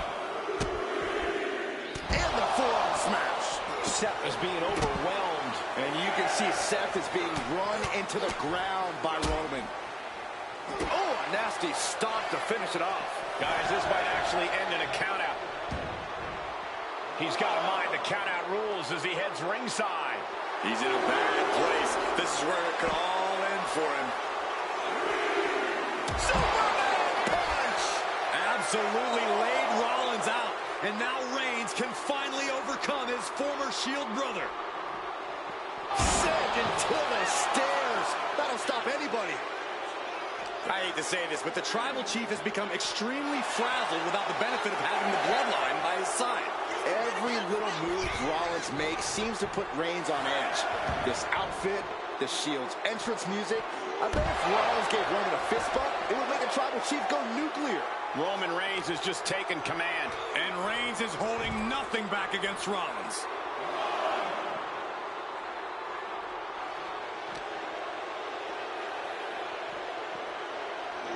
And now gets tossed into the ring.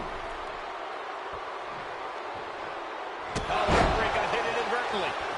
Tearing down the leg now. Goes mounted with punches. And a stop to the gut, too. The Tribal Chief has been dominant over the last 516 days since he captured the Universal Championship. Month after month, he's dominated every top contender on the SmackDown roster.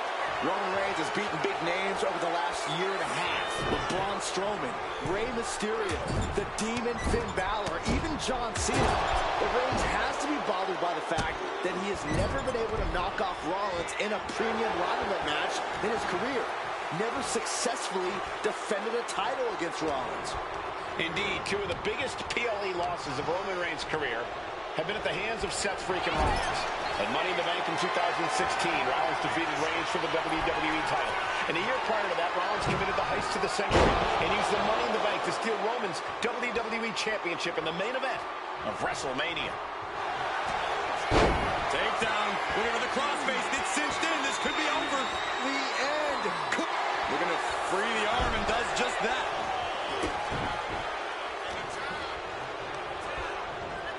Placed against the turnbuckle. Clothesline in the corner. And these focus attacks are really adding up.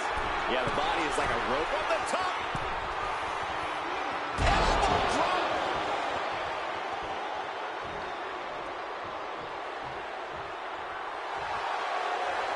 He is locked in and it has his opponent dead to rights. And Reigns unleashes the Superman punch.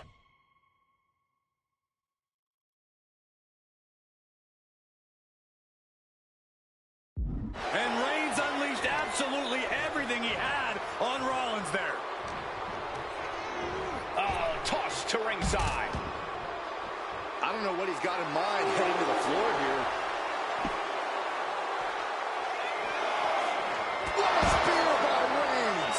Perfect execution by the champion. I don't even think Roman's aware of where he is anymore. He has tunnel vision for Rollins. The only thing the tribal chief is seeing right now is red. And heaven have mercy on Reigns, old Shield brother now. Reigns, Rollins, both men are waging an epic battle. For years, these Shield brothers would go town to town and beat the competition. Flying. A huge impact. Seth losing any command of this match. This can't be how Rollins envisioned his night going.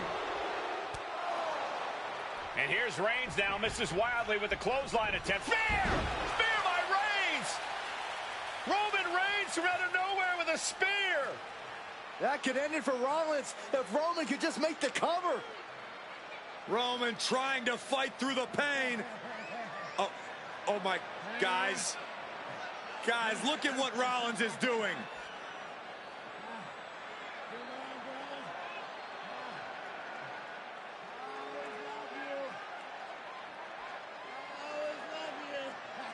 After all these two have been through, Rollins wants that Shield fist bump.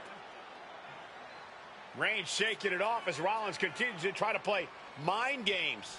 Yeah, but that may have triggered a litany of emotions within the tribal chief. Reigns unsure of what to do.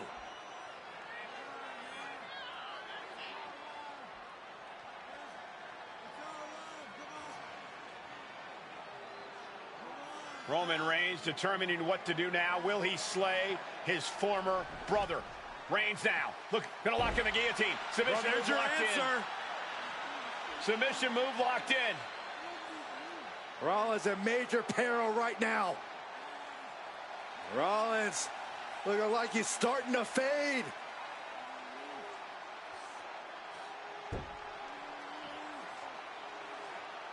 Seth trying desperately to make it to the bottom rope. I'm not sure he can make it, Corey.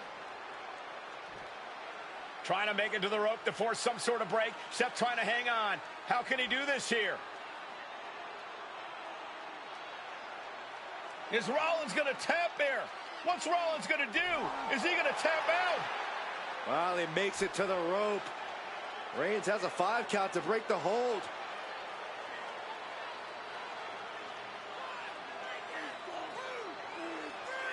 And Reigns breaks the hold here. Roman breaks the hold, and this match continues. It just shows you how locked in Roman Reigns is to winning this match.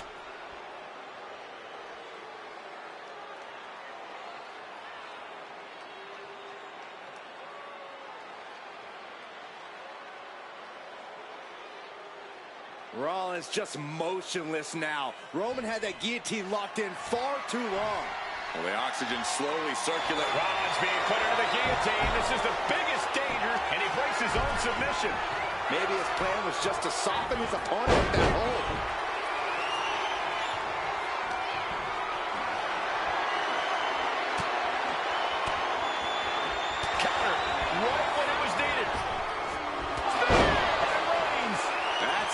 title's going nowhere.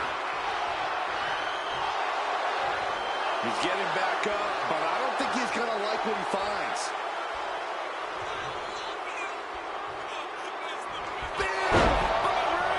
Did the champ just close this out? Reigns is setting up, Michael. Here it comes.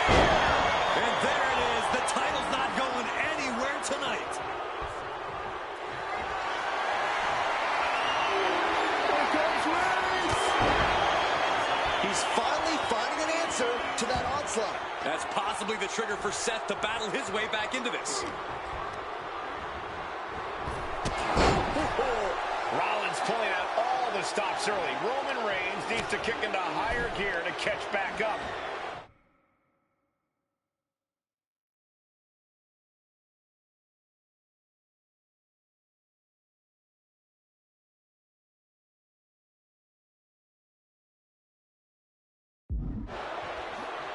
Across the top rope. And on the table. And Seth freaking Rollins are at war right now. Bombs being thrown between these Shield brothers. Superman punch! Finish things off. There's a spear by the Tribal Chief. Oh, Roman Reigns locked and loaded, measuring his opponent. Here we go. Spear! Champ close to ending it here. Placing him in the corner. Superman punch by the Tribal Chief. The spear. The champ taking care of business here. Oh, into the turnbuckle. Down to the mat.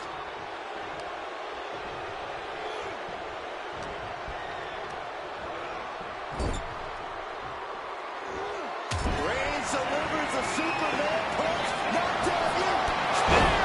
Chance to retain here. The champ might have put this one to bed.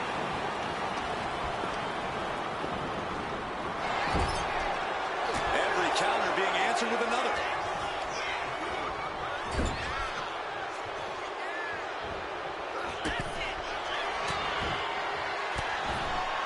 He's looking for some sort of respite, unable to get out of the ring. He doesn't want to be hung up in the bottom rope like that. Drive by. And that's what you have to do when you are the head of the table.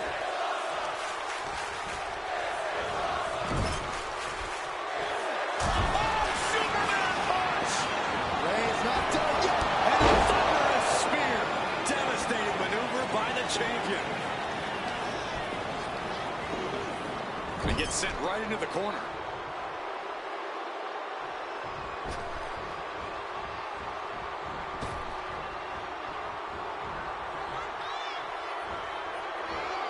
Reigns on the money with a Superman punch.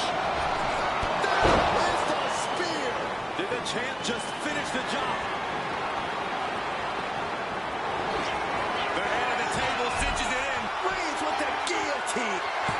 And Reigns retains the title. Here is your winner, and still the Universal Champion,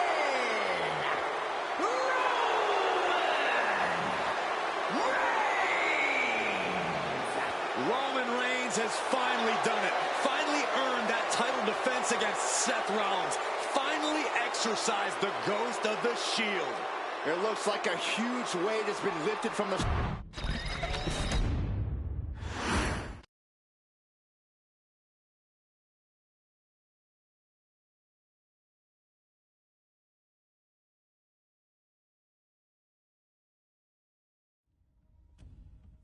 I'm the last guy to knock a revolution.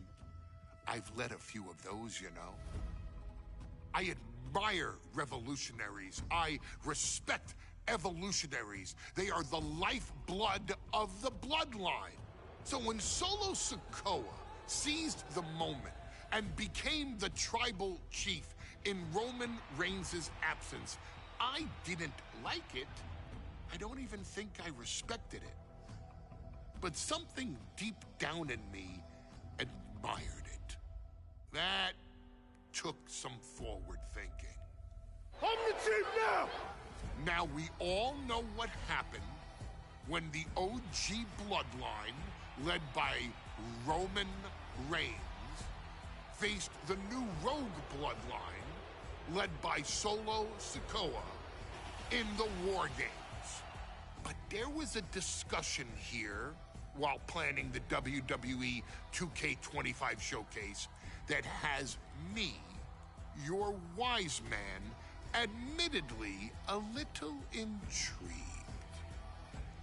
What if War Games was limited to only OG bloodline, no honorary uses, versus Solo's Rogue bloodline, no honorary uses? It's 4-on-4 Roman Reigns. The Usos, Sami Zayn, versus Solo Sikoa, Tama Tonga, Tonga Loa, and the most dangerous new competitor WWE has ever seen, the Samoan werewolf Jacob Fatu. What happens then? This is your moment to determine who is the real bloodline. This is your moment to determine who is the only bloodline. This is where the bloodline's legacy and the bloodline's future is in your hands.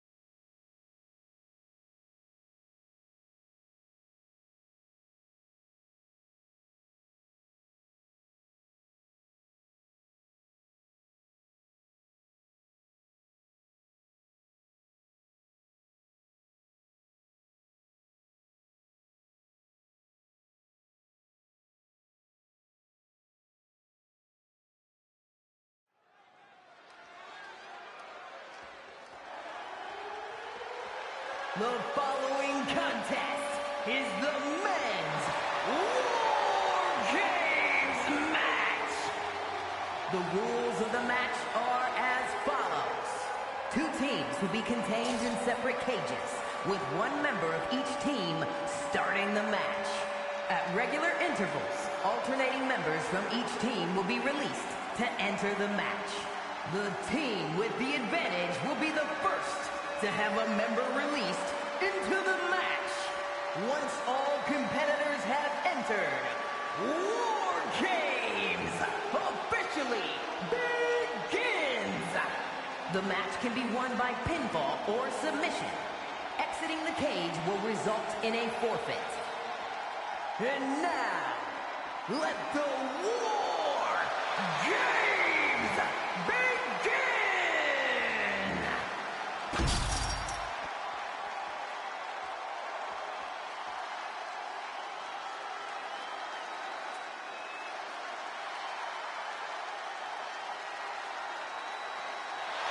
The bloodline is in chaos. This wrestling dynasty is on the brink of collapse. This conflict goes far beyond acknowledgement, Michael. This man and the original bloodline are fighting for their livelihood. Introducing first,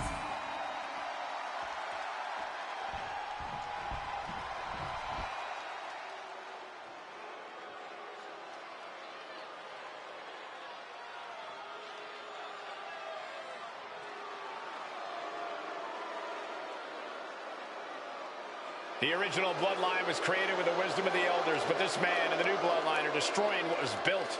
Well, this conflict was unfathomable until now. The new bloodline is ready to hunt. and from Sacramento, California, weighing in at 285 pounds, the Samoan Werewolf, Jacob Fatu! The new bloodline does not live by a code. They do not act with honor. This man says the OG bloodline will suffer the consequences of their disloyalty. We are looking at a heavy hitter with pure malice in his eyes. And he's looking to make his name at the expense of the old guard of the bloodline. The OG bloodline have never faced a threat like this. The island of relevancy is no more. The OG bloodline is fighting bloodthirsty savages who will feast on whatever they can. There will be no hesitation in pulling the trigger, and the OGs have got to match that ferocity. And gentlemen, it is time for Bloodline War Games. Roman Reigns, the Usos, and Sami Zayn versus Solo Sikoa, Tama Tonga, Tonga Loa, and Jacob Fatu. Both of these sides have a deep and abiding hatred for one another. Solo felt he was held down. His crew never called up during Roman's time as the tribal chief. But most of the men on Roman's side were unceremoniously removed from the bloodline courtesy of Solo Sikoa. And those who weren't have faced continued attacks from the new bloodline.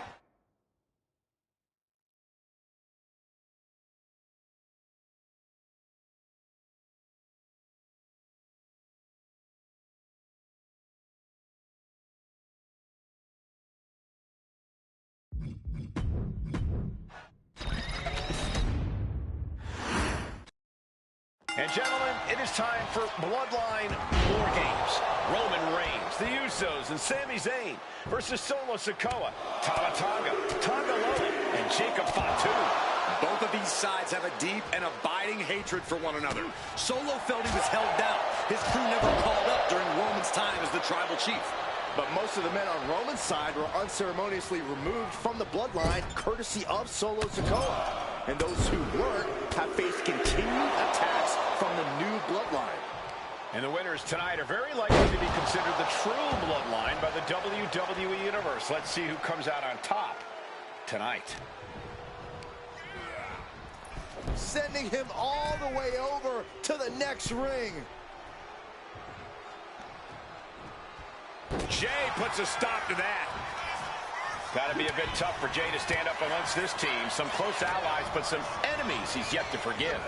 We've seen the wars that Jay has waged with his cousin Roman, with his brother Jimmy, but he needs to put that aside tonight. And Jay has the title wins and big victories that earned him the main event moniker. But if he's the one to put away the new bloodline, he will truly be the main event of War Games. That's using your head. Jay looking a little less than main event after that one.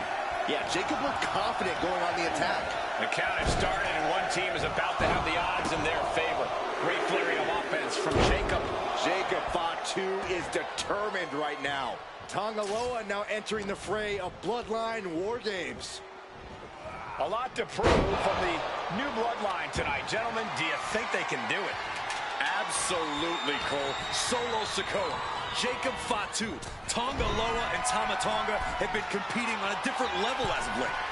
They have won some major matches and earned titles too, but I worry they might not be as ready for War Games as Roman's crew.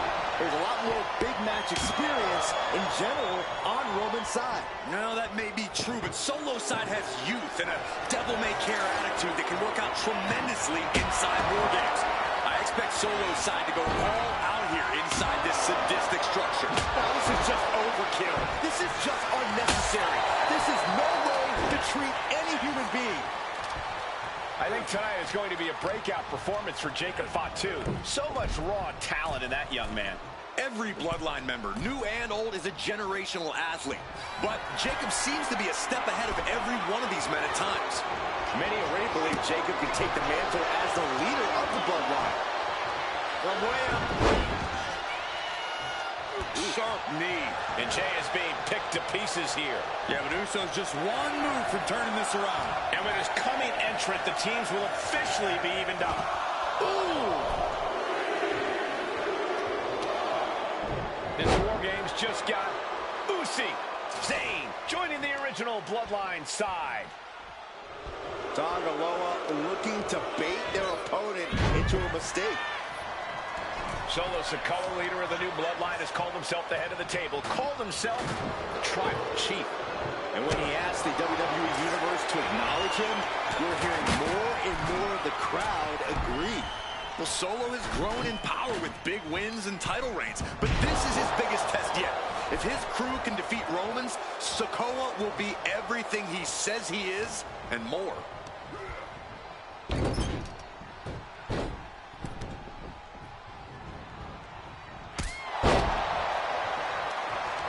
Up on their shoulder.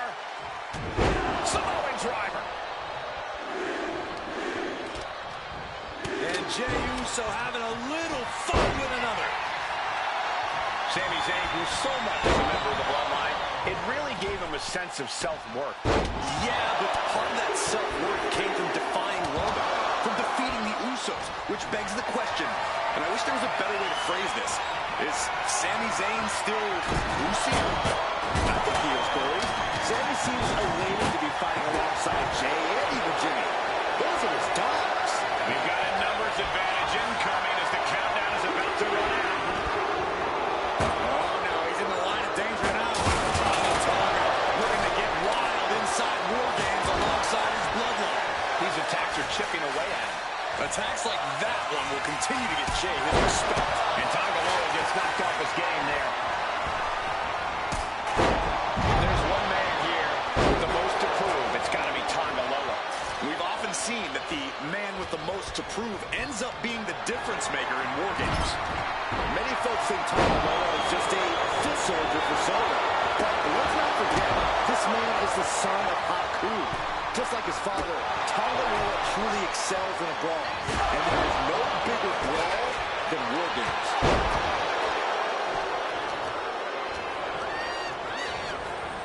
And all the impact brought to the knee. Getting up real slow. Not quite all there.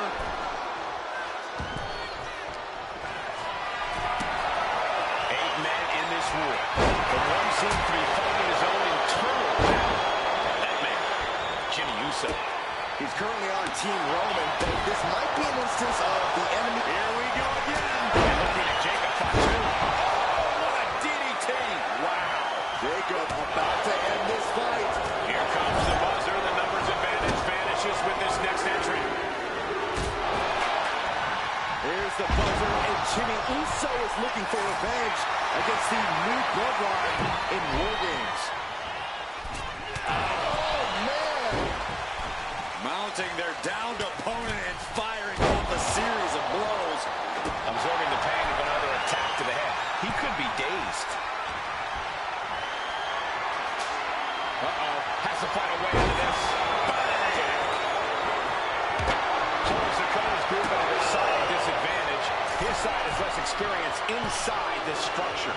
But look at how young and hungry Team Solo is. In particular, Tonga is a real wild card. He's like a hyena locked in a cage with a bunch of raw meat. I even asked Tonga backstage if he was looking forward to this match, and he just said to me, Great journalism there, Byron. Thanks, Michael. up high. Crossbody from the top. Old bloodline, new bloodline. Both sides engaging in a brutal battle. Every one of these men is fighting with every fiber in their being to be considered. That could put Tama down for good. OG bloodline leader Roman Reigns has so much on the line in this one, guys. Oh, absolutely. Both wrists captured. He's looking for yet another exclamation mark implanted by the DDT. Jey is out. That is it. Hey, guys, this is what War Games is all about. Both bloodlines leaving it all in the ring. The old guard and new school trading their biggest shots in one of the most dangerous environments in all of WWE. And that was taking the attack to the competition with that one. Come on now. Is it not enough that they're already coming in with an advantage here? Is this really necessary? Now scaling the War Game structure. This is not going to end well. Watch out! And walking through the structure door, this is where nightmares become reality. He's in a bit of agony now.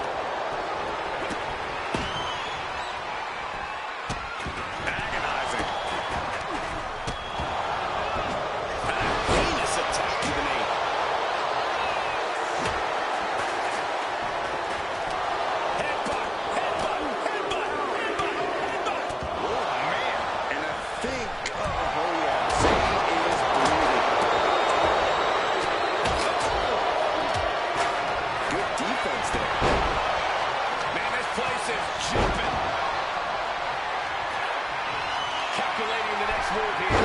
Rotates over for a flapjack. Things will get back to an even playing field with the next entrant. Both wrists captured. Good night, one knee.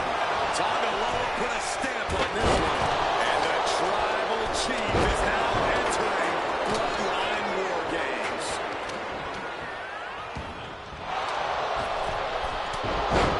Launching.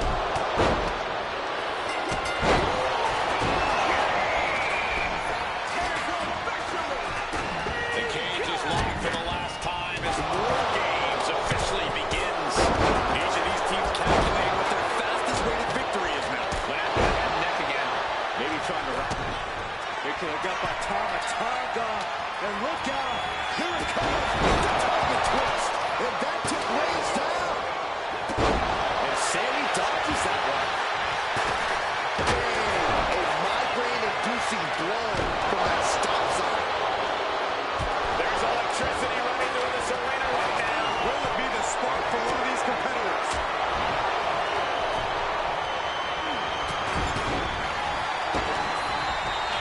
Sami Zayn with a big boot. Zayn has this wrapped up. Steel shares to the temple. And that cancels out Reigns' offense. Eyes are squarely set on Jimmy here. Here comes another one. Looking to kick the thoughts. An actual dominance of Reigns getting a bit challenged there. We almost feel the Tonga trying to secure the victory. Did he kick out? Kicks out after one. Wow.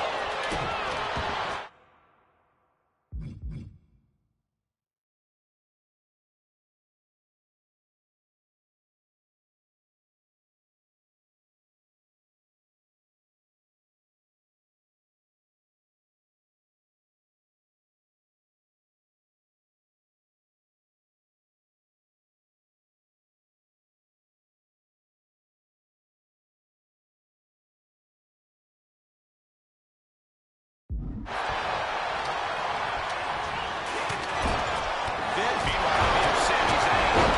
He's streaking some help. He's got a bit. Here's the cover. Comes the Evan.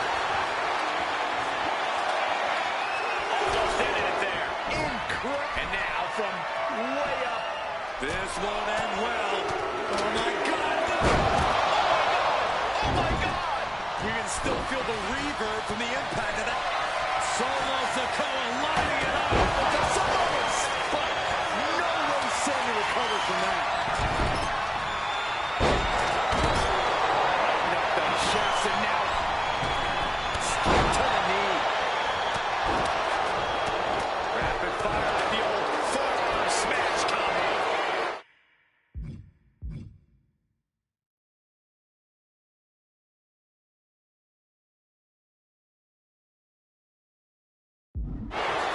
Tonga Loa put a stamp on this one. Surprised to not even put a 2 count at this point. Yeah, he fights it off. Both competitors digging deep into their wells to keep this match. Oh my goodness. Unreal athleticism from Jacob Fatu. Terrible position for Jimmy. And Solo's team takes it. All hail the true bloodline. Here are your winners, Solo Sikoa, Tonga Loa, and Jacob Fatu, the new Bloodline. You want to know which version of the Bloodline is superior? Well, there's your answer. Solo's crew prevailed inside War Games. These four men are true family. Each of them fought with that same bit of hunger and attitude we once saw in Roman's old crew.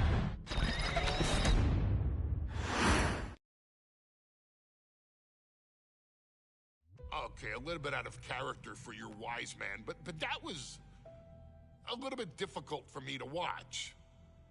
Seeing this family splinter into two groups, fighting against each other, it breaks my dark heart. But they're all grown men, and you settled the issue. Now let's give Solo credit. Forming Team Solo was, of course, course, his usual backup of Tama Tonga and Tonga Loa, the sons of Haku, feared as one of the baddest men to ever walk planet Earth. Along with them, the Samoan werewolf, Jacob Fatu, son of Tama, also known as TK All Day, the Tonga Kid, another fearsome competitor from WWE's golden era. But did you know that Haku and Tama once comprised one of WWE's most impressive tag teams? Haku had been considered family by the Dynasty for years on end, and his teaming with Tama, brother of Rikishi, solidified this for eternity. The Islanders were a formidable test for any tag team in WWE in the late 1980s, competing against teams like the Hart Foundation and the British Bulldogs. Initially fan favorites, the two would embrace a more hard-nosed approach and even teamed up with WWE Hall of Famer Bobby the Brain Heenan, finding even more success. The team flawlessly merged aerial excellence, martial arts mastery, and some good old-fashioned Islander grit. Perhaps their most infamous moment saw them actually dog-nap Matilda, mascot of the British Bulldogs, showing that they were willing to do literally anything to throw opponents off their game. Both men are still revered today as two of the real legit tough guys in the industry, names that instill fear simply upon mention, and they absolutely taught their children well. Tama Tonga and Tonga Loa both loved to slowly brutalize an opponent in the traditional Haku style, while Jacob Fatu hurls his body at opponents from all angles with reckless abandon, much like Islander Tama in his TK All Day heyday. For their inclusion in the 2K25 showcase, we find the Islanders in a dream match, taking on another team that has mastered the air, ground fighting, and has their own brand of swag that keeps opponents guessing at all times. Ladies and gentlemen, I'm talking about the Street Profits. Montez Ford and Angelo Dawkins have put together one hell of a run in WWE, and the perennial tag team champions are going to find themselves in an unfamiliar setting, taking on Haku and Tama in a best 2 out of 3 falls match. Anyone can sneak a win out, but Haku and Tama often competed in this type of match to fully demonstrate the superiority to their opponents. And you can bet that they're out to do the same thing to Angelo and Tez. So get out there and showcase the tag team mastery that the Islanders used to terrorize their opponents. Lift your party cups and take one last sip for the Street Profits. And don't worry, no one will hold you responsible for the damage you and the Islanders caused them, because I assure you, the Islanders can handle the smoke.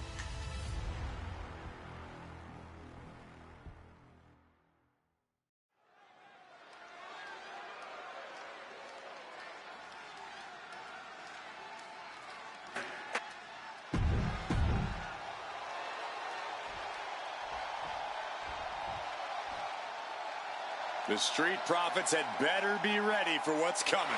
Tez and Dawkins have to be ready to deal with any shortcut the Islanders can find. And their opponents, accompanied by Bobby Heenan, at a combined weight of 499 pounds, Tama and Haku, the Islanders. We know the Islanders are as vicious as they come, but the Street Profits excel in all forms of chaos. Yeah, Corey, but the Islanders have a plan and will stop at nothing to carry that out. Well, the Profits will have to truly compete as a team to overcome the odds in this 2 out of 3 falls match. The truth is, I don't know if Ford and Dawkins have faced a team as dangerous as Haku and Tama. And the Street Profits are going to have to execute a next-level plan to take down the Islanders and Heenan.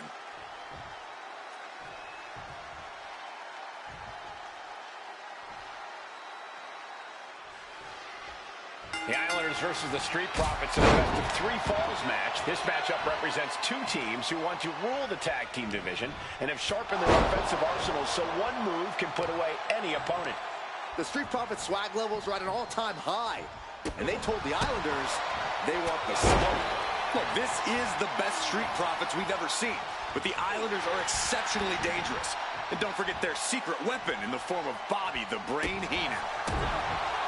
So many accolades for Dawkins and Ford, Triple Crown Tag Team Champions, multiple WrestleMania wins. This win could be another major feather in their caps. It could be, but for the Islanders, all those accolades are motivation. Haku and Tama know they're the best tag team around, so they want to knock off the Profits and prove it. Then maybe they'll get the respect they rightfully deserve. Leaning on the turnbuckle here. Ooh, stereo headbutt. The communication between these two is evident by that move. Corey, you've competed in these type of matches before. What's the key to victory for Haku and Tama? It's crucial for the Islanders to win the first fall as early as possible. To do that, they've got to either isolate Ford or Dawkins and block their path to make an attack. That's using your head. A 2 out of 3 falls match is a different beast and a bit of a rarity in tag team competition. But one of these teams actually has a bit of a history with the stipulation. Yeah, Cole, the Islanders have a history of success in multi-fall matches and in high-profile situations, no less. They competed in the main event of the first Royal Rumble event in this kind of match and won it in 2 straight falls. They also won a 2 out of 3 falls match on Saturday night's main event. Bottom line, the Islanders are more than ready for this. Hopefully, the Street Profits are quick learners. Ooh, stereo headbutt. Caught the majority of that on the face, and now Montez is cut open. Oh, and a headbutt. Something that Tez and Dawkins need to watch out for tonight is the presence of Bobby the Weasel Heenan. He'll do anything for his clients. Don't you dare disparage the brain, Saxton. Heenan is indeed a wise man who has quickly brought the Islanders up the ranks. The Islanders make the tag. Haku and Tama planning something big here. Savant kick drops their opponent. The Profits are down and the Islanders are about to reap the rewards. Man. Ooh. Oh, man. Elbow drop. Piercing.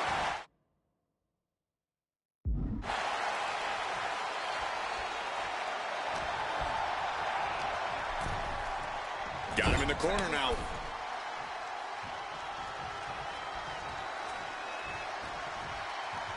Torturous focus on the leg, punishing the leg. The Street Profits having a bit of trouble here.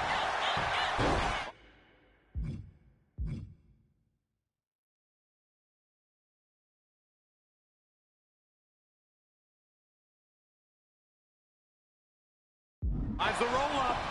This is it. Oh, come on. Did he really need to stop the pin like this?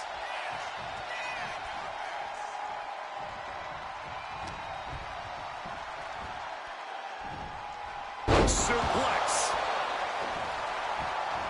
Nice cross body. Ooh, treading all over their opponent. Oh, a headbutt.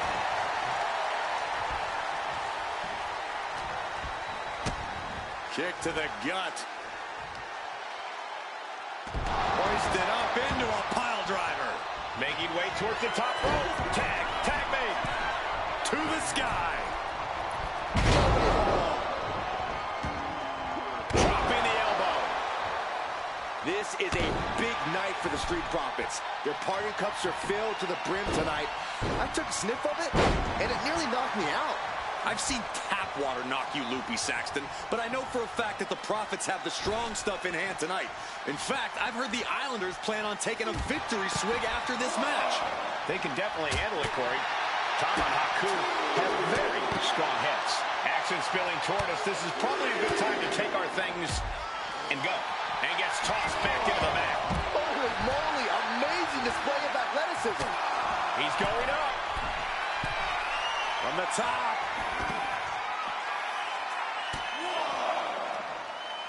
Looking for more damage here. I'm glad the Islanders are able to compete tonight. I was worried they'd have to serve another suspension. Oh, what a phony charge that was. Heenan and the Islanders did an amazing job as dog sitters, and they got punished for it.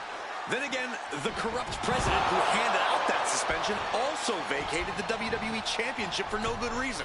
Yeah, Corey, there's just too many things to correct you on there. Oh, target acquired and destroyed.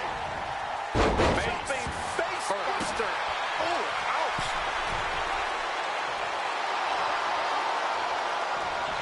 Lands a kick to the gut. Oh, that's going to sting. Soaring. Big time elbow. And he's looking for it again, heading to the top. Carefully measuring, waiting to strike. Flying. Impact. Oh, no. He is donning the crimson mask. What a callous attack. And just when he needed it most, he got the tag. My takeoff.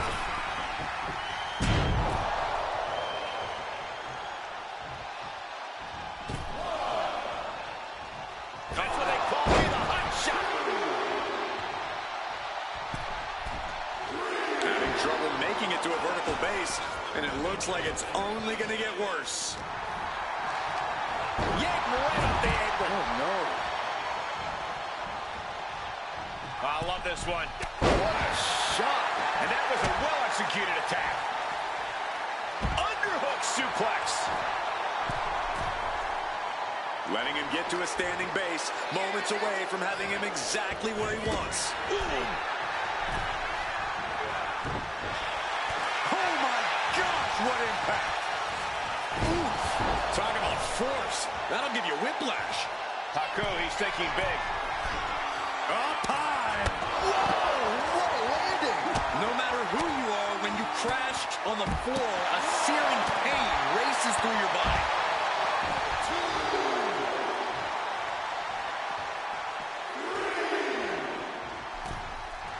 A bit of hot dogging from Haku here. Boom!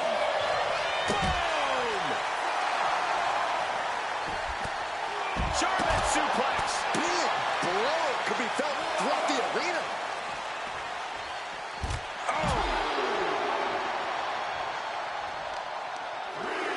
The arm getting pummeled. Lands the elbow.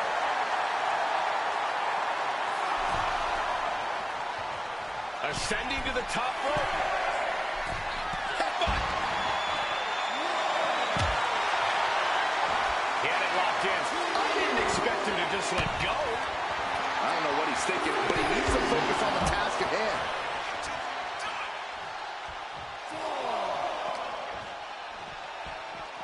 Oh, it gets put into the barricade. Oh, what a clothesline.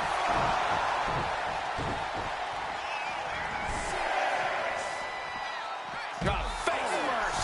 Gosh, running bulldog.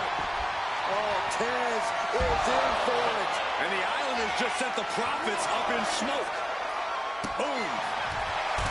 The Profits battling with every ounce of their souls. And the Islanders are unleashing a mauling. Tossed back into the ring. Bang! Down he goes. Montez vibrating with the energy in the WWE Universe wants the damn smoke. We can see a count out here. He beats the count. Barely. Montez is in a very vulnerable position here. Haku with a tongue in death grip. This is a moment when you're desperate to tap out. There it is. Oh, hip drop onto the arm. Vicious, just disrespectful. He got nailed by that last attack. Yeah, Dawkins put a little extra oomph into that one. And he's going to the top. To the sky. Diving shoulder tackle. He looks absolutely dead on his feet. He has been battered and beaten, and there's only so much more he can take. From the heavens, big body splash from the top. Consecutive high-risk maneuvers, and the pace of this match has certainly picked up. Oh, what a kick to the face. Oh, my God. Oh, there may be no escape from this. Haku. He lets his opponent out of the submission. Yeah, but who knows what damage has been done. Sent out of the ring the hard way. Oh, good gravy. Thrown into the corner with a little something extra. Finishes that series of strikes with one last big hit. Good golly, driven directly into the steel stairs.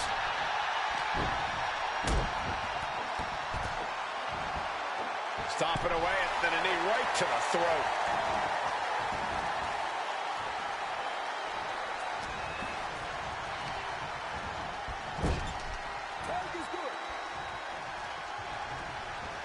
Up he goes. Oh, devastating.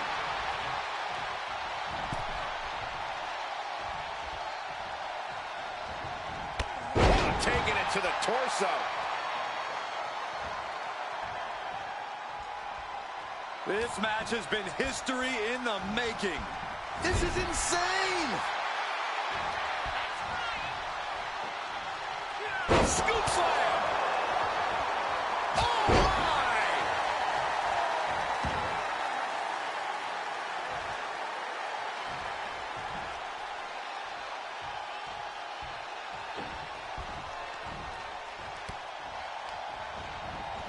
Sent to the... The Islanders make the tag. Haku and Tama planning something big here. Savant kick drops their opponent. Will that finish Montez? Now into the pin. Haku might have him. Second fall for the Islanders, and they beat the Profits. Here are your winners, Tama and Haku, the Islanders. What a matchup. The Islanders met the Street Profits at every turn in the air and the ground. This loss is going to hurt Dawkins and Ford for a long time. Look, we saw tremendous tag teams do what they do best, but only one could win. And the Islanders stepped up and got the job done.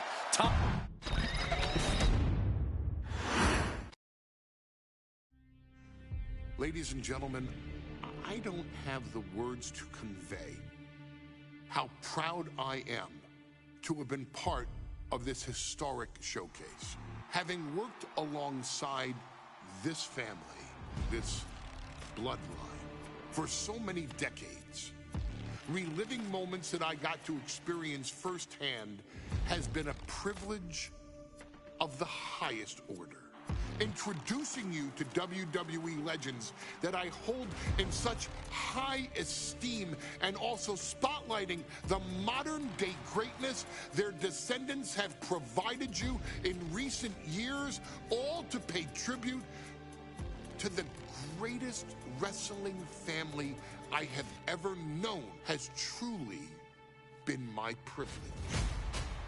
To be successful in this industry is a 1 in a billion chance.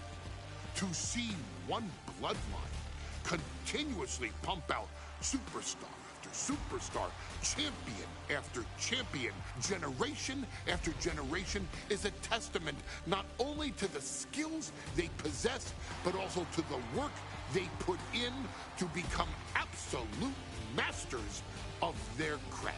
And it cannot be stated any other way. This dynasty, this family, this bloodline has mastered every single solitary aspect of professional wrestling. And by reliving their magnificent history, you've begun your path of mastery as well.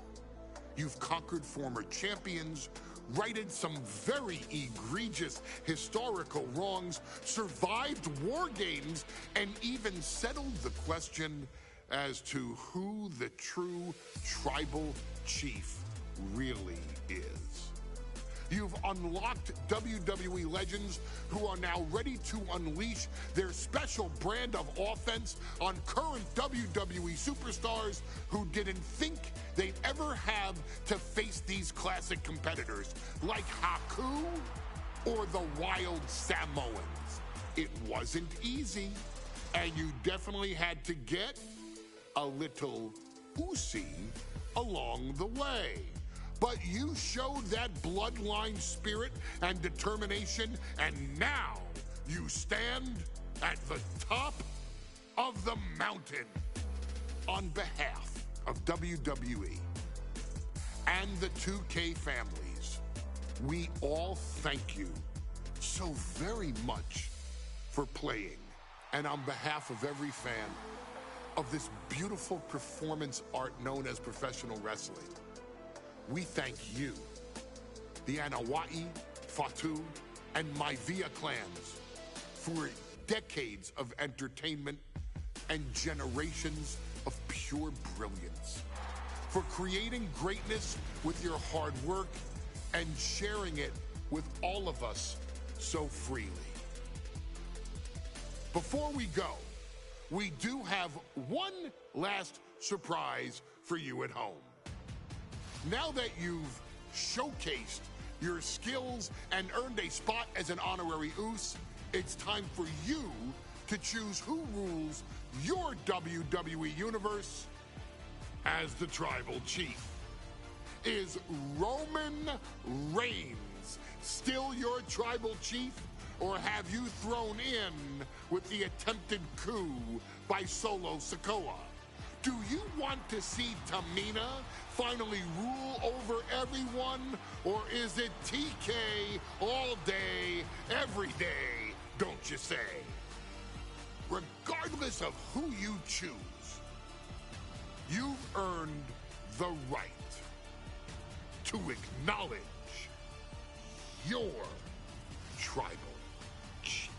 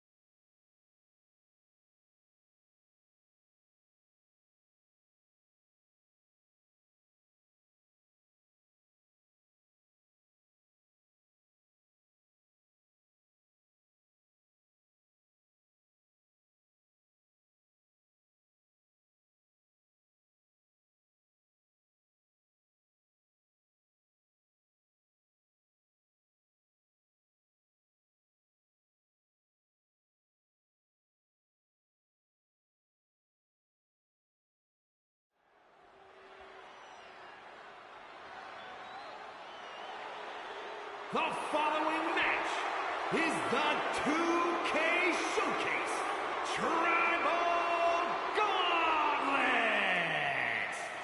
The winner of this match will be acknowledged as your Tribal Chief. The rules of the match are as follows. 2 superstars will start in the ring. When one superstar is eliminated, a new superstar enters. Eliminations can occur by pinfall, submission, disqualification, or countouts. The match will be won if the first entrant eliminates all other entrants in the match.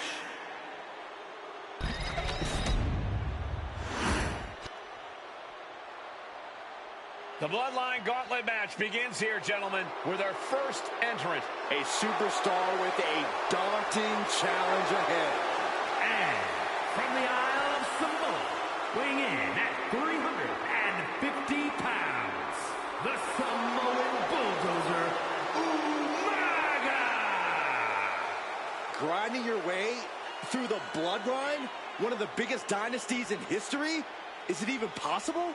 Well, it's highly improbable, but nothing's impossible in WWE.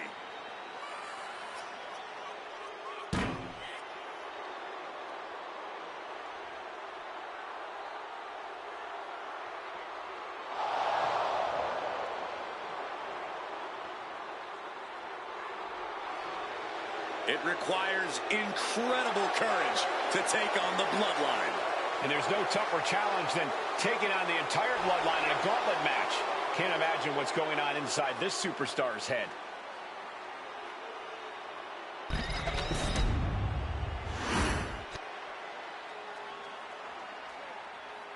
Wow. How's this for an opening opponent in a gauntlet match? Makes you want to throw in the towel before the bell even rings. Head shrinkers from the Isle of Samoa, weighing in at 260 pounds, Samu.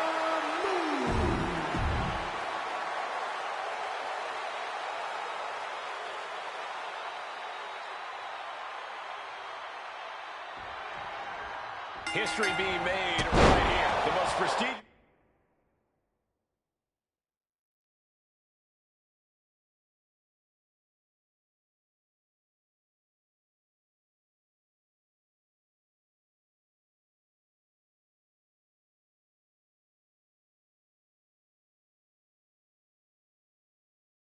This family in the history of our business is at war with one of their own members, and tonight will be a battle to set order to the entire Bloodline.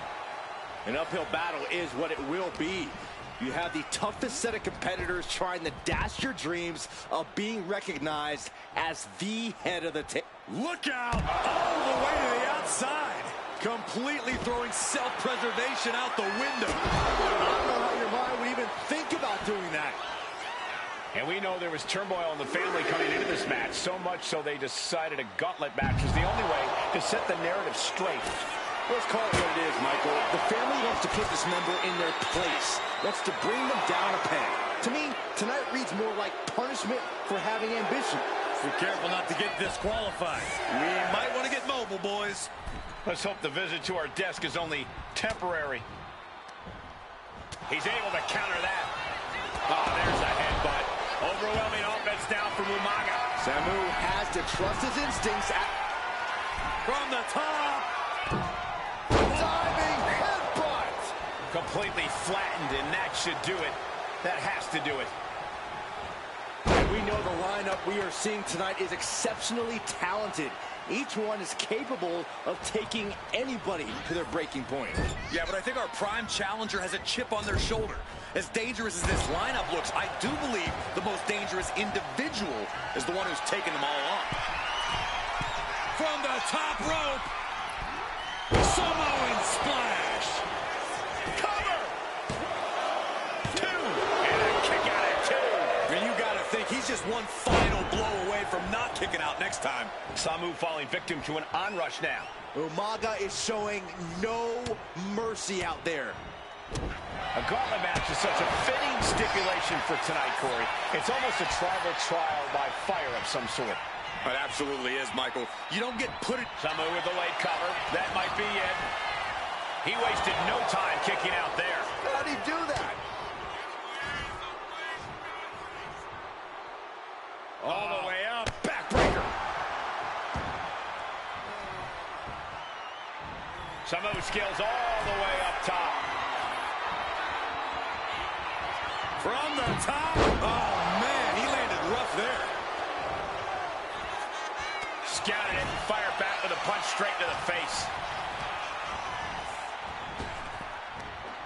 Big back body drop. One elevation.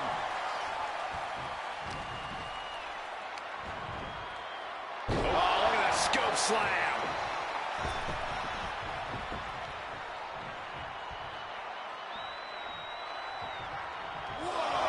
Some showboating from Umaga here. He might just be stalling for time here.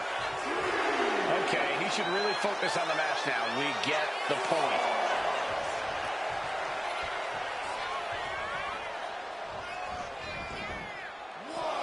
Spinning heel kick. Oh, the arm taking the brunt of that. That's using your head.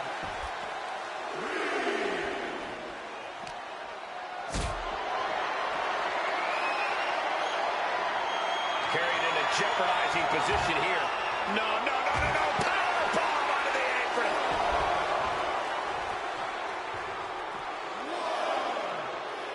Oh, man.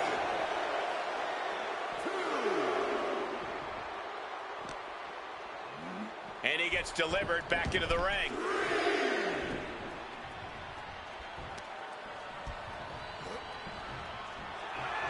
Here it comes! Oh, Samoan spike. Samu's chances are dwindling. Into the cover. And that Samu's time in this gauntlet match. One elimination down, but the end's not here, just so you know. Is that? It is! Fatu entering the gauntlet.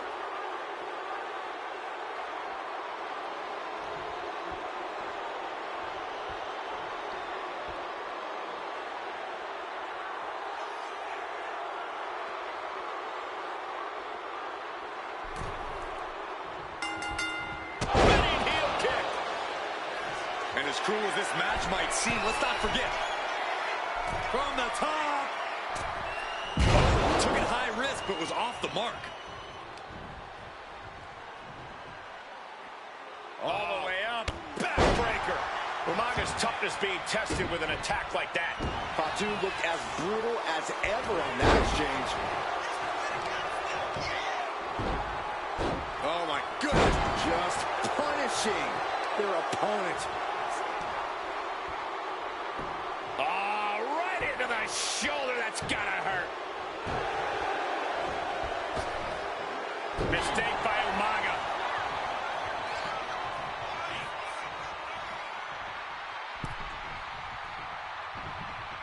Super kick. And let's not lose the reason for this match. The right, no, the honor to have sole possession of the seat that he's going for the pin. He kicks out before the count hits two. Yeah, seemed to be just testing the waters a bit there. Momentum fully shifted to Umaga. Fatu has run into a roadblock.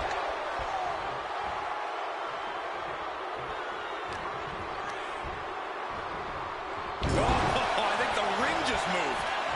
Series of counters here. Who will finally capitalize?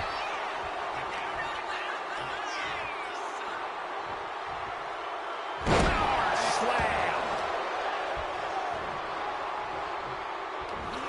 Good Lord. Purple Samoan drop. Cover. Two. That's it. It's over. Fatu's taken out of this gauntlet match. It's a fight for survival, and only the strongest will survive. More action on the way with Sika headed into the gauntlet.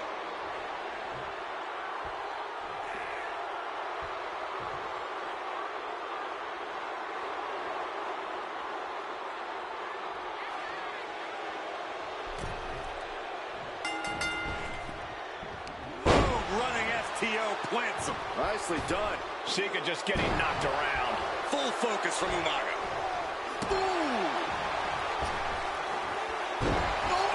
God. Oh, my goodness. Just punishing their opponent. Oh, sent straight into the corner hard. Here it comes. Samoan spike. Did Umaga just finish this? Oh, he just kicked out. Somehow, some way, escapes defeat. Still alive. And I think we all know this is only going to make a monster like Umaga even angrier. A completely relentless attack from Umaga. Sika's cage might be a bit rattled. This is agonizing. The deathlock is in.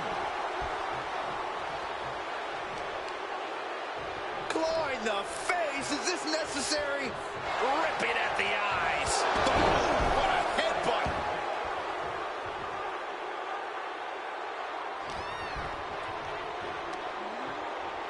Up on the shoulders. Down in a hurry. Oh, my God. Sika in a state of distress. Full focus from Umaga.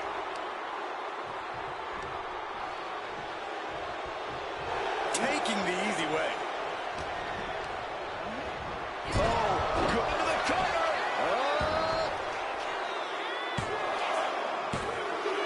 Sika's time is coming to an end in the gauntlet. Here we go. This is how you do a gauntlet match. One down, more to go. The gauntlet's next entrant is Haku.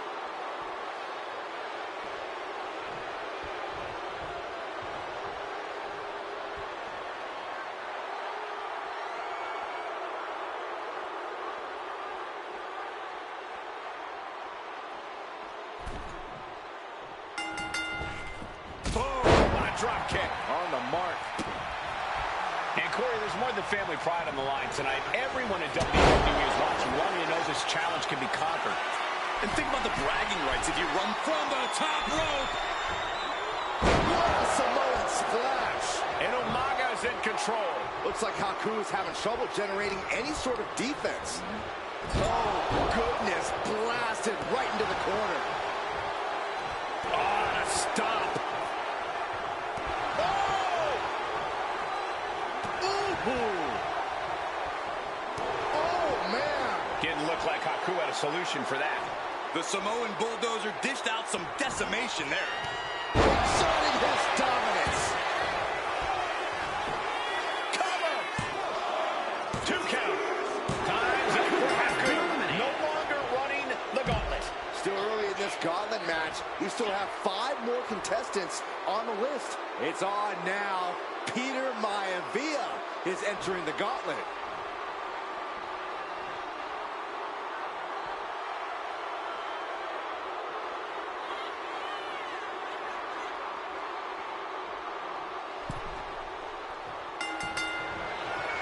Here it comes! Oh, a Samoan spike. That has Peter Maivia knocked. 3, no, a 2 count. Can you imagine how much escaping that pin must have cost him? I can. These are the moments where you really find out how tough you are. And I think we all know this is only going to make a monster like Umaga even angrier. Just a flagrant display of aggression to do something like that. Uh-oh. What a counter bite. Single leg takedown. Step over, toe hold, Wait, look at this. And a great counter to the submission. Boom, running STO plants him. Nicely done. Maivia isn't being given a chance to breathe. Umaga continues to maintain the advantage. Oh my gosh. And Maivia getting exposed to that maneuver. Umaga just bludgeoned him like a battering ram. Knee strike connects. What a counter. He's reversing the momentum on him. Going from the defensive to the offensive, he is ready to go. Running power slam. Hoisting your opponent up is the hard part. Then gravity does the rest.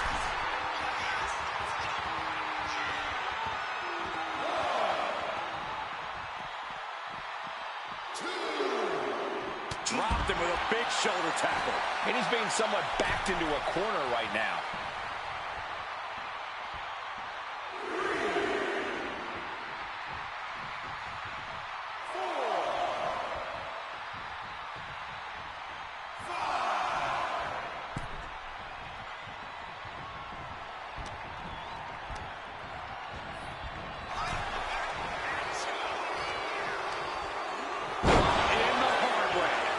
Definitely not thinking about finesse with that one. Was only thinking about dominance. Oh, he had that scouted. Boom, running STO plants him. Nicely done. Pow, what a shot. He's been put through the ringer tonight. At this stage, he's endured plenty of big attacks. Super kick. Overwhelming offense now from Umaga. Yeah, Maivia is having trouble fighting back. And by time I got. Oh, man, targeting the leg. Oh. And these competitors are really laying it all on the line here. You can just tell how badly they want it. Just a perfect mix of pure power and bad intentions. He's looking defenseless at this stage.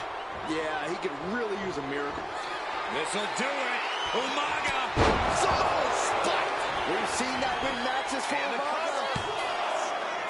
Oh, he was almost finished. Wait, are we sure that was not a 3 count? You can't. What's Maivia got here? Backbreaker. Umaga looks out of it. Could that be enough? For the win. How? Kicking out at 1 after that is unheard of. And I think to get the pinfall, you have to try that maneuver one more time. Incoming. The intensity of Umaga. Oh, no, that's more than incidental contact.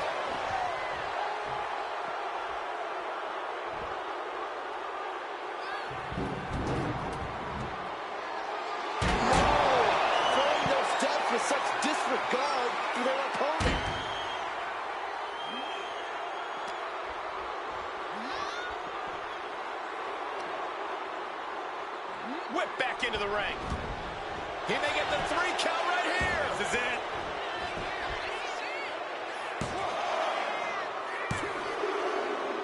Peter might be undefeated, eliminated from this gauntlet match. This is far from over. We got 4 more entrants ready to enter. This gauntlet carries on with the addition of Alpha.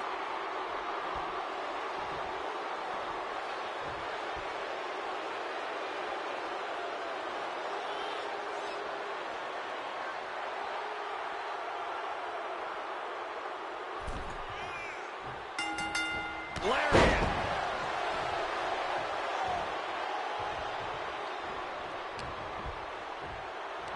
Here we go. You ready for it?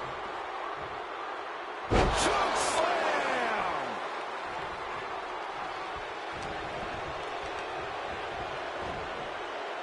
Oh, man, jarring headbutt. And they just busted out an impactful maneuver. Ooh, what a kick. Headbutt to the gut. I don't know if Alpha can withstand much more of this. Umaga is determined right now.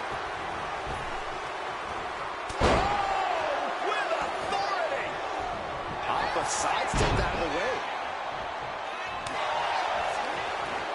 He turns it around on Umaga. Alpha is going to look to press on the advantage. Yeah, but Alpha needs to maintain some offense to fully get back in this one.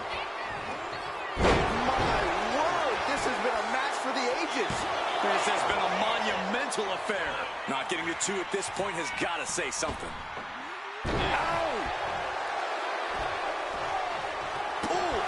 A completely relentless attack from Umaga. Alpha's getting shut down at every turn. Good Lord! Exerting his dominance. Cover! 2 count. Kicks out. Getting that shoulder up now is huge. Nice takedown. Stacked him up. Shoulders up before 2. No time to waste being shocked. You've got to maintain pressure.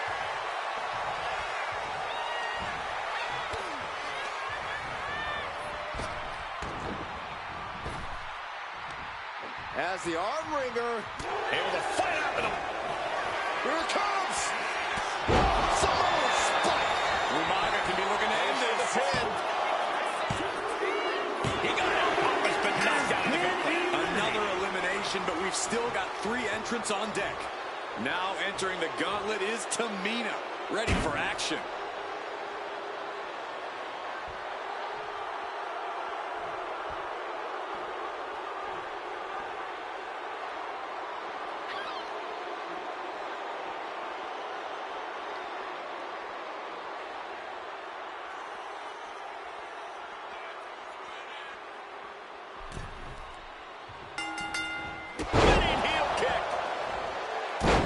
Point in the gauntlet, are you gentlemen stunned by how long this combatant has been able to survive? Look, you should never underestimate the fire of a Samoan.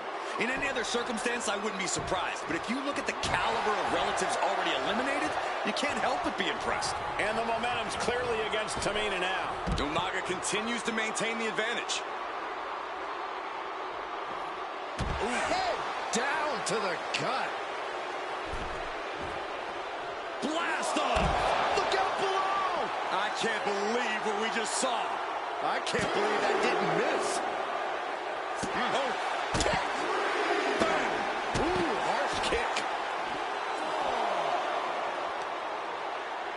She reverses and creates an opportunity.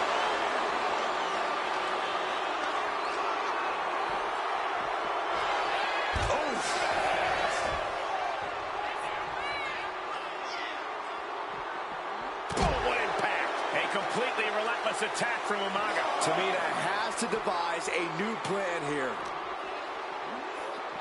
Holy, meet the barricade. 51st into the barricade. Torturous knee. Good Lord, watch the power of Umaga. Making the climb to the top rope. Umaga is fired up. He wants this crowd to know it. understand getting yourself fired up, but he needs to stay on his opponent. If she's not careful, that's it. She'll be counted out. Textbook takedown there. Will it be? I think so. Gone from the gauntlet is Tamina. They are out of here. And after this, 2 more entrants to go. Is that? It is Rosie entering the gauntlet.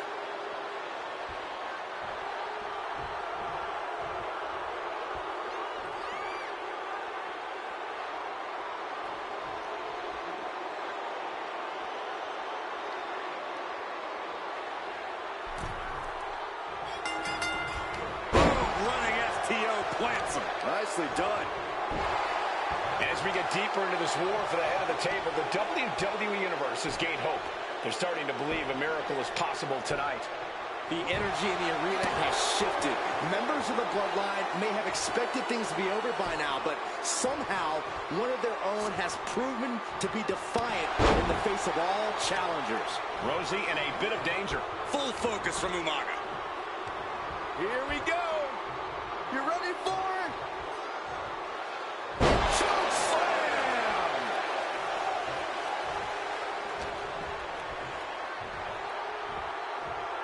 Sitting powerbomb.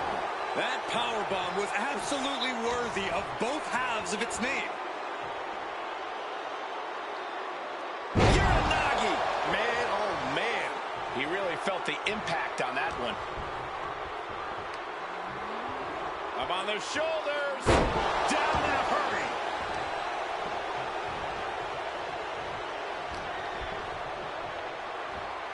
Pile driver on its way. Oh, spiked him. Momentum. Cover. Stops the ref count before 2. This isn't even close to over. Vice-like grip on the trapezius muscle. This is terribly painful. He averts the offense. Rolled by a huge club.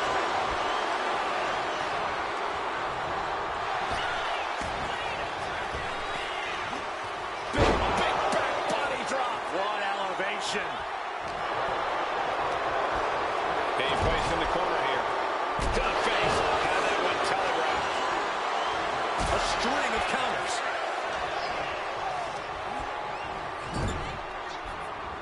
The whole ring in between them. Rosie is getting beaten down here. Umaga is determined right now.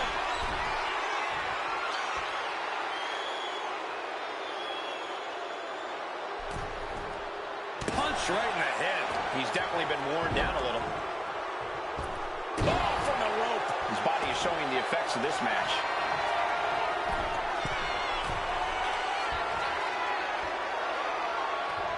From the top. Diving headbutt. Did you guys feel the rumble from that impact? 2, kick out. He just won't give up. This arena has come unglued. You can feel the foundation shifting with every turn in the match.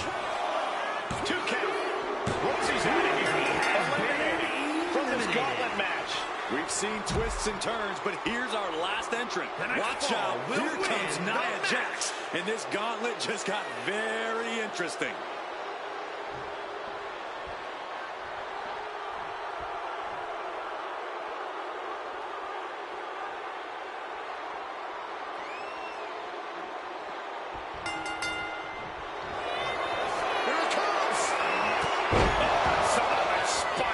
Jax looks absolutely out of it.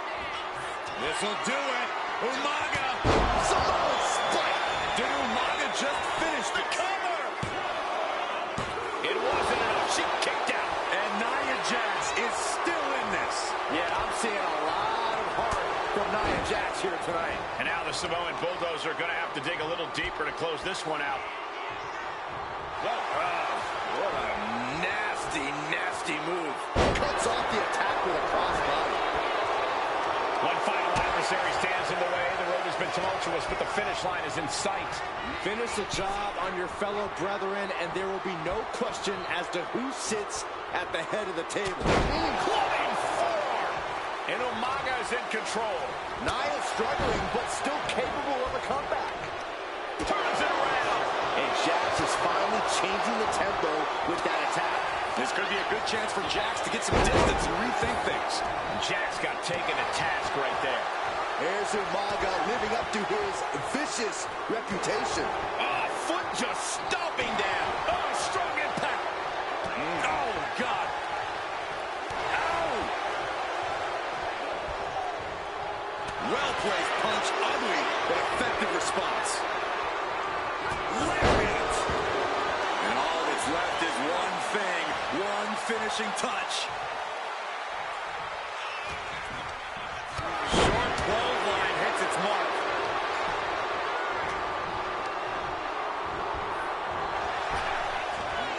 Big back body drop. Oh, you see the height on that?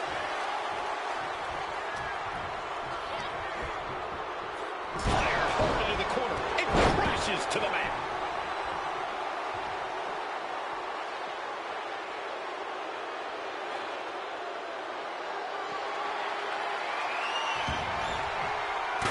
Jax throws a hard punch. Slugging it out, toe-to-toe now. Giving up now is not an option. They have to finish this. She's being derailed here. So much pride, so much resiliency on display. Man, what a hit. Thunderous headbutt by Jax. And Nia is thinking about ending it right here. This'll do it. Jax hits the annihilator. Is there any life left in Umaga? Still in it. What a gutsy performance. And Nia Jax is astonished that she didn't close it out with that one. An elbow will break that up. This'll do it. Umaga. Oh, set up and spike. Umaga can be looking to end this. Wow, just barely making it out. Nia Jax refuses to quit. Impressive resilience from Jax here tonight. And now the Samoan Bulldozer are going to have to dig a little deeper to close this one out. Dribbling the opponent's head like a basketball. Here we go. You ready for it? Choke slam. Umaga's gonna fly. Samoan splash. This is a man possessed. From the top. Diving headbutt. Attempting high-risk move after high-risk move at a breakneck pace. Here it comes. Samoan spike. This could put a stop to Nia. What an incredible match and win for Umaga.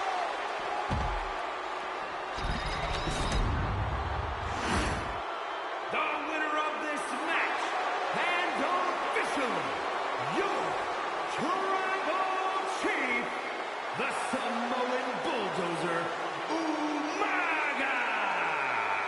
The battlefield was laid out. The gauntlet was fierce. Pain will live tomorrow. Scars will remain for life. But in this family, you will rule your own kin from a seat at the head of the table.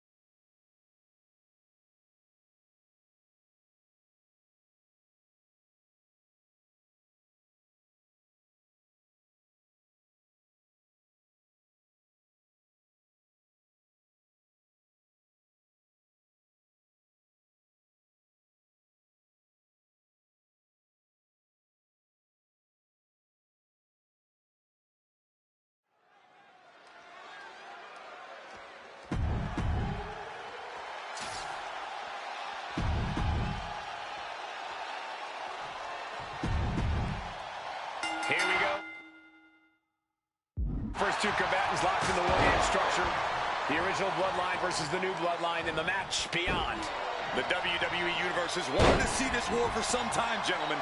Roman and his old guard versus Solo and the new crew. So many questions. Can Roman's teammates put their past animosity aside? Can the rest of Solo's gang handle a match against competitors with more War Games experience? Well, Byron, I think we'll know the answer to all those questions in just a matter of minutes. Drop kick! OG Bloodline leader Roman Reigns has so much on the line in this one, guys. Oh, absolutely, Michael. Solo Sikoa took his spot at the head of the table. He says he's the new tribal chief. And that is Roman's legacy. Those names, this group, they mean something. But the Bloodline represents all that Roman has built in his career. And he needs to take it back tonight.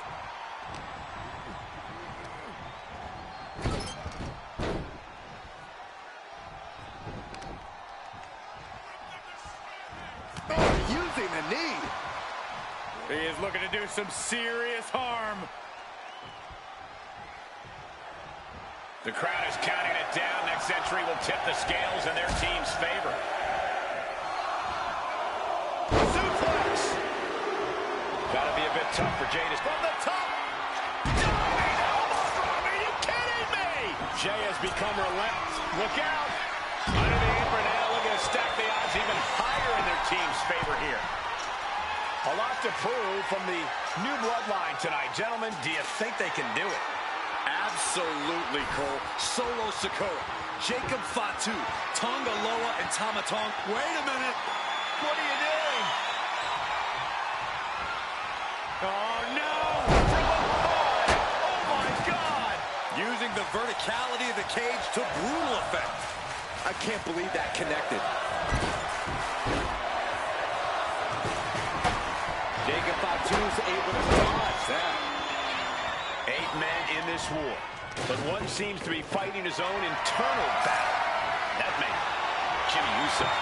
He's currently on Team Roman, but this might be an instance of the enemy of my enemy is my friend. Well, Jimmy had clashes with Roman. He went to war with his brother Jay, but the men who put Jimmy on the shelf for months stand across the ring. Jimmy's out for every member of Solo's squad tonight, and he'll deal with the rest of his fractured family later. A consistent attack being mounted on Jacob Fatu. Uso is determined right now. We're seconds away from these teams being in even strength. Jacob Fatu cuts him off.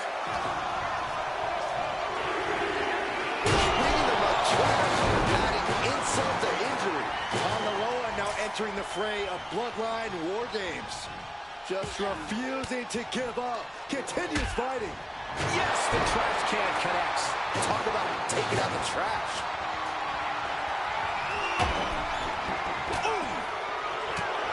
Solo's man, earth-shattering.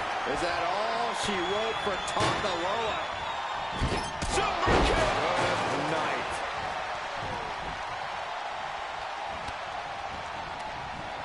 Brought down with a snapmare. Kick. Nasty kick. Jacob Fatu in a compromised position, showing no regard for his opponent's well-being, using him like a hammer saw to break the table in half. From the top.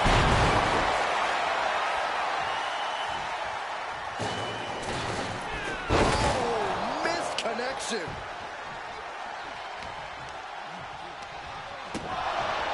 Solo Sikoa, leader of the new Bloodline, has called himself the head of the table. Called himself tribal chief. And when he asked the WWE Universe to acknowledge him, we're hearing more and more of the crowd agree. Well, Solo has grown in power with big wins and title reigns, but this is his biggest test yet. If his crew can defeat Roman's, Sikoa will be everything he says he is and more. Here's the buzzer, and Jimmy Uso is looking for revenge against the new Bloodline in War Games. He is getting rid of the turnbuckle pad.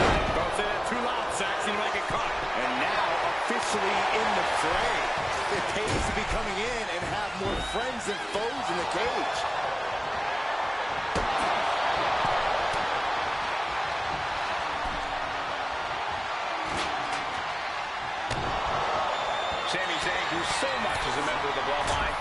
Perched up top. To the gut, too. Well-placed kick. He's really feeling all the damage he's taken up till now.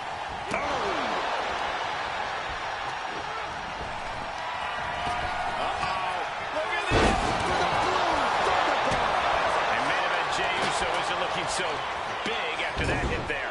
Yeah, that's the kind of offense that opens people's eyes to Jacob Fatu. And Zayn connects with a Haluva kick. Is Zayn closing this out? Old bloodline, new bloodline. Both sides engaging in a brutal battle. Every one of these men is fighting with every fiber in their being to be considered the true bloodline. New entrant about to come in, and not a moment too soon. I think tonight is going to be a breakout performance for Jacob Fatu. So much raw talent in that young man. Every bloodline member, new and old, is a generational athlete. But Jacob seems to be a step ahead of every one of these men at times. Many already believe Jacob can take the mantle as the leader of the bloodline. If he's the one to earn the victory tonight, his time as the tribal chief may come sooner than anyone thinks. Go to the top rope. What? Here we go. Oh, my God. He begins to climb the wall of the war game. Uso. Splash. Is that all she wrote for Tonga Loa? Elbow. Hey, guys, this is what War Games is all about. Both bloodlines bringing it all in the ring. The old garden. He's balancing on top of the cage with something dangerous in mind. Trying to step at the top. Splash. Massive. Insane risk. Insane reward. Connecting with a meteoric attack from the top of the cage. But was it worth it? How could he even move after that? If there's one man here with the most to prove, it's got to be Tonga Loa.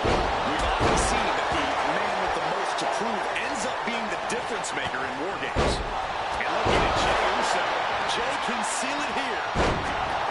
And listen to this place. It's about to be an uphill battle for one team once this clock hits zero.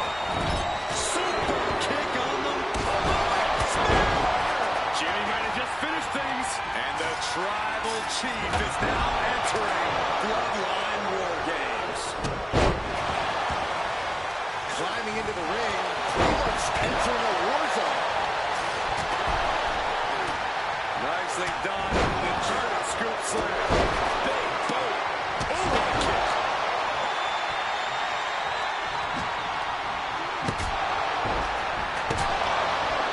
And his core remains the focus here. Every blow taking more of his breath away.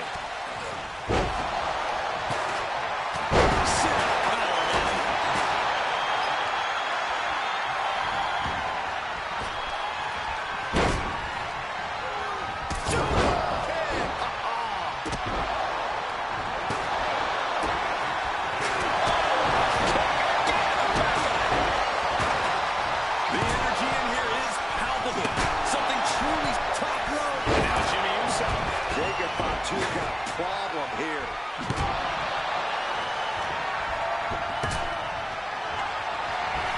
Nasty boot by Zayn. That's certainly ended there. And seconds left before the odds are evened here.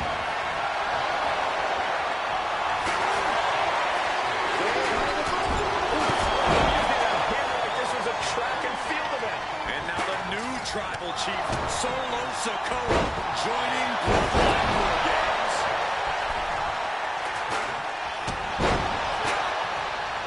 He's going under the apron. He must certainly have a plan here. But meanwhile, Jacob's planning something here. Spiked.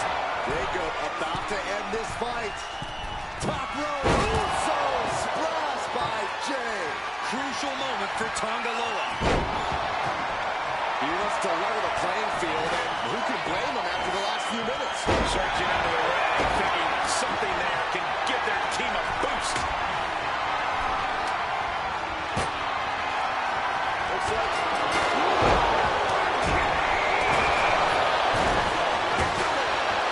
Ladies and gentlemen. This isn't going to be good. This day with each of these shots, something about this is starting to feel About to stumble with way into danger. Sammy's ring practice couldn't get him out of trouble there. Yeah, Jacob looked confident going on the attack. Got flipped upside down there.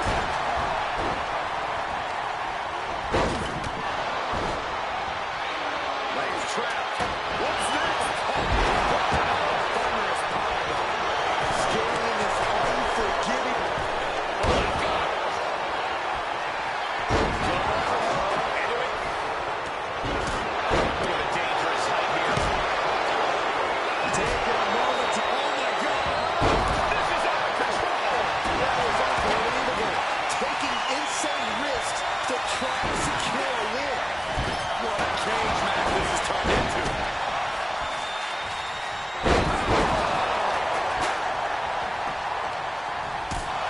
Uses the edge of the knee. Oh man, he is more than fired up. But Nap time on the island of relevance. And he just decides in the hold. Wonder what he's thinking here. And Sakura gets taken a step back in the wrong direction there. Good bashing that led him. Tonga goes for the pin. And keeps his partner alive. And Jimmy Uso. But they're going to find damage to the head. Come on, guys. What are we doing here? We gotta end this thing. good gravy.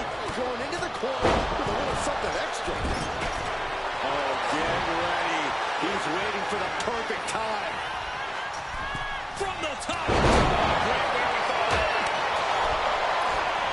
Steering the scale, let the War Games roll. Uso. It's Jimmy. Jimmy, seal this up.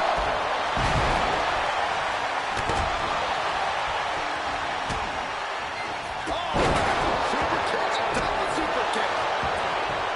Climbing up the turnbuckle. Top rope. Uso splash. Could put Tama down for good.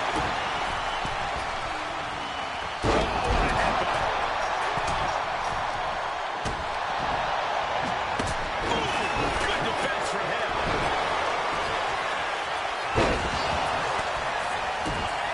Fires back with a crucial elbow.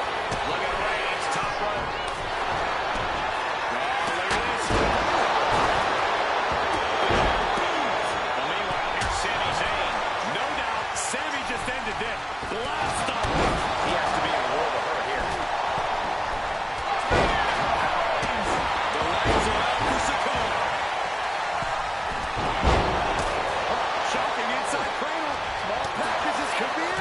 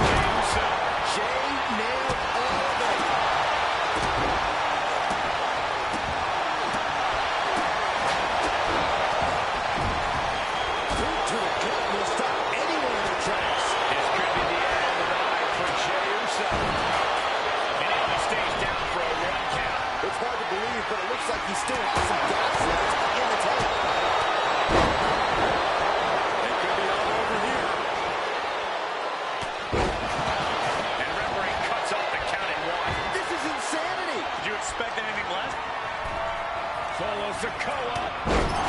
Here's Sikoa. Solo for the win. Oh, wow, made the save there. That could have been it. And I'm concerned about all the damage that has been done here. There's only so much your body can take before it gives out completely. Connects the fist to the face. Riptide. And over he goes.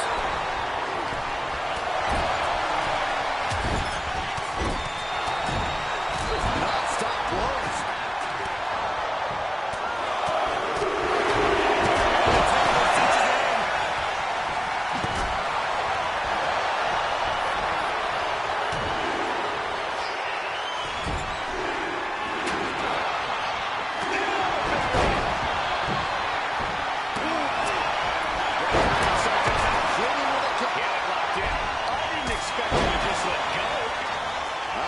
Thinking, but he needs to focus on the kick in the corner.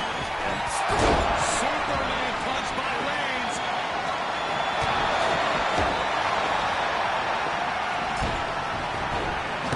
John Henry swinging at her like that.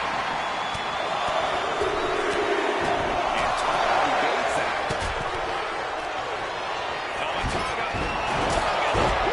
And it can be all over for Jay. He covers. Is this it? Could be. Oh, he makes the biggest Superman punch by the Tribal Chief. And Zayn looking good worse for wear. Shoulders are down. Jacob's got to kick out. And Team Roman wins the War Games. The new bloodline has fallen. Your winners, Roman Reigns, Jimmy and Jay Uso, and Sami Zayn, the Bloodline. Unbelievable. Roman's original bloodline crew found a way to work together and reestablish their dominance. You may not know who your brother or enemy is by their last name, but when you're in battle, look to your left, look to your right. That's family. And this is the one true Bloodline.